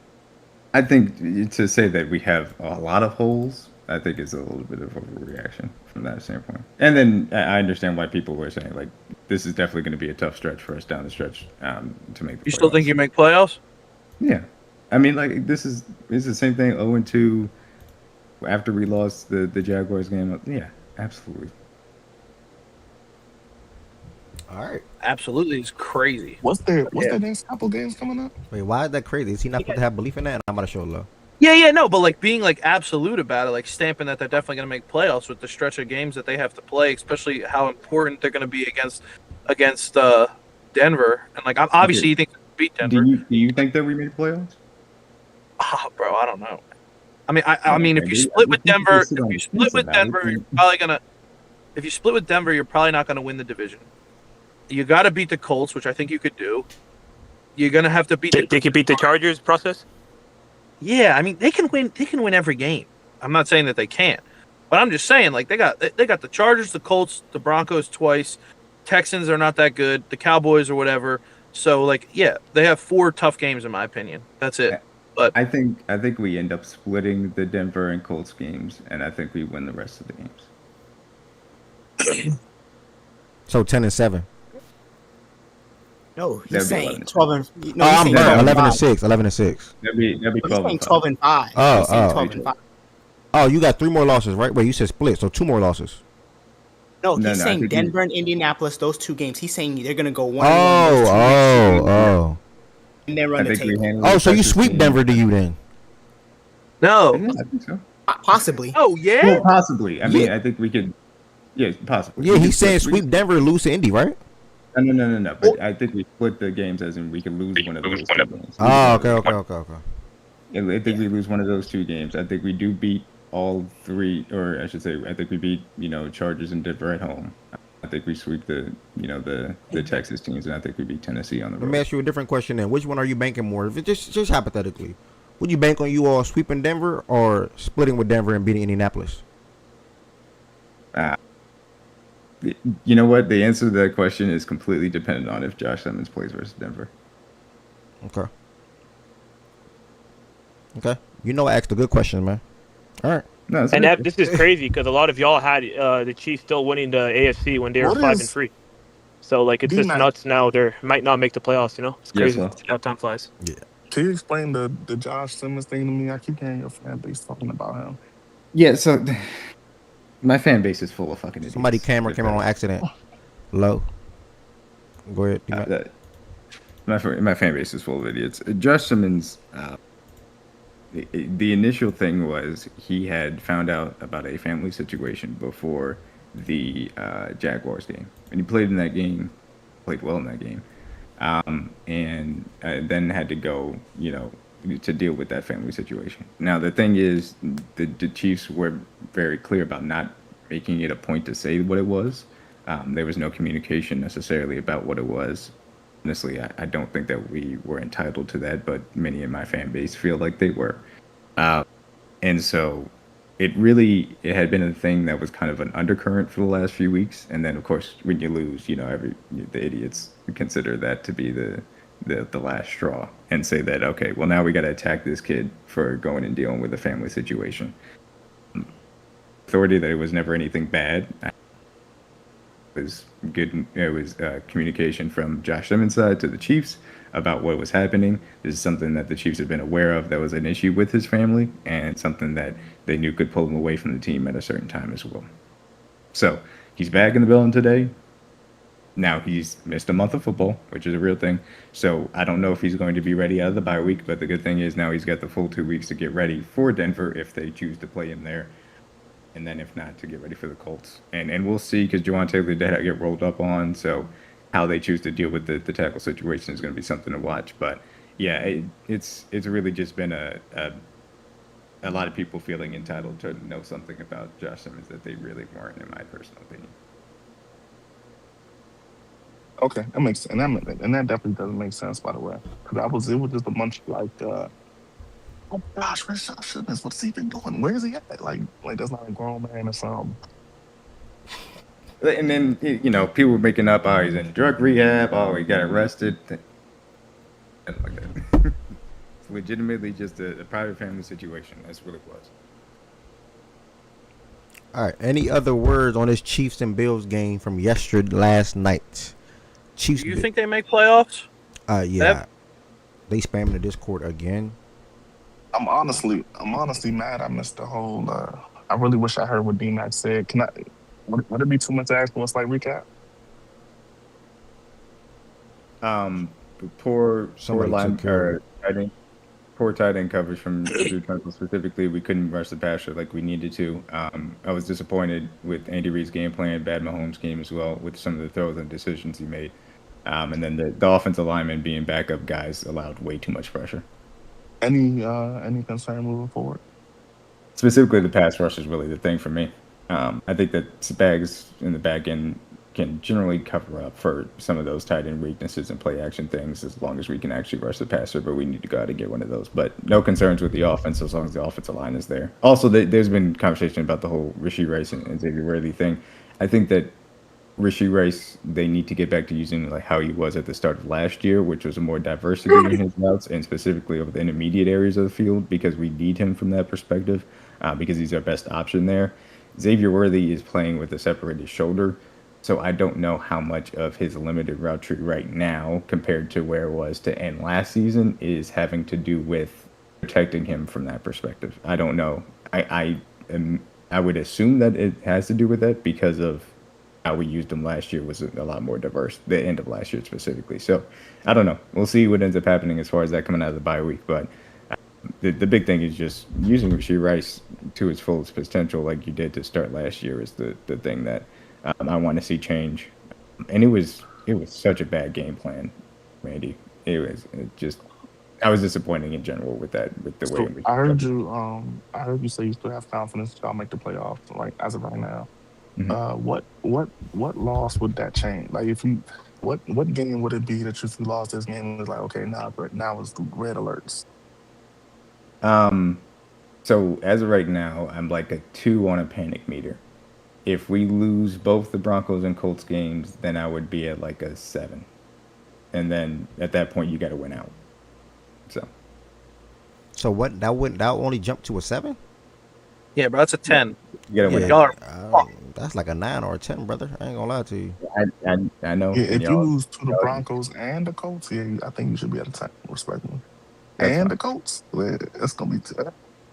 That's gonna be real tough. That's a 3-game skid. We're having to lose out, like you said, and not having an advantage in your division because at that point y'all not gonna win the division because the Chargers got a hot start in the division and the Broncos are 1 up on y'all with a better record.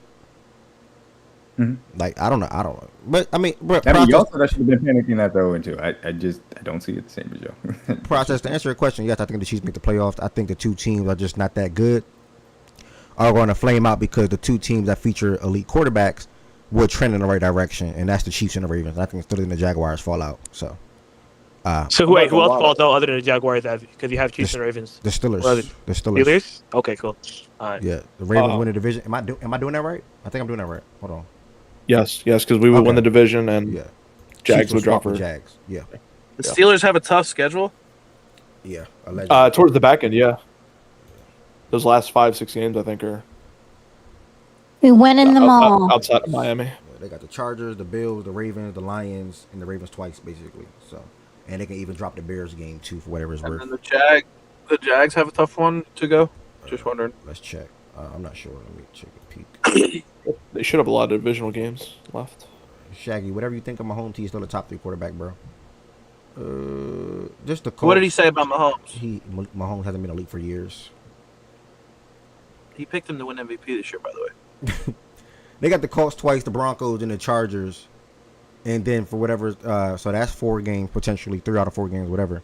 But other than that, they got the Cardinals, the Jets, the Titans twice, and the Texans one more time as well. So I don't know. That look like about 9-8 for them, probably. If I had to guess, 8 and 9. It's gonna be fucking tough, man. It's gonna be tough for both teams. Yeah, probably 9 and 8.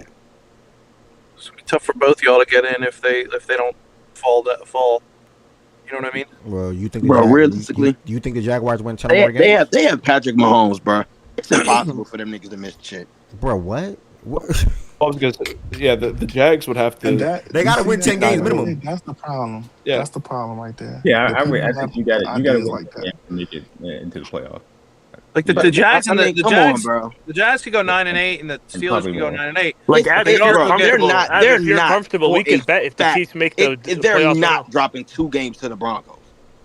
Like, you hear me? We could bet 100 right now the Chiefs don't make the playoffs. Okay, bet. They're gonna win. They're about to demolish the Colts. He said yeah. Oh fuck. So how would they miss it? Yeah, you're trolling. He's not. How would they miss? Nigga, what?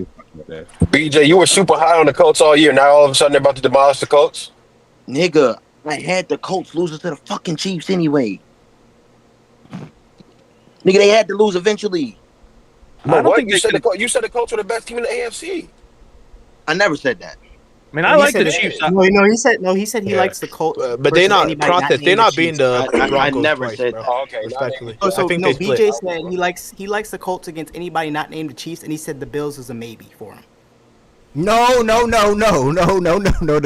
Yesterday that was last week. Last week we never the only ones saying that. Yeah, he picked the Colts over everybody but the Chiefs. Because remember, no, Brad, do not let him walk. No, do not let him walk back the Bills thing. Yeah, do not let him walk back that Bills thing. I swear he picked him over everybody but the Chiefs. What? No, I did not. But hey, defense was not that. You said that. I remember. No, I remember like what he said. I'm just saying like. Bro, last week me and Eb were the only ones saying the Colts are like you guys are overrated. He 1000% said he wouldn't bet against the Bills. I don't know whether that fits, but he said that verbatim. He said because you He asked him. I was about to say, like, Because you asked him, like, so if he said if you whatever, are you betting that game? He said, no, I'm just gonna watch. But he had the Colts winning though. Yeah, I asked him directly, and he said he wasn't. But he still said he picked the Colts to win that game, but he wouldn't bet it. Facts. Meaning, I'm not that confident in it. What the fuck? No, you still said they fucking win. Shut up. You got them winning. Like what? It's the same thing I did with the Ravens. Okay. Though. And do you know? And do you know? That's fine. I'm just saying. If they match up with the Ravens, we could bet. And I said, okay. Meaning, I'm confident in that game. Like what? No. Last week, you guys said the Colts shouldn't lose to anybody but the Chiefs.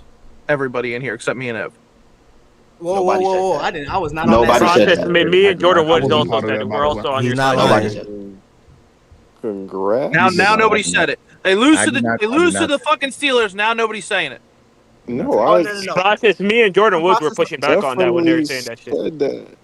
I definitely said that how they were playing. Yeah, for sure. I don't know, man. I think that the Chiefs make the playoffs, but I think it's going to be fucking tough because, like, they could drop a fucking simple game. Like, nothing is a guaranteed win with them now. Who, the Chiefs? With who? The Chiefs. They have to win out to be safe, bro. All right, so pick a side and stand on it. You think they making the playoffs? I don't know. No, but I don't know. It's chicken though. Everybody it is because I don't know.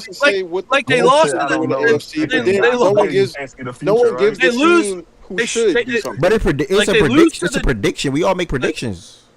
Yeah, I mean, if I had to bet on it, let's leave the money out of it. Do you think the Chiefs make the playoffs? Let me see. Hold on. Broncos, Colts, Cowboys, Chiefs, yeah, or Chargers. I think the Chiefs are good. Okay, T Money, I heard you. I ain't gonna lie, playoffs shouldn't even be what we discussing right now. That's what Process want to do, though. Process now look, them making a run. No, I'm just saying that's a tough. Losing to the Bills is not a bad loss because the Bills are good, but I'm saying it's a tough loss, considering like to make playoffs because it's an AFC team. You know, if the Bills don't win their division, they're going to have the tiebreaker against them if they're both in the wild card. It's just a tough loss for them. So you have to remember that if they don't win their division, that's a tough loss for them because they could be going up against. Who's your? Answer F question first. Question. You said if the Bills don't win the division. If the Bills don't win their division, and that's going to be a part of a tiebreaker. This game will be part of a tiebreaker for the wild card with the Chiefs. So that's tough for them that they lost to them because if the Bills don't win the division, then the Chiefs. And it becomes the wild card race. That means the Chiefs. The Bills get the edge. The Bills have the tiebreaker. Right. Now, if the Jaguars don't win the division, which they probably won't, the Jaguars have the edge against them in the wild card because they beat them. So that's another team that they lost to. That could be a wild card. That could be a wild card. Yeah, go ahead. I'm sorry. If the Chargers have the same record as them and the Denver wins the division, the Chargers have one win against them.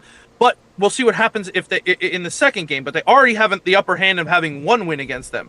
So all the tie-breaking stuff and all the stuff that they're going to be going up against in the AFC, depending on who is in there, right now, 3 of the teams that could be in that wild card position, they fucking lost. And I want to say this. And I want to say, I'm sure, D-Mac. And I process that is phenomenal context. Now, D-Mac, you still didn't answer my question, but D-Mac, go ahead though. No, you go ahead. Like I, with all that being said, again, great context. The Bills don't matter because the Bills and Chiefs are not gonna have the same record anyway. The Bills are gonna have a better record than the Chiefs, point blank period this year. Now the Chargers and the Jaguars or whoever else, good context in my opinion. So who do you have to make the playoffs or not?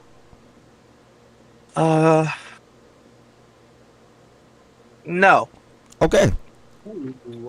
So who do you got winning and then follow? Who do you got winning? Denver. Well, Denver wins that division. Colts win their division. Let's just say the Patriots win their division, and then the Steelers or Ravens, whatever. It doesn't matter about that either. They win the division. Now, say New England wins the division, Bills probably get the first wild card. Okay. The second wild card probably goes to the Chargers, in my opinion, because the rest of the way that they have. But you got it. The Ravens too, yeah. If the Ravens don't win their division, they might get the second wild card. If both teams go 10-7, Chiefs. But that's a tough. But that context, the context with the Ravens goes to the Chiefs because they beat them. Yeah, that's a 5% possibility. So I think right, yeah. But let's just say the Ravens. The Ravens have an easy schedule to win out. No lie, like they could easily win out. Okay, so I think that the Ravens might have a better record than them. it'd be tough to do. But if the Ravens win out, then they'll be what 12 wins, right? Yeah. How many losses? Yeah. That's 12. I was gonna say the Ravens are only one behind the Chiefs in the loss column. Right. So if they win out, which they very well can because they play a bunch of bums except for like the Patriots, you know, they could get that wild card spot. The Jags could get that wild card spot. So I mean, there's your teams that could possibly get those wild card spots. So you're banking on the Jags and the Chiefs having similar seasons, similar success the rest of the way. No. It doesn't have to be Jags. No. Because now when you throw the Ravens, because if you look at the AFC standings, right? If you look at throw the Ravens into the equation, right? That's 9 teams that realistically have a shot. So it doesn't even have to be Jacksonville. It could be 2 from the East, 2 from the North, 2 from the West, and then whoever wins the South.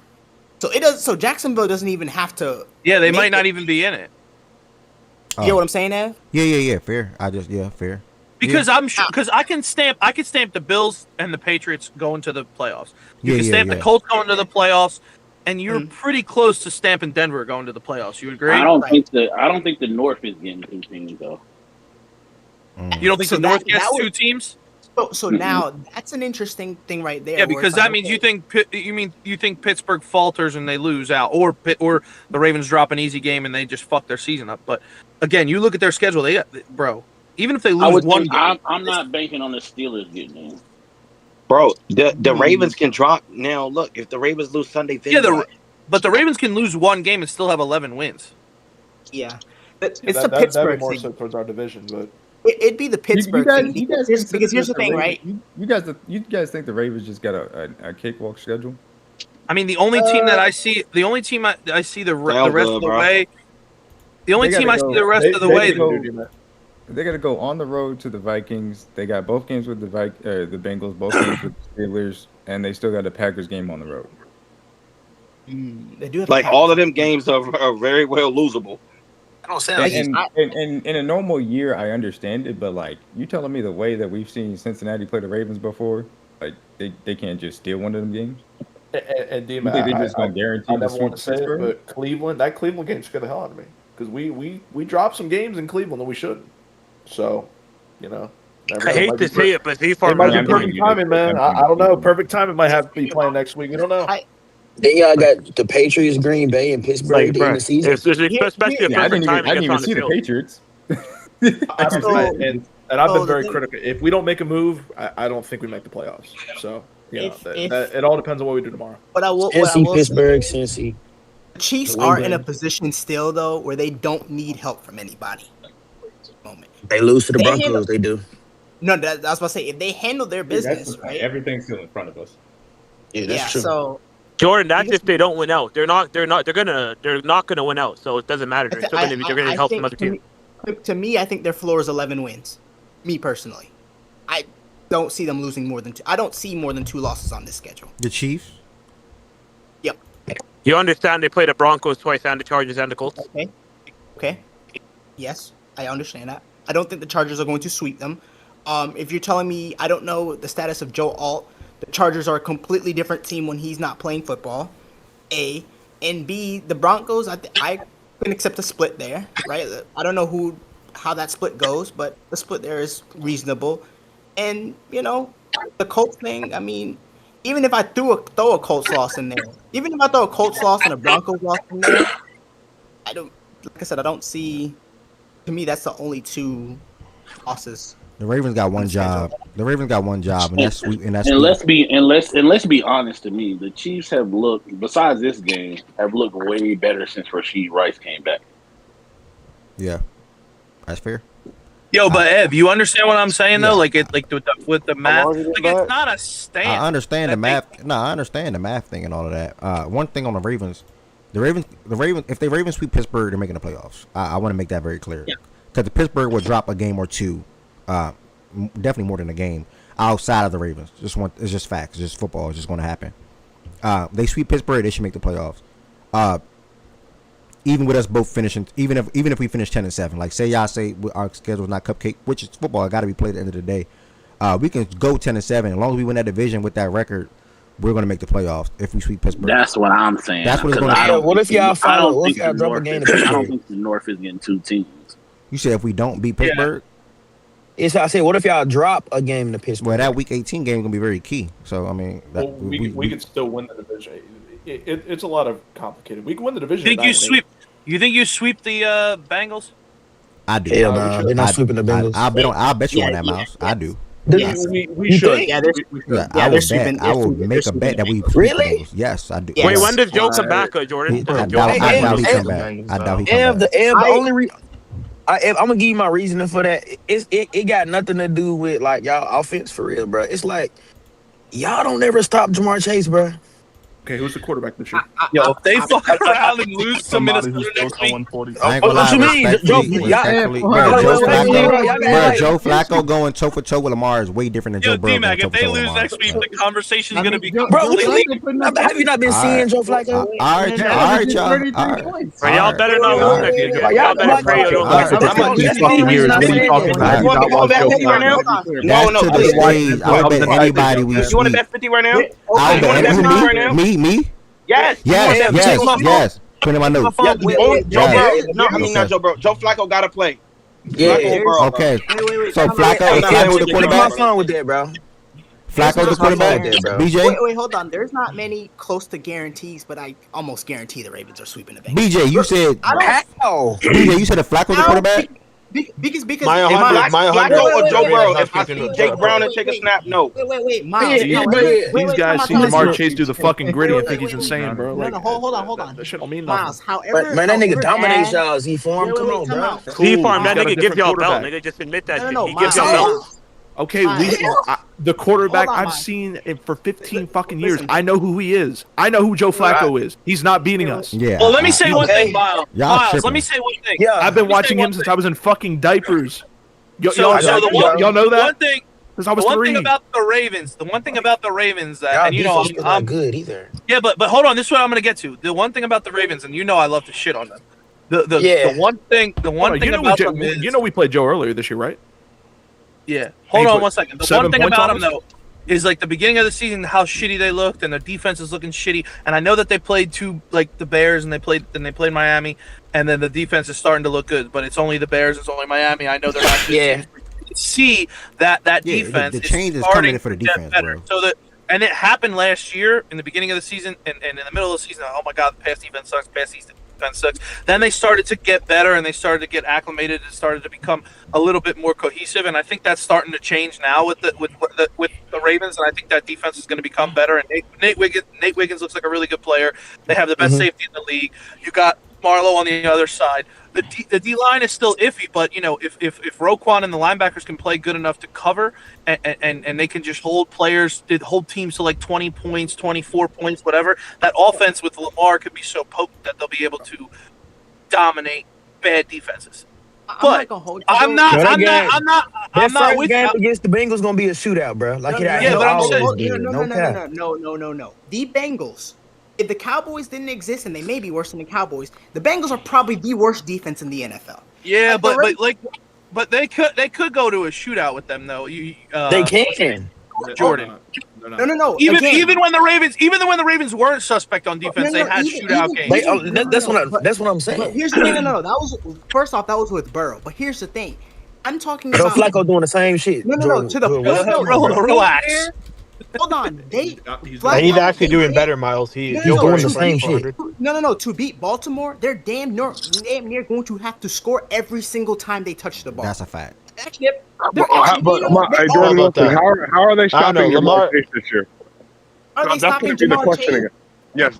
How are they stopping Jamar Chase? The question is going to be how does their pass? Jamar Chase throws the football to himself, ladies and gentlemen. I think I'm so confused. That would not be a good Joe Flacco game. Just trust me, man. He's getting him the ball. Why? So you guarantee Ev that I'm saying the Ravens gonna win. Y'all talking about y'all Washington. You said what, D-Mac? You think that you just say they will not have a good game versus y'all? Period.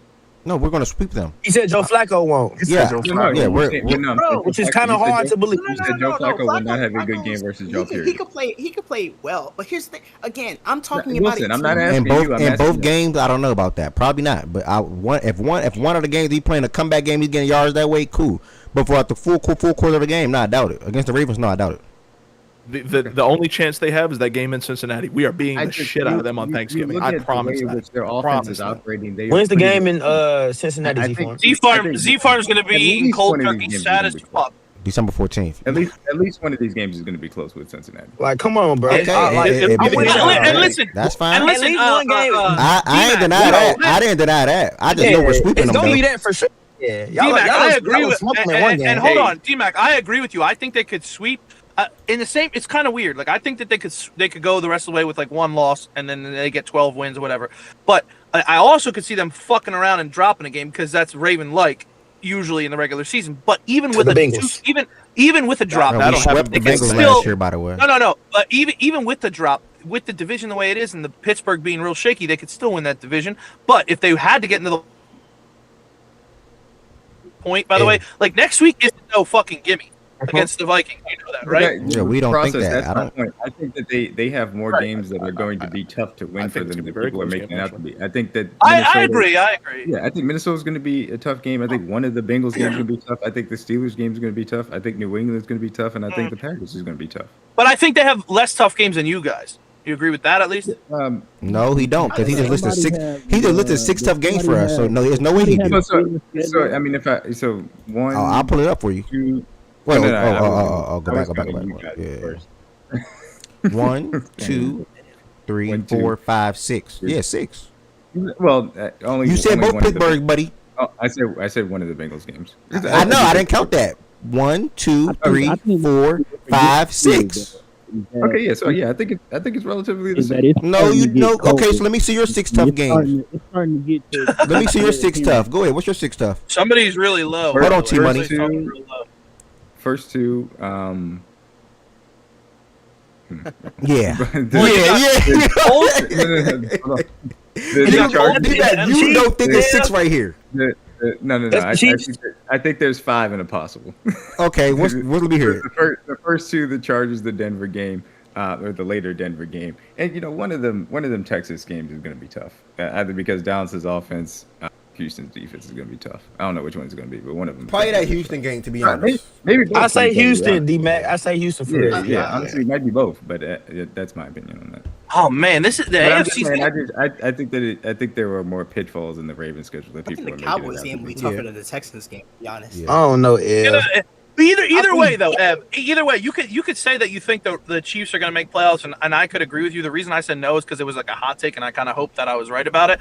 But it's not like a fucking stamp. Yeah, like, they're going to make. Provided all the context around the Chargers, the Bills, hypothetically. Just because they lost. Yeah, they lost a couple games that are going to be important with these tiebreakers. Yeah. If the Jags keep winning, and if the Bills obviously are in the wild card, but like you said, I think the Bills are probably going to get the number 1 wild card seed if they don't win their division either way. Yeah. So it's going to be the Bills are going to have a better record than the Chiefs. Yeah, I definitely think the East. Who is this? Go ahead, T-Money. I think it's T Money is just cutting out. I said I definitely think the East is getting 2 teams. Yeah, for sure. Yeah, the East getting 2 teams. Yeah, Bills and Patriots for sure. Yeah, but I ain't gonna. Yeah, I think I do agree with you, bro. I do think you keep wanting to double dutch around it. You want to make that bet too, or what? What? Double dutch around. Because you keep trying to hopscotch and stuff like that, jumping around it. You know what I'm saying? Like you want to make that Ravens and Bengals jumping around what? Ravens Bengals sweep. That's what you want to do? Because I heard. Gang, I said text my phone. Okay, about I knew that I heard 10 minutes you. Okay, I knew I heard you make that comment. Say less. See, this is the problem. Y'all think they can win that game because of a guy that can't control his destiny. Jamar Chase cannot control if he gets the football in that game. I'm letting y'all know this right now. Joe is going to get 2 picks in that game. We are getting 2 picks on him. It's so funny, right? Look, Z-Farm. Y'all can say he's cooked us, and how can we stop? I don't even know why the fuck that was talking about. How can we stop him? Walk-off touchdown. Good night. Again, Joe Flacco can be amazing. You leaving the stadium angry. He can be stellar. But that defense still ass. But all it takes is 3 stops for an entire game to beat them. It takes 2. Bro, you act like Bro, Jordan, I agree with you, but you're acting like every single fucking down, or every single fucking play, or every single time they have a possession, they're gonna score. That's a little hard to do. I know. He's acting like the Ravens are going to score every single possession. Wait. Process. There's a very good chance the Bengals fucking straight. Bro, that's hard. That's hard to do against anything. It happened last year. They couldn't do that against the Dolphins. How are they going to do it against the Bengals? I know, but it's hard. My thing is, because the Bengals were the first team in 60 years to score 38 points or more in 2 straight games and lose them both. And they were to the Jets and the Bears. The defense and the defense hate each other. But division. He cut out for everybody. Yeah, he couldn't. Okay. I didn't know if that was Process. You're cutting out. Yes, you're gonna do the whole division game thing, and that's valid. But yeah, I'm not gonna lie. Their defense is horrible, and that's the thing. They're gonna have. You're still cooked Process. Yeah, you're kind of Let me take my Their defense is dog shit. We know that. Their defense is probably the worst in the league. You know, if the Cowboys didn't exist, I still think Cincinnati is. It might be better. They might be worse than the Cowboys. Yeah, I still think Cincinnati is worse. But I just don't see it. You guys are saying, and I've heard a couple times already, how are you guys going to stop Jamar Chase? That's not my problem. I don't care. Jamar Chase can have 200 yards like he did in both games last year. How am I going to stop Joe Flacco twice? That's all I need to do. Twice. I need to stop with the defensive line that gets no pressure. Okay. That's not hard. He can throw 2 picks. Okay, brother. You watched the first game, right? Okay, brother. Okay, you watched the first game. Z-Farm, you think the Chiefs make playoffs? He's throwing a freaking Jerry Jeudy and Harold Fanning. And he looks shitty. Like Z-Farm, all you do is asking the real question, bro. T. Higgins, he put up 400 yards a week. You can talk all you want. You're ducking the real question. You have Kansas City making the playoffs or not, nigga? Yeah, no, I think Kansas City should make the playoffs. I think Jacksonville's going to be 9-8. They should miss out. Yeah. I don't see Jackson. Even if they do make the playoffs, bro, any team they play in the wild card is probably licking their lips, nigga. They're Z-Farm, I'm going to list you 8 teams, and you tell me which one doesn't make it. Right? So the 2 from the East we know. The 2 from the North we know. The 3 from the West the 3 from the West we know, and then obviously the Colts. Which of those 8 don't make it? Pittsburgh. Well, he thinks Jacksonville. No. I didn't. I said 1 from the South. The Colts. I would say if I had to. So maybe the Chargers. If I had to bank Chargers. Maybe the Chargers. I'm not gonna lie. Pittsburgh can do that same shit they do every year, and it's gonna bite them in the ass again, and it's gonna cost them a playoff spot. I'm telling you. They're not making the playoffs, bro. I'm telling if they just heads up, if anybody has the Chiefs making the playoffs, hit my DMs. $100 free bet. We only need to split with Pittsburgh to just win the division because we would have the conference record. I think the division record because we've already won 1 game. I think they're 1-2. So yeah, they are. So yeah, we would have to just split with them and beat Cleveland. I think split with Cincinnati as well. So if we sweep Cincinnati, that's a luxury because all we would have to do is just split with Pittsburgh. We could really rest our starters week 18. If we get a Z-Farm is right though. He said that they could fuck around and win that division at fucking 9-8, 10-6, whatever the fuck, 10-7. You know what I mean? Yeah. You talk about the Ravens process. I did that. We could lose the Vikings game, lose the Packers game, somehow lose the Patriots game. I'm gonna give you who Pittsburgh plays. Right. So Pittsburgh plays the Chargers, the Bills, the Ravens, Detroit, and the Ravens. Like those are in theory. They played the Bengals twice already, Jordan. Well, I was giving you their tough games, but yeah, they play Cincy. They play Cincy once, and they play Cleveland at Cleveland. And didn't Pittsburgh lose to Cincinnati already? Yeah. So Z-Farm, would it make it easier for y'all if they got split? Oh yeah. All right, I'm make sure I'm following. Like that division record. I could see decide the division. Aaron Rodgers getting in a struggle fight with the Browns. I feel like that's a game. Look, I mean, I've said it for years about Pittsburgh. They're in the same cycle. I'm telling you all right now, we're in stage 2. Beat some good teams, lose to some bad teams. We about to get to the last Hey, game. Jordan Wilson. Jordan Once Wilson, that who do you snow think makes the starts to fall, man, playoffs, Jordan Wilson? You said, who do I think makes the playoffs? Yeah, who's making the playoffs, Jordan Wilson? Let me rank them, man. Rank them 1 through 7. Okay, so I think about the ranking, but so two from I think the East is gonna get 2. I think the West gets 3. I think the North and the South get 1. Who do you think they are, though? Who do you think the North is going to be? The Ravens? I think the Ravens get in, and I think So you got Ravens, Bills, New the England. Steelers, Colts. they just mollywopped the Colts. What's their record now? 5-3. Okay, they're 5-3 with a mollywop versus the Colts. They missed the playoffs. Gotcha. Well, I mean, they lost to Cincinnati, so I mean, it's just the league. It's just how the. I mean, the way that I'm hearing, I'm seeing Cincinnati been putting work on people. But not the Jets and the Bears, though. So hey. We got our last game. I game. have more faith in the Colts than in the faith in the Colts than the Steelers, though. Talk about a real team here. Even with that, what did you say, win. T-Money? I said I kind of have more faith in the Colts to make the playoffs than the Steelers, even with that game, though. Oh no, he wasn't. I don't think he was implying that. But rightfully so, though. Last game, but though. I think one thing that I haven't heard y'all mention about the Ravens, though, is we forgetting that the temperature is dropping. So at some point, I mean, you can pretty much always bank Derrick Henry about to stretch his arms and wake up at some point. No, the bear getting out of hibernation. Yeah, you always kind of start to see. Nigga, we still sleeping on him, bro. We good. Okay. it's about that time to see them 150, Let him go for 200 again. I'd love to see that. That's what I was about to say. It's about time to have them 150, 180, 200 games late in the year to get stats right. Get his stats right. Yep. Last game of the slate, though, we had the Seahawks travel to DC, or not even. They don't even play in DC. Boys, they're going to get back to DC in a minute, but they will soon. Yeah, they'll get there. Yeah, they're going back. But the Seahawks travel to the DMV, I would say, to play the Washington Commanders and got the win, 38-14. To move to 6-2 on the season. Now the Commanders are obviously, I said yesterday on yesterday's show, it was a must-win game for them. They pretty much eliminated from the playoffs. On top of that, they lost Jaden Daniels, not for the year, but probably should be for the year. Luke McCaffrey out for the season. Marshawn Lattimore also out for the year. Wait, you said Daniels is not going to be out for the year? No, he should be. Well, it's about a 4-week injury typically, but he's saying based on the record, they should sit him down for the year, especially if they explore trading some of their offensive linemen, like a report that came out earlier today. Yep. And I actually feel bad for them. I don't give a fuck about them because they're in our division, but that sucks. Nothing to feel bad about. I just feel bad about they were beat up. They never even really got a chance to show what they could do this thing. Yeah, they didn't have a but chance. This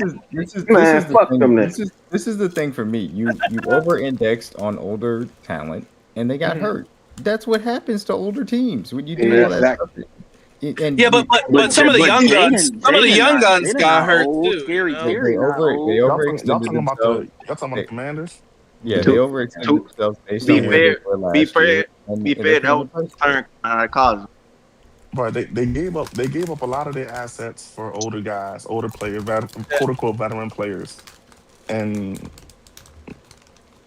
that see how that worked out. Coming out of college. You see what happened.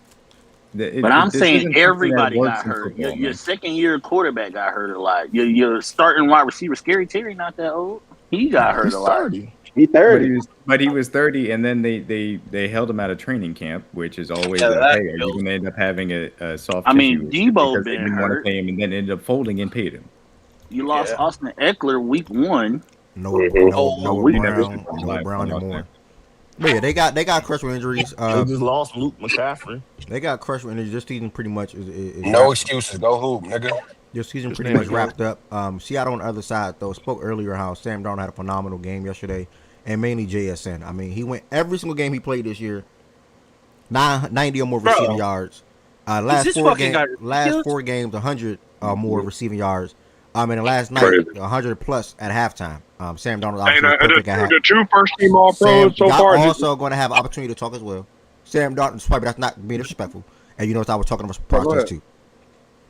Sam Darnold also is perfect at halftime as damn self as well. And then the defense been good. I mean, so the Seahawks are for real. They are a really good team in the NFC, and they got a coach that a lot of Ravens fans are still crying about on Twitter to this day, rightfully so, by the way. So And he's coaching the boys up, and he's leading them the right way. So I do want to pass the Swiper and Process, and I know Z-From want to chime in on the game as well.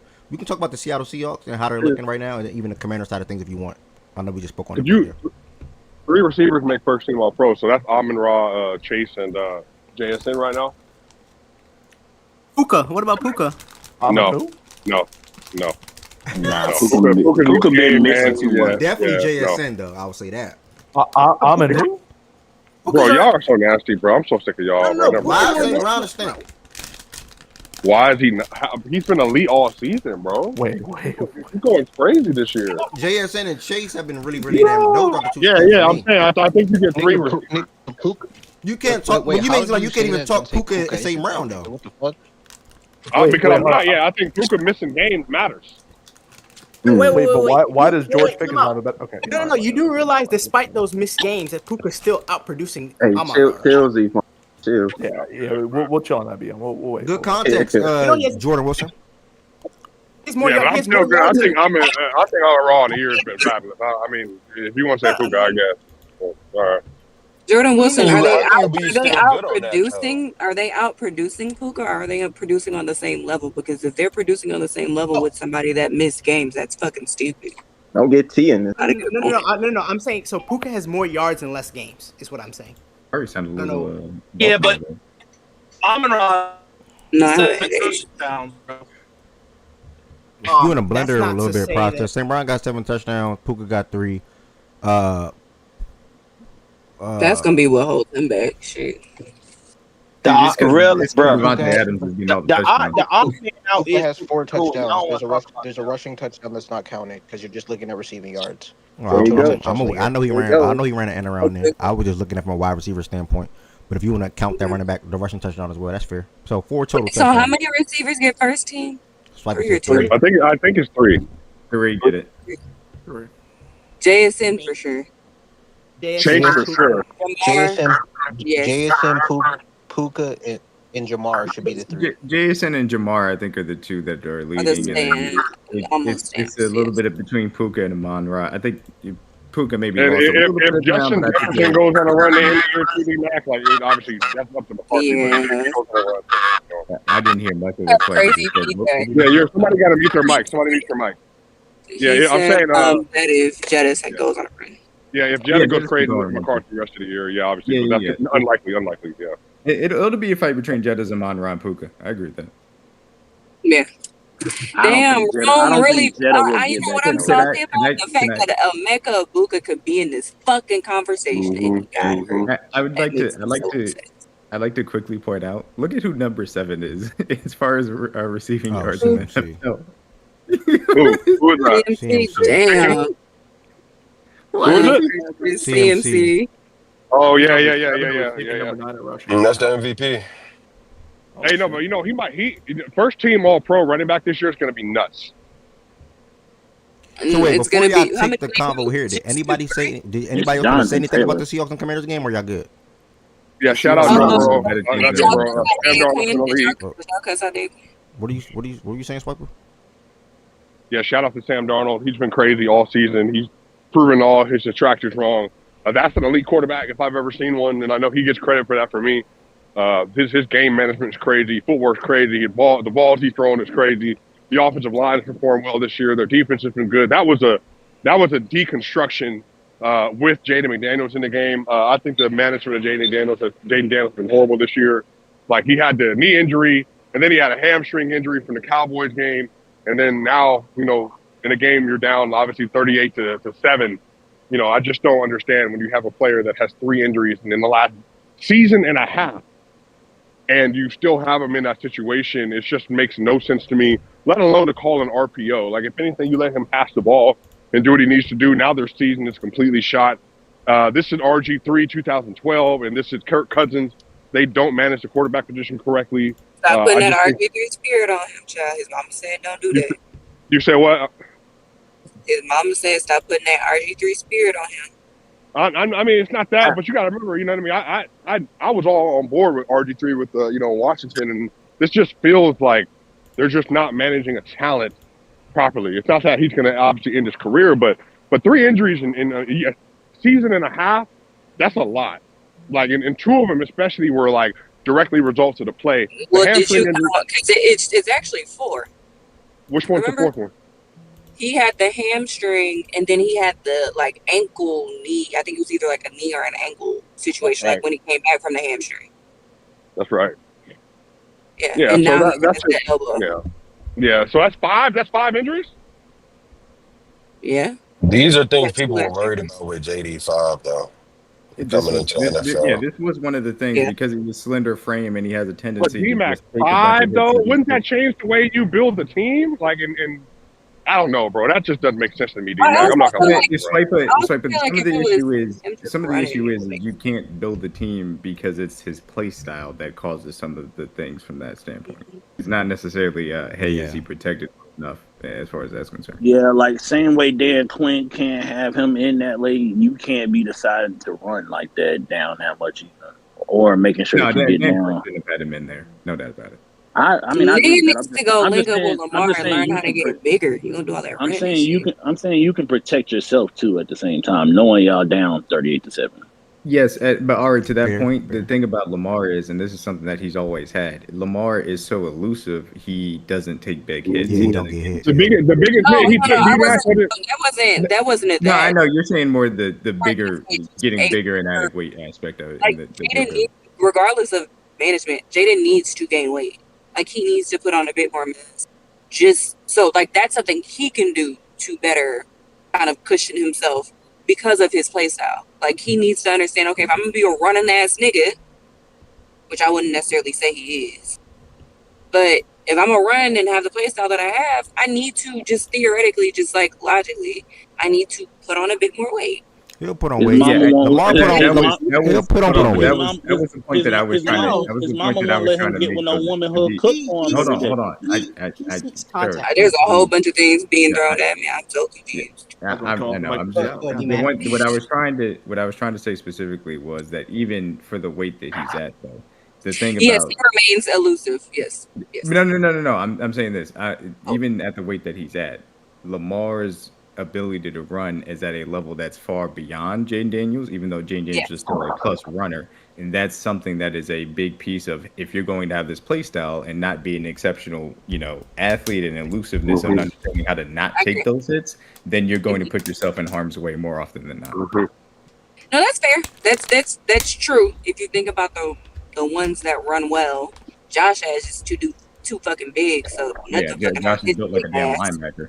Even Marshall, when he decides to run, Lamar's elusive and incredibly athletic. Pat doesn't really get hit because he's Pat and they throw the flag.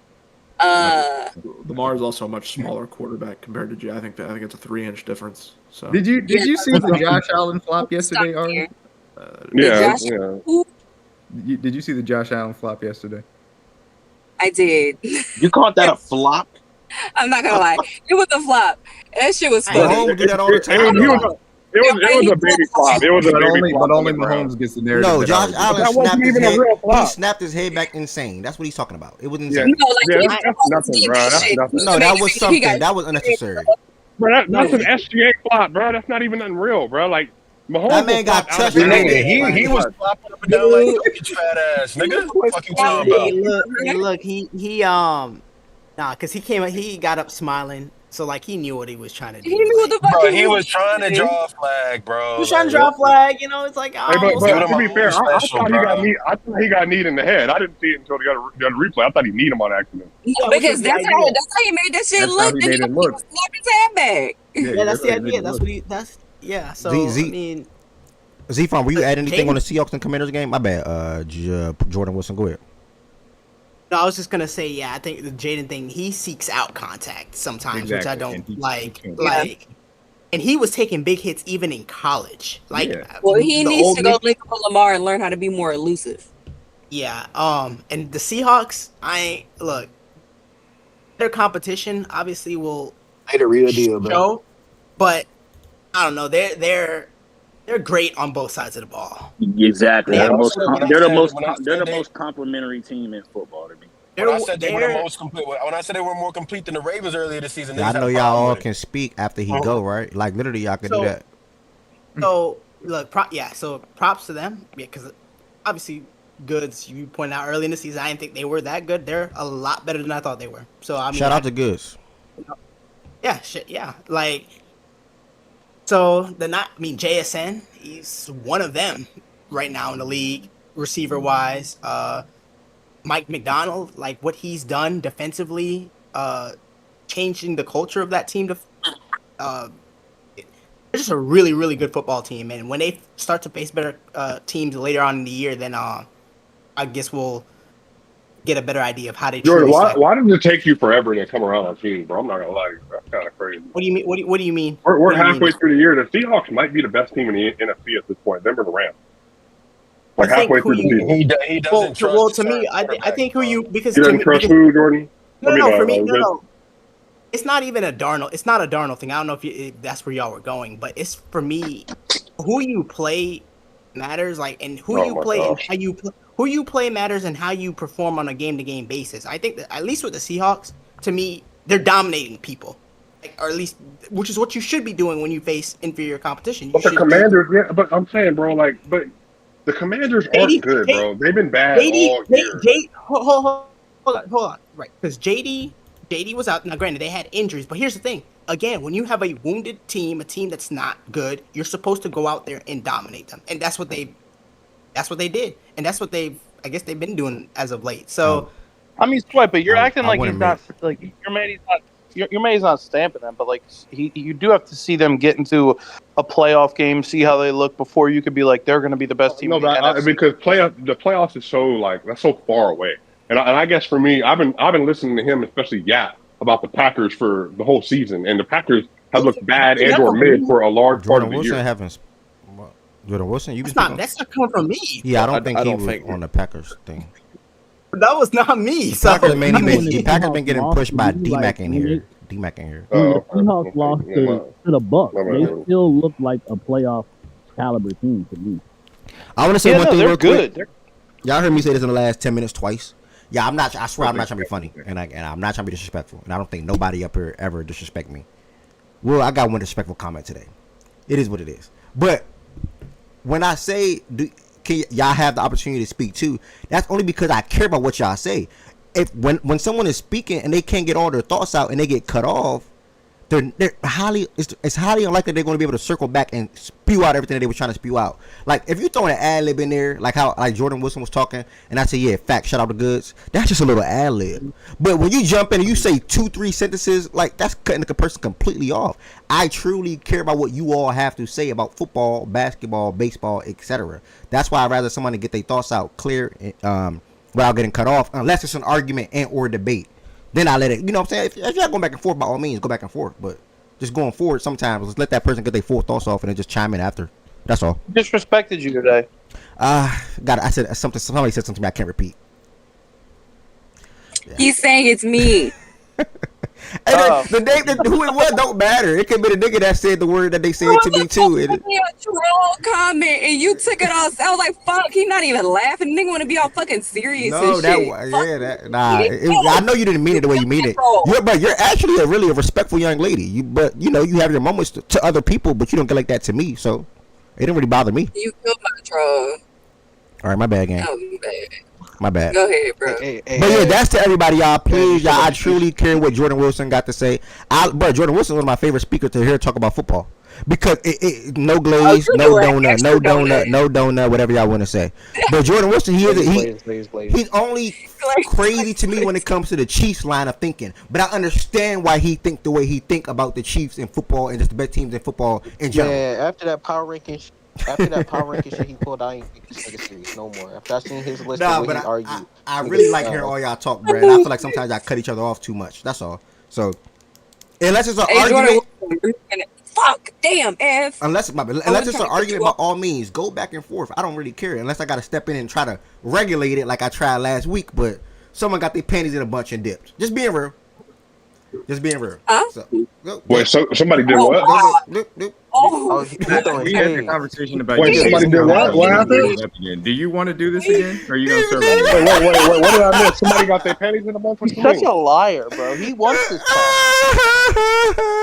D-Mac, that's a joke, but D-Mac, that's a little jab. That's a little jab. All right, who is he talking about? I'm missing context. You know what he's talking about, nigga. D-Mac, that was a little jab, my brother. Sorry, just a little joke, man. Just a little joke. Just a little joke. No, but if I bring up the question, I don't know what he's talking about. You can bring up. You can. Well, I don't want to say that brother name because he's not here, but you can bring up that situation. That it wasn't. That no, because you got butthurt about it when I brought it up in the chat. Again. No, I did not. I didn't even address it. I said I got nothing but respect for both of y'all brothers. I said you that. absolutely did address it. I would never down talk you or him though, D-Mac. You were crying about me bringing. No, D-Mac. Failing in accountability. D-Mac. I would never say anything negative about you or him though. In the chat, I didn't do. In the chat, I didn't do it that moment either. That is legitimately not true, Ev. You did it on this platform. Whoa! I said something negative about you, brother. Yes, you did, and I addressed it with you on the phone. I don't know what you're talking about. Okay, I'm a little confused. So I'm gonna say that for playback. I'm gonna say that for playback. We had this conversation. Okay, I'm gonna say that for playback. All right. Ev, you're so full of shit. You're worried about cutting people off. You want to cause drama right now. Yeah, that was a joke. That was a joke to like stir some things up. You know, I gotta get D-Mac active. He's on mute too long. And you wanted to bring it up again. Oh, see, all right, D-Mac. Like Ari said, I said a little joke. Like she said, she said a little joke. I took it too serious. I said a little joke. I think you take it too serious, bro. My bad, D-Mac. I apologize. It was just a joke, bro. I swear it was just a joke. I'm not upset, bro. I swear I was just joking, bro. I swear I was just joking. I'm not upset about that. Then take the jab back. You lacking accountability once again. Go ahead and move on. You know D-Mac's not going to give that up, Ed. You might as well just go ahead and just apologize. I mean, for real, it was I already apologized. But you did it out of nowhere. I hadn't said anything in 5 minutes. That's the point. That's the point, D-Mac. That's the point, though. That's the point, Ev. So don't bring it up if you don't want it to be brought up again, because you're lacking accountability. No, we could talk about it. We could talk about it. But move on to it or not? Yes, I cannot wait to hear you talk. Okay, D-Mac. I cannot wait to hear your thoughts on the power rankings tomorrow, brother. Yes, I'm saying I cannot wait to hear your thoughts on the power rankings. But D-Mac's energy is going to be way different tomorrow on power. Why? No. Wait, why? Why you say that? No, I'm saying D-Mac. I mean, D-Mac is as much as I think D-Mac, cries about his team. Because I said this to him before, by the way. But I'm saying that D-Mac is also based on information at hand. He will make an assessment. His assessment on the sheet. So see, Jordan Wilson pre-Glaze is for no reason. And Broncos. That's too. different. D-Mac has a real belief based on history, based on now about Mahomes and the team and Reed and Spags. And he's a fan. That's cool, but he ain't gonna come up here and say they're like, better than the Broncos, all this other stuff and everything. Because he's just not gonna do that because they lost, and in a very like embarrassing fashion, mind you, for most of the game. But see, Jordan Wilson is the opposite of D-Mac. Jordan Wilson will glaze preemptive glaze just because like he's in love with preemptive glaze just because he's in love with tall white quarterbacks and all that. I'm talking about that. I'm talking about the Josh Allen. D-Mac, Jordan Wilson is so bad. I didn't even know he was This is so crazy. I didn't even know he was a Jets fan until 2 months ago, bro. Think about that. Everybody thought he was a Josh Allen fan. No. So here's the thing: like, who I'm a fan of apparently here changes week by week, based on I guess. Yeah, that's your own fault, by the way. That's your own fault. No, because I speak in a way where at times I sound demonstrative about something. I got you, Shaggy. It's like you're a fan or whatever. Like, yeah. Here's the thing, right? So you say preemptive. So preemptive suggests that what I'm saying apparently you're gonna agree with at a later date. So my thing is, if you agree with me 3 weeks later on, how is it? I don't agree with your preemptive glaze. Okay, number one, Swiper, you on your own platform. As a matter of fact, you told us about 4 or 5 different times. Well, I think I have the Chiefs coming out of the AFC this year. Like you have literally said that. Now you see all the games, and you have not. You mean a preseason pick? No, again, you've seen all the games. Oh, wow. Are you coming off of that pick? Yes or no? You know why I haven't changed what I said up to that point? Oh no, are you coming off? So you're not coming off of that? No. I do want you to answer that. Are you coming off that pick?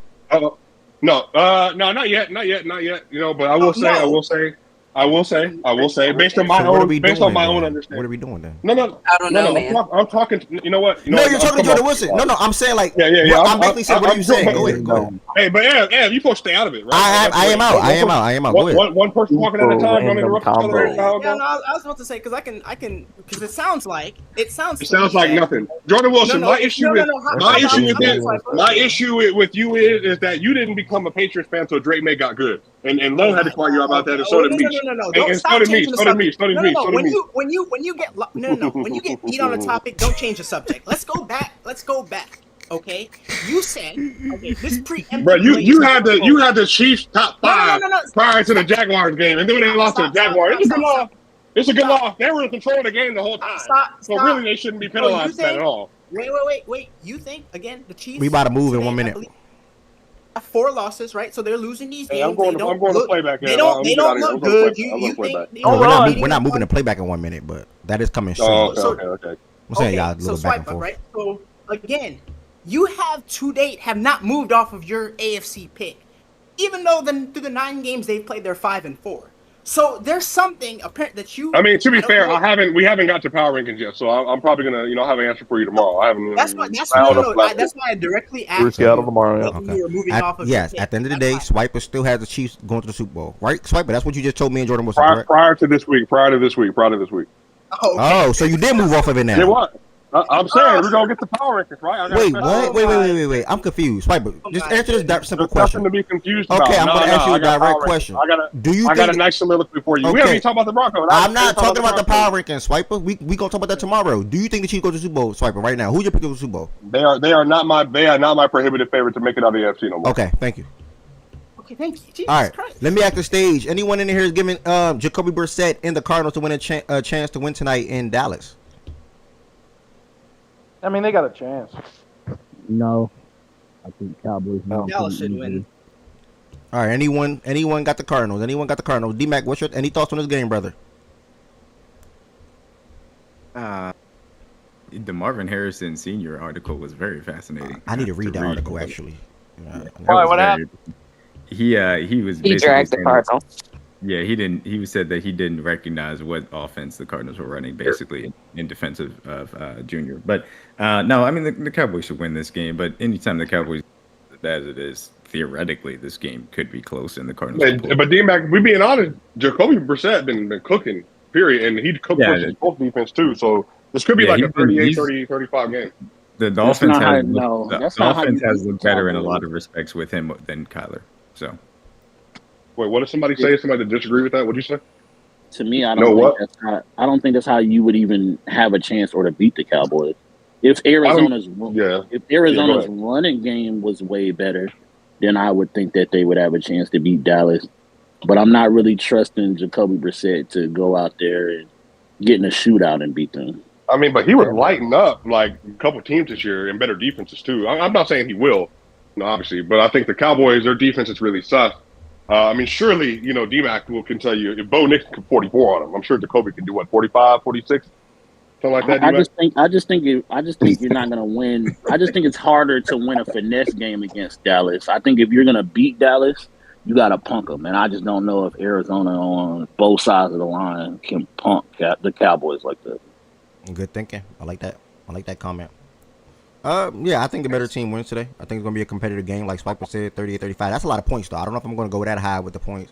But it very much so could be that. Either way, I think the Cardinals win a close game. Or not say Cardinals. Cowboys win a close game by within 7 points. I wonder what the spread is. I don't even know. It's only 3, bro. Okay, I figured. Yeah. So I'm thinking it's going to be more like 31-17. No, they're not, bro. They're not going to run through the Cardinals. Yeah, they're not going to. The thing is though, like number one, Arizona's 5 losses are combined 13 points. Yeah, close. Yeah. Right. So they've been in really, really tight games. Then the Cowboys defense, they don't like you said, right? The best way is the run game. They don't stop anybody really on the ground. So I mean, who's Arizona's running back? I think these Bam days? Knight is starting today. Yeah, but they're gonna rotate. Yeah, that's what I'm even saying. If they had James Conner, okay, I can see that. Okay, yeah. Okay, we got guys aren't watching Bam Knight. I'm so sorry. So was he from 31-27-ish, I think. I'm saying guys aren't watching Bam Knight if they're making that statement. So so you're saying Bam Knight gonna be good tonight? Yeah, he's gonna go off. Okay. Hey. All right, shout out to Might Z. be They got Marvin right Harrison, Zay I got Jones. this shit beat out of me, dog. They This gonna get nigga some guys team is involved. ridiculous, bro. I don't. If there's a prop boost live bet, Why are you anything, looking whatever, at bam that? night, We're anytime, gonna let you look know. at that. That's tomorrow. That's tomorrow, brother. That's tomorrow. By the way, Does anybody know when is Overshawn coming back for the Cowboys? Should be any week. It should be soon. Probably the Raiders. I want to ask you a question real quick, T Money. Wait, hold on. What'd you say, B.R.? Oh, my bad. Probably the Sorry. Raiders. The Raiders game, you said? Yeah. You got any thoughts on this game, by the way, B.R.? Forgot you was up here, brother. Score 40, win the game. Thank you. Well, unfortunately, you're gonna lose. The Cowboys have averaged 40 points per game at home. Is that correct? Yep. Oh, damn. Okay, so George Pickens anytime. Be young. I am hoping though that CeeDee Lamb does not get 25 points in fantasy, brother. So make sure he gets to the end zone or something like that and take the game off. Because I need to be. Well, that fantasy is. Well, that's another. Hey, is OG still in here? I beat the shit out of OG in Swipers League this week, man. What's your record over there? I'm 4-5 now. I've had to scratch and claw my way back into contention there, or playoff race. I'm trying to. Is there any matchups to watch in our league? Nah. Yeah, bro. Fredo just bashed me over the head, bro. I ain't gonna lie to you. Drake London gave him 40 points. Ain't nothing I can do after that. Team that can't make You're a talking trade. about getting bashed over the head. I don't even know why Miles still trying. Team that can't play off. Hey, I will not lie to you. I told Miles to pick up the Giants defense. I needed that win off of BJ, bro. Like, come on, bro. My season over anyway. I don't care. Team that can't make trades are bashing people now. I knew that's why you wanted I knew that's why you wanted fucking stupid. You wanted to make that trade with the what's the name, bro? Nobody care about your crying, bro. Go cry off the stage or go cry on mute, bro. Like you crying about the same thing for the last 2 weeks. Are you mad? You know nobody think you got the best team anymore. Nobody think you got the best team anymore. That's okay, bro. It's all favoritism process. It's all. And then what are you talking about? It got nothing to do with favoritism. It is. It do, bro. We're all in the same bracket. I wish I could trade with some of them bum niggas too, but I can't. It affects me too. Hold up. They do. So say Miles gets to like 10%. Is he back trade eligible? Man, whoever go over 10%, dog. But they trade to be monitored, bro. Whoever go over 10%, but you'll be monitored. It's just that simple. I couldn't even. Niggas was scared of me getting a Mario Hampton. Like, god damn. Like it's really just that simple. I can't trade with a fucking player. I can't trade with. How can you give anybody you have 7 people to trade with? What are you talking about? How about fuck you? Yeah, you just be chatting. You on the stage crying. Stop whining. Fucking rule. No, it's not. It's actually a smart rule. He's funny as a mug, bro. Swiper, are you in here still? Dog, process. Can you please take that swipe and play back, please? It's not because you're going to drag this, brother. And I'm on a time crunch. No, I'm not. You're going to drag, and I'm on a time crunch, bro. I'm on a time crunch. I'm going to drag. I'm not going to drag. Damn, it's 4 o'clock. What was you saying? I gave him a server mute real quick. Hold on, T Money. I gave him a server mute real quick. Hold on. You got to treat process like he I don't even want to say it. Swiper, can you please not respond to Swiper, please? Swiper, can you please not respond to process? Process, you all serve mute. Can you not call me your name? With all due respect, can you not call me your name? Nah, moving forward. You like Jiggy Engineer on YouTube. Just find your YouTube. I'm a Raiders fan. I really like the platform. We'll tell more people about this. I'm from Baton Rouge. Well, shout out, man. I love people from down south, bro. And good luck to your Raiders, bro. Keep watching. We are Daily Sports Show Monday through Friday, 11 a.m. Eastern Time. Well, who's he a fan of? The Raiders? Yeah. Wish him well. Y'all fucking suck, bro. Shout out. Bro, that's somebody new, bro. That's somebody new. Oh, sorry. Well, get used to it, buddy. Get used to it, buddy. It's crazy. Nah, Jiggy, on a serious note, I was watching a football game yesterday down a stretch. And I was thinking, and I'm not trying to be cocky or non-humble or anything like that, but I don't know how people watch football and just know their team is never going to be one of the elites team, like one of the elites, like one of the good teams in the league or great team in the league, like the Raiders. And I swear I'll think about the Raiders with this. The Raiders will never be an elite team in football. Like it's just not going to happen. No, for real, I'm not trying to be funny. It's just not going to happen. So I mean, Jiggy, I would love for you to come inside this. Sometimes you gotta learn how to. I ain't gonna lie. I'm being real, Jiggy. I would love for you to come. That is crazy. I would love for you to come around. I would love for you to come around on this platform, Jiggy, and speak your mind on the Raiders and talk about the Raiders because I love Brock Bowers. He went to Georgia, and I like you all getting Ashton Genty as well. And obviously, you got to address the quarterback issue and get some stars on that defensive side outside of Crosby and shore up the offensive line. And you guys will be in the mix, man. Hopefully, Process was confident in you guys coming into this season. So you're not too far off to him at least, and that matters for something. What else? T Money, how you found Factor Stats today? You follow, Jada? Well, I've been in it I didn't know it. I've been in it as a Twitter space. I didn't know it kind of went. I was this gonna way say with T it. Money was in Twitter Space days. You don't remember that? Oh, this T Money on Twitter. Oh, this T Money. Okay. I know what T Money this is. I never knew you was a Panthers fan though. Bro, T Money, he don't remember you. Bro. I do remember T Money. I didn't know you were a Panthers fan though. I'm everything North Carolina. Hornets, Panthers, Tar Heels. Yeah. Holy shit, you got a long year coming up. God damn. Oh, So you gotta yeah. watch the Panthers get stepped on next. Okay. No, funny, ew. First of all, you can't even come off the mic. You don't have a college team. We got one more comment in the chat real quick before we move. I got to wrap it up in like 15, 20, 25. Let's last comment is to Process. Whoever just said that, I will slap that guy. I don't play around. Been a Rangers fan since 2000. All right, Process. Oh that's to you. And then we'll move forward. Come on. Who said that? I'm gonna double up too. What did he say? He said he'll slap you. Wait, what? Saying, right? Who? You when you said something about the Raider. No, who? Oh, what's his name? Jiggy Engineer. What's his name? Jiggy Engineer. Jiggy, I'm only saying you guys fucking suck because I had a little bit of confidence in y'all and you let my fucking take down. So you blame your fucking self. Look in the mirror, all right? You guys fucking suck. Don't get mad at me, bro. All right, y'all. T Money. First and foremost, I'm glad you came across the Twitter page to come to the show today because I know we lost some people going from Spaces to all other platforms that we've been through. But either way, I'm glad you came across today, and I'm pretty sure you're probably gonna come back around more often than not. Last thing, y'all. Again, there's a college. I meant to DM something to the page. I did not, so I'm just gonna go off of this real quick. Again, college basketball season is here. We got a couple of key matchups to look into, mainly the doubleheader that I'll be watching. I probably cannot key into everything else. I'll be box score watching, looking at the rest of the stuff. But Arizona versus Florida, national champs last year. Florida, I was higher on them the whole entire year. It was good to see them cap that runoff with a championship, even with me being a Kentucky fan. I'm still a basketball fan too. I enjoy good basketball, and they displayed that last year. And hopefully they be able to do the same this year. They got the transfer from Xavier or I think Providence. Which one? I can't remember which one it was. BJ. Is it Lee? I can't remember. He's a guard though. Y'all gonna see him today. And obviously Boogie coming over from Arkansas to man up that backcourt. And then you got Condon who's still starter. You got they got Thomas there as well who should be starting this year. Harvard. Thank you, Chan.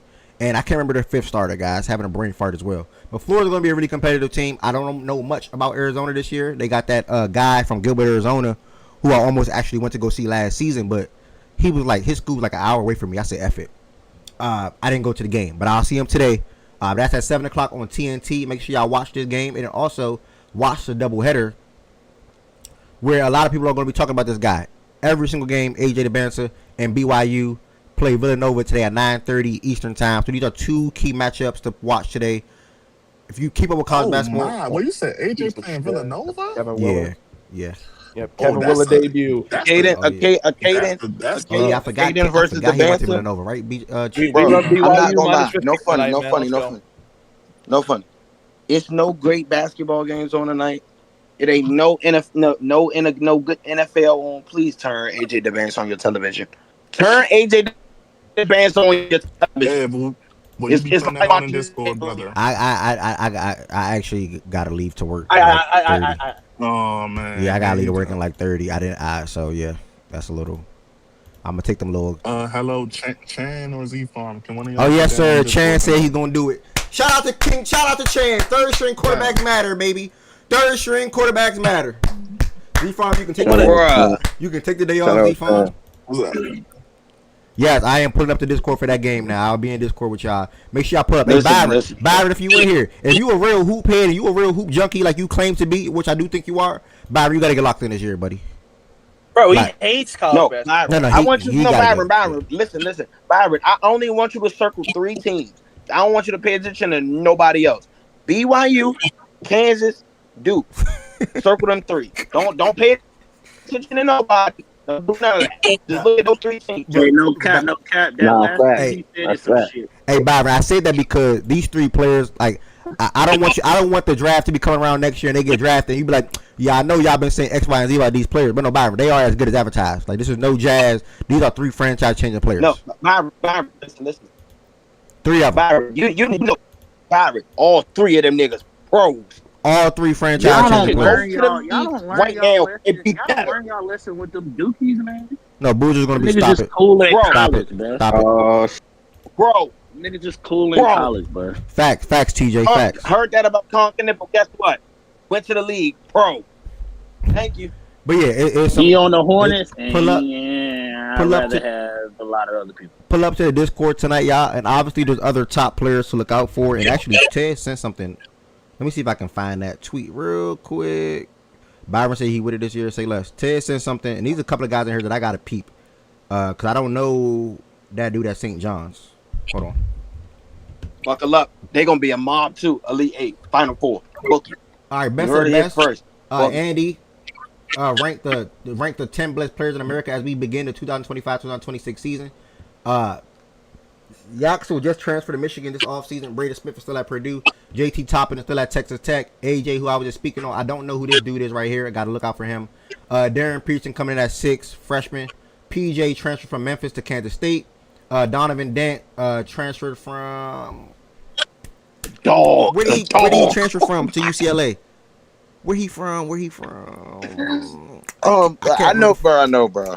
I can't. Donovan slipped my mind for where he transferred from. Cameron Boozer 9, and like I just said, Alex Condon, big 7-footer down there in Florida. He's gonna have a big year this year. So, Mexico was the New Mexico. Thank you, brother. And make sure y'all watching my Cam Ward at Michigan State. Your boy on Kentucky. I don't even know if he's starting. Your boy on Kentucky should be a really good. Nah, he Owe? Who Owe? No, Jaden. Oh, Jaden, yeah, he's the top 10 pick. But he's Go back to that graphic. He's not starting the season. Somebody tell JT Toppin to go somewhere, bro. Get out of college, bro. You've been there too long. JT Toppin a good player. JT Toppin about to do. You know, this also represents the top 10 teams in college basketball. Boys want to stay in school. I don't see anybody from Kentucky up here. Yeah, Ev, I don't understand that. Why the fuck don't they start those guys? Like, why is Jaden not going to start for y'all? He's supposed to be a top 10 pick. He hurt. Oh, yeah, okay. He I hurt. thought you meant like he's not starting this. Like, Oh no. Our starting center borderline ass. It's Brandon Garrison. He borderline ass. So if he started the whole year, I'll be because he's supposed to be special. That kid. Yeah. He's gonna be a defensive stud for sure. But yeah, like Caleb Wilson. I like the kid from Louisville. Is he on the list? Is the kid from Louisville on the list? That guard. You talking about Nah, he's not up here though. Caleb Wilson. Mikel Brown. Yeah, Caleb Wilson not on here either. Yeah, Mikel. Yeah, he's Throw not it on away. here. So yeah, obviously there's the things that change. But either way, y'all, we're gonna kick off the basketball season tonight. Hey, Tez up here? Nah, he not. I should have hit him. I don't know where he at though. Okay, I hope Tez isn't in here. This, you see, no top 10, no top 15 guys. This, UH. I don't want to hear shit about UH supposed to be a good team. Ain't got no top 15 guys. Ain't got no top 10 guys. Why are you trolling? Ain't got no top 25 guys. Ranked 2 coming into the year. Y'all are ranked 2 I coming don't into the care year. about none of that shit. I don't care. By the way, UH is ranked 2 coming into the year, and they got a good team this year. I don't care, bro. That's just because we old. They got a That's good it. team, guys. We're just Don't be old. excited about BYU. Don't be excited about BYU playing Nova tonight. They should squash them. Nova sucks. They will. They'll cover that spread. I'm excited to see AJ, I know brother. they got. We'll see how what's his name, Z-Farm or Ed? What's the Maryland coach? I always fucking forget. Z-Farm said Kevin He Willard. just went to Nova. Kevin Willard. Oh, Willard. Sorry. Yeah. Now he's the coach of Nova. So we'll see how he does. Lose every fucking game this year. I will root against him every single game. 30. I swear to God, every game I'm betting against him. All right, I wanted to bring that to the buzz is good right now. you. I wanted to bring that. Why you got that energy though? You want some BJ stuff. Well, guess what? I'm there tonight, 6:30. We in Baltimore. Shout out. Let's go. Oh damn! Shout out. We're gonna see Jiggy about BYU making the Final Four. PJ might have a phenomenal season. Yeah, he's a good scorer in the basketball. Got to do more than score though. I wanted to bring those 2 games to y'all attention. Obviously, we're talking about more college basketball in here and college football. So make sure y'all pull up to the Discord for that at 7 o'clock. And then last but not least, back-to-back champions. The Los Angeles Dodgers did it. C-Farm. Oh yeah. What was your thoughts on that game? On that game 7, brother? This your first time talking about that game? The game happened Saturday night game. Damn. Nah, I mean, This is why he ain't dragged this more than the nigga put this at the end. Whoever just said it in the comments is true. Caleb Wilson did outplay AJ. Yeah, TJ. Nah, I can never put baseball before football. Nothing come before football on Mondays. That's crazy. But I do want to give y'all baseball folks a time opportunity now.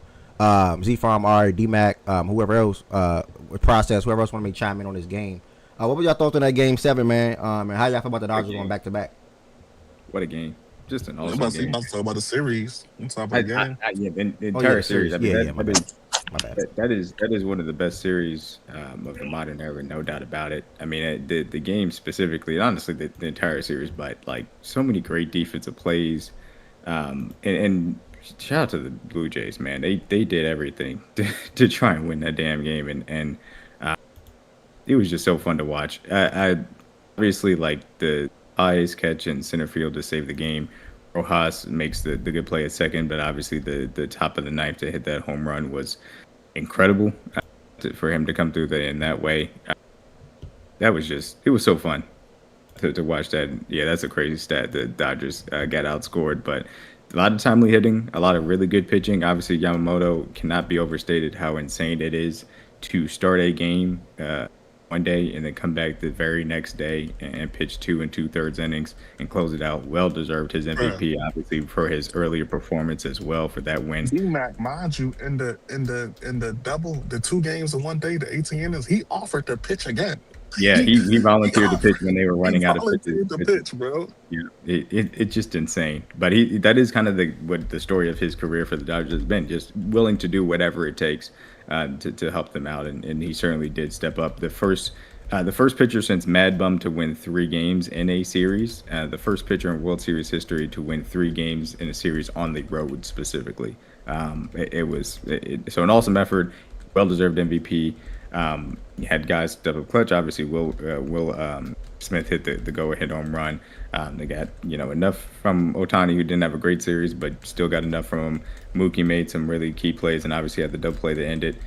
But yeah, the Dodgers, it needed everybody, so that's why some of this is a bought World Series, et cetera, bad for the sport, which the conversation in general, but I don't necessarily buy into it because of how much it took from everybody on that roster for the Dodgers. So in my opinion, they earned the right to be a dynasty. It was an awesome way for them to go back to back. And a shame for the Toronto Blue Jays, who played a hell of a series. And after that game 3, I didn't think that they would come back the way they did, but they obviously did. But that's just a tough way to lose the series, man. 2 games at home to win 1, and lose in extra innings to lose the championship. Well said, bro. I ain't gonna lie, that was great. Anyone else want to shout? We got 3 people tell me they missed the baseball. I'm not gonna lie. Z-From said, and then Josiah said, and then after game 7, I got a text from OG at like 1 a.m. And don't you ever forget it, nigga. I missed the baseball. I'm like, God damn, like it's 1 a.m. Like, OG said that? Like, oh, snap. I told you they was going back to back. I'm like, that. But Josiah or Z-From, D-Mac, that was a great introduction. Which one of y'all want to chime in on the series in general and the Dodgers going back to back? I'll go. This is like D-Mac. First of all, good afternoon to everybody. Good afternoon, brother. I know I missed my team, my Giants and 49ers segment, but that's all good. Yes, sir. After this series was one of the best series I've ever saw in my life. Like football, NBA, NFL. This is one of the best series I've ever seen in my lifetime. Just the competitiveness, the will to win, the who wants it more. This is everything you ever asked for in a baseball series. Okay, thank you, Josiah, for your comments as well. I figured you were stopping right there. I've been seeing it float on Twitter. What is IKF? What is this, by the way? What is that? Okay, yeah. His name So is Isaiah Isaiah Kiner Kiner Falefa. Isaiah Kiner Falefa. And so I sent this to you because my I team. figure some of the more casual baseball people, may have seen this and wondered about this. So Okay, yes. And Whit Merrifield. What kind of lead is that? That is me, by the way. That's a And Yeah, that is terrible me too. So That which is a one is he though? terrible lead. So He's at third. Isaiah Kiner Falefa is the guy leading off of third base right now. So the thing I want to point out here, and Whit Merrifield had a good thread on this. The way that this is taught is that you don't get any further off of third than the third baseman is away from the bag. The reason being because it's less than 2 outs, you cannot get doubled up. If you get too big of a secondary lead, they hit a line drive to the third baseman, then that's the end of the inning. The Blue Jays had gotten victimized by that earlier in the series as well in the key run scoring spot. So that's why, for people who may have seen the screenshot and understood and be like, why aren't you getting a bigger secondary lead? For context, he ended up being out by a millisecond really at home, and you can show the play as well Is that play? And this he should have slid down. The thing that I want to say real quick is this. Josiah, we cannot hear you, dude. The thing I want to say real quick is this. I understand why people would see it and be really concerned about it. The reality situation is you're not supposed to necessarily score on a ball hit directly to the infielder because the ball is out there in the infield for that reason. Miguel actually stumbled, and that's why it was a close play. It's just an unfortunate thing of how it's taught for how you're supposed to lead off a third base in that circumstance, the ball being hit right at the second baseman. And even with Rojas taking the stumble, that he still made a good throw home. So I understand why that screenshot may look crazy to people, but that is the reason why he is not that far off the bag, because it's less than 2 outs and you're not supposed to necessarily get that far off the bag for fear of being doubled up. Right. So he also fear of doubled up has been like that out wherever, making that quick throw to third and first, right? No, so if the guy hits a line drop to the third baseman, then the third baseman can beat you back to the bag after he catches the ball. Yeah. Oh, instead of throwing it, they'll just beat you there and then throw it to first. Yeah.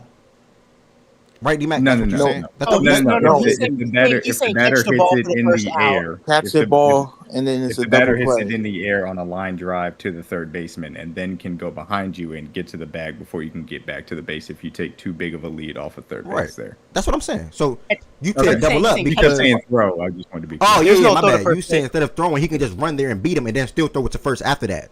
No. There's no. And you got the order wrong. The line drive, catch the ball for the first out. You know what I'm saying? The ball is not. Yeah, catch it on the fly for the first out. The third baseman catches on the fly for third out. Then touch third for the second. So the third baseman is just solely making a double up off the catch and running to third. Yeah. Not catching, throwing it to first. Yes. Well, the first wouldn't matter because he's already out off the catch. The batter, Yeah. The batter. Okay. And so that's why they teach it that you don't get further off of third base than the third baseman is away from third base. Right. Yeah, makes sense. Okay, fair. So how is IKF this close to back on contract? But he's supposed to be then, right? That's what you're saying? Yes. Okay. And that's why I was saying it, because that screenshot had been obviously passed around, and people were confused as to why he was that close. That is the explanation for why. Sound like Z-Farm disagree, but I'll let Chan. I'll let Josiah go first, and then we'll see. Yeah, to continue what I was saying, this is a very great World Series, a very phenomenal World Series, and I'm happy that we've actually gotten people in here in the Facts and Stats community more interested in watching baseball now. Josiah, they're not gonna watch no goddamn baseball after this. Ari. Big interest. How many people watch hockey after the 4 days? Like they're not. Right. Yeah. Okay. Like I'm very Yamamoto winning the MVP of this World Series was very deserved. Game 2, he had a complete game shutout against them.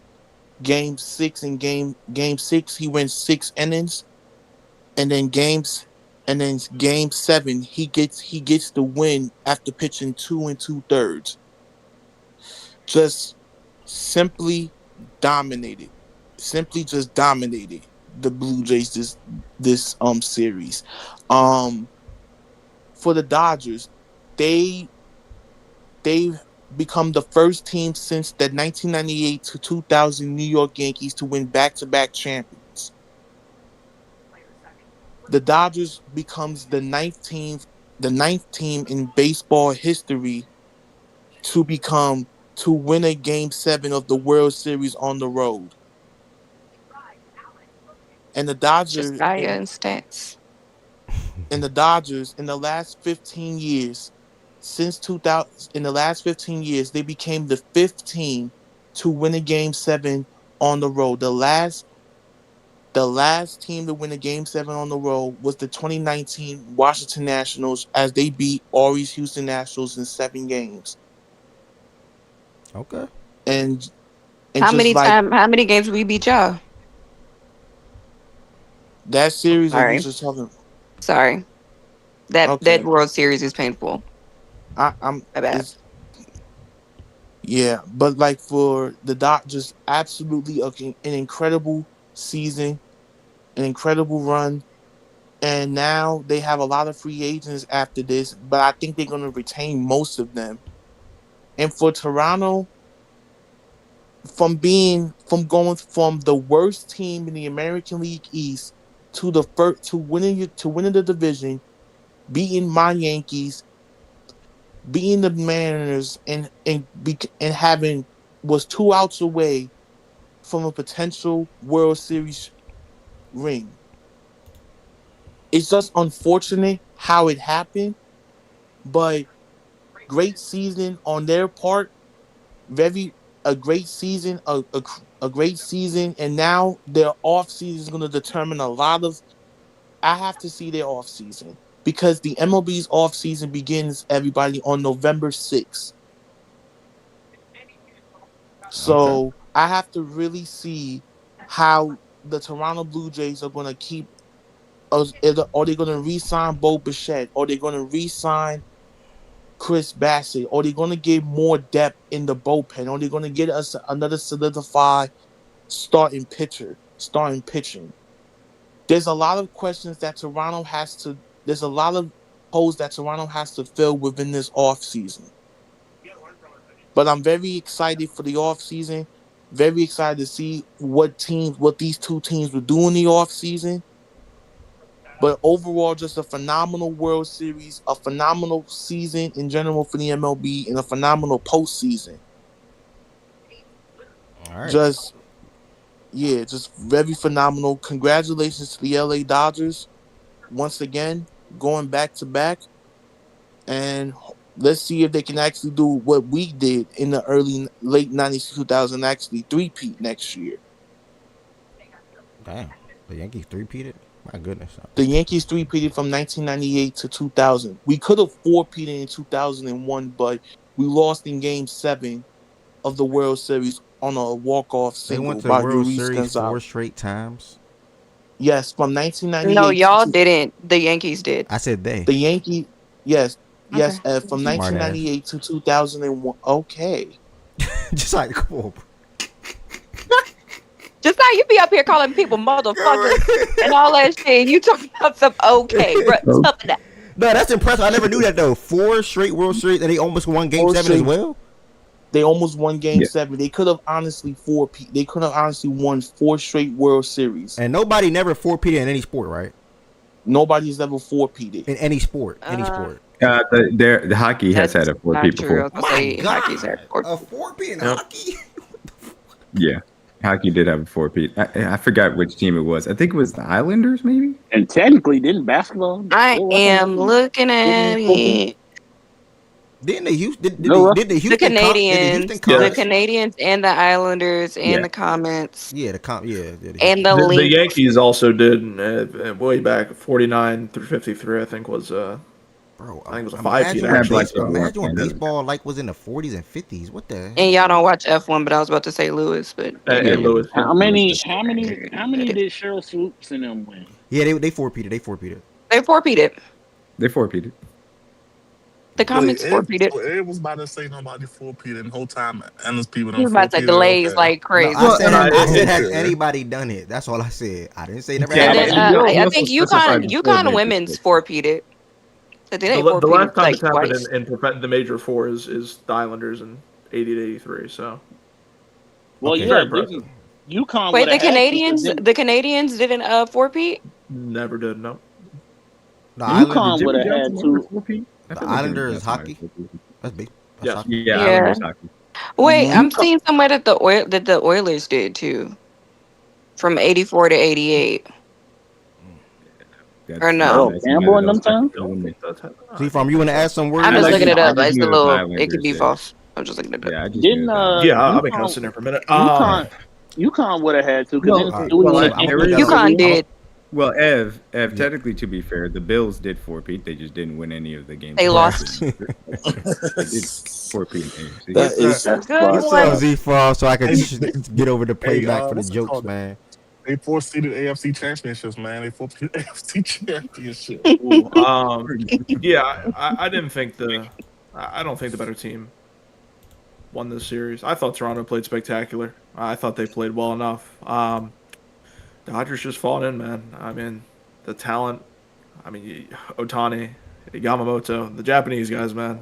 They are that trio. It's insane. I'm not gonna lie. Insanity. The fact that they got all those guys, back to back Who's the years. third in that trio? Roki, Sasaki. and he will be Sasaki. a What does he starter do? next year. He's a pitcher. He's a pitcher. He's a converted starting pitcher to closer now, low. Yeah, he'll start again next year, and I'll stamp this now, November 3rd, 2025. He will be a top 15 pitcher next year. He's that good. He's legit. You think I he was will on him. start? Oh yeah, he should. That's what you I pay think he's better off as And you saying that's my Dodgers guy. finna three-peat. Listen, I think I've he's- been all over. Yeah, I've been on him in 2023 when he was originally the first WBC that I watched. I was on him. I knew he was going to be a stud. He came over, pitched in the semifinals against Mexico, was wonderful. So the fact that he was a closer for this, you're barely seeing glimpses. So, Are we getting another WBC this year? Yes, Yeah. there is. Yeah. Yes, 2020. Yes, man. And just like you talking about, I'm glad we got people involved. Them niggas not gonna watch the freaking WBC. Listen. girl, The negative girl. WBC is the World Baseball Classic. That's the Bruh, you had a whole situation. Baseball. You had a whole We did watch the hockey shit, didn't we? talking about don't put nigga in the box, and then you boxed yourself in right when you heard an album that we told you wouldn't like. I'm just telling you, you're not gonna watch the boxing myself WBC, in is not playing it. I played it. and you're not gonna watch it. Want to know why? Because the WBC starts when basketball heats up. So that mean? no, you're not gonna watch it. There's also games at 5 in the morning. No, it's in February. I should say. Sorry. Yeah. February. Okay, yeah, the game at I 5 think- more All now. right. The games at 5 more now will not watch. Some of them are the comparable- USA, Not all of them. Mexico. The good teams are. How comparable is the Japan, WBC to the Little League World Series? Which one I'm having more fun watching? This is more so like the World Cup of baseball. This is the best way I can put it. So is there a USA team? I'm Yeah, assuming? there. Yeah, they suck. Are they good? Well, they made it to. Let me not say they normally suck. don't That's bring the best rude. guys over. This year they're But- trying. So the USA. You telling me USA don't win quote unquote America's favorite pastime? Okay. Do you mean laugh. America's Very favorite good team. pastime that's run by Latin America? So low. They lost In the Japan now? Low. They lost in the WBC championship when Otani struck out Mike Trout last time. Yeah. Yeah. And that wow, Japan that's team was like that was considered. bro. That's like that's Yeah. cinema. Oh my god. That was considered the It golden was. age. And then of right Japanese after that, he baseball. left his ass. That was a shame. Yeah. But this year they're trying that sounds to. incredible. Yeah, I gotta tap into that. Maybe not the whole thing. I'm not gonna troll y'all. I'm not about to watch the whole thing. But playoffs, okay. I might get in it. I might get into it. Dang, I'm on Twitter. D-Mac, you went viral yesterday, my brother. I'm scrolling on Twitter. Yeah, I don't know why that tweet. You went Yeah, viral? that's a I have random no idea. tweet to blow up like That's that. such a random tweet to have taken off. But I What will be tweet? I'm honest. over. I will be honest. That Way tweet about has those come up tweets 3 sometimes, different times in which they've done that meme, and I laugh every single I'm time. about to try to find it real quick. And by the way, I'm gonna move it to Discord. I mean, say Discord. Play back in a second. I'm still listening to Z Farm, by the way. Yeah, no. WBC, it's gonna be fun. Don't know if this has been leaked or not, but USA is trying to get Gunnar Henderson involved. Definitely trying to get guys like Scooble, the best. They're trying to get the best for this year They because only they have want to like win. 3 guys confirmed though, yeah? Yeah, so they're trying to get everybody that can play. Gunnar is one of them. He'll probably play third. They already have Aaron Judge. I think Skeens is locked as well. So those are 3 guys right there that Damn, just are need some definitely the bats. best. So yeah, if they can get the bats, Trout is probably going to be involved. Harper, we don't know. Nick Kurtz, one of the best rookies. We'll see. But it's a topic for March. But yeah, no, shout out to the Blue Jays. But I don't see them coming back. I don't. The AL East is a very tough division. Baltimore's going to be back. The Yankees are the Yankees. The Boston Red Sox are younger and better.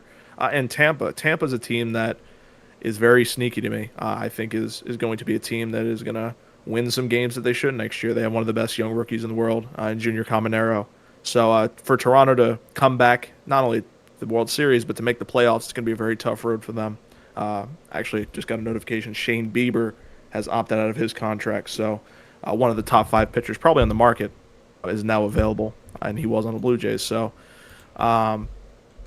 it's going to be a tough road for Toronto. I don't see them going back. I don't even see them making the playoffs next year, if I'm going to be honest. So, this is one of those things, and we had this conversation earlier about football, kind of, making the championship and losing. This sucks because I don't see them coming back for a while.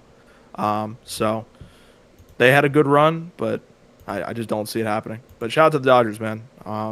Ohtani, Yamamoto, Roki, Freddie, Miguel Rojas went out on a major, just a wonderful way. Home run, game-saving defensive play. What a way to go out.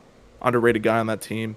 So, yeah, shout out to Clayton Kershaw as well. One of the best pitchers of all time, in my opinion, at least from what I've watched. In the regular season, yes.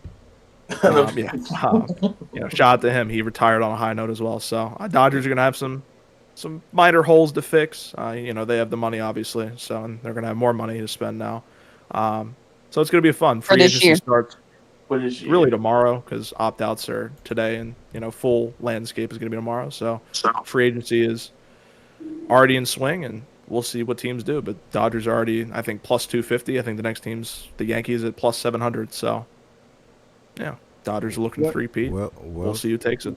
Well said. One quick thing I'll say is that Toronto, we always do this with like 7-game series or close series. Like, does the team lose it or does another team win it? They didn't lose it, in my opinion. They didn't choke it. They had opportunities they could take advantage of, but they didn't choke it. You don't think they choked it? I don't think so. I think that and obviously, like, they could have taken advantage of some situations. Obviously, Vladdy gets a leadoff double in the 9th inning. You don't bring it home, but I feel like they did everything they possibly could. I feel like the Dodgers pitching was not solid game 7. Like, they didn't, like, the person they had the closest, in my opinion, to like dealing was Yamamoto, and he even started off shaky.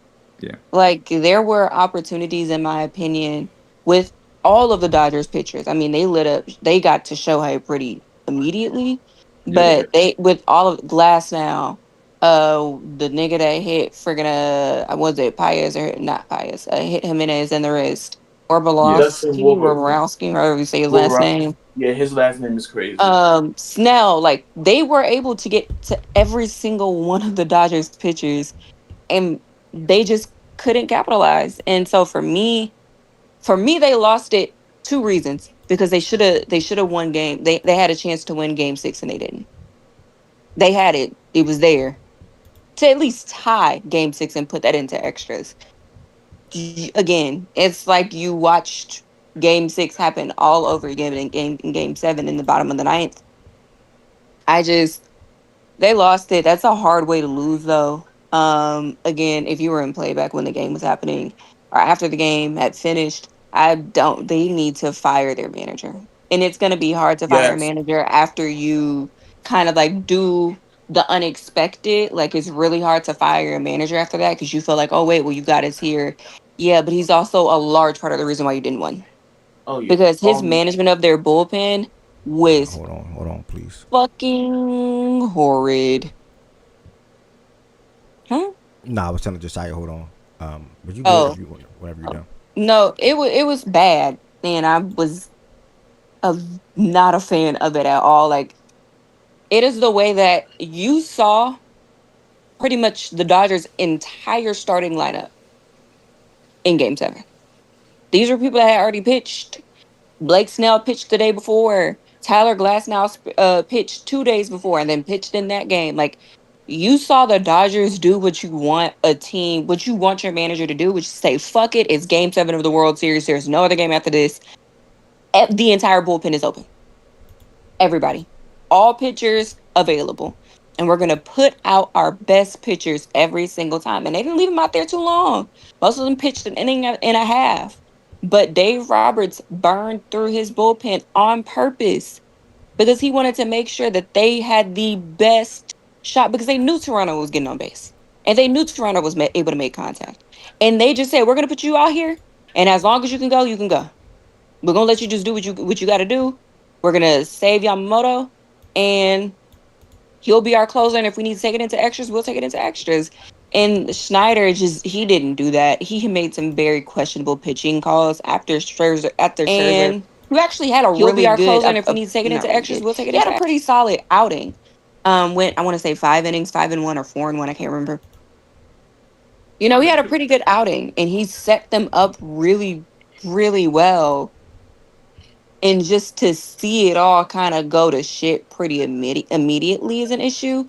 He also did not do a good job, in my opinion, of reeling his team back in after the bench is cleared, after the dugout's cleared. He didn't do a good job at reeling them back in emotionally. Hold on. No, I can't take. Nah, but I'm saying I really can't take any extra. Well, all right, if you can answer real quick. Yeah, I'm on a crazy crunch right now. We can talk and playback. Look, I'll answer and playback. I'll answer and playback. Yeah, my bad. Playback. You just sitting here. Nah, I said that, but I was going to get the opportunity to talk right here during the show at the game, and then I was going to move it. No, like that's just this is a fake opportunity. This is a very fake opportunity. No, all right, cool. With that being said, then all right, I'll just wrap it right there. Everybody, if you are in here, I'm about to start up the playback room. It's playback.tv/facts and stats. You will continue to hear Ari and Lo and more chime in on this World Series. And also, we'll talk about basketball and whatever else comes up, to be honest. And then I'll be in the Discord at 7 o'clock, getting ready for that doubleheader that Shannon's going to be sharing on the screen today. So thank y'all for all the support. Truly appreciate it. Make sure y'all subscribe on YouTube. Make sure y'all hit that follow button on Twitch. And if you came back today for your first time, make sure you come back tomorrow for the Power Rankings, because it's going to be a good one. Peace, blessings, and love, and I will talk to y'all later on. Playback is now live.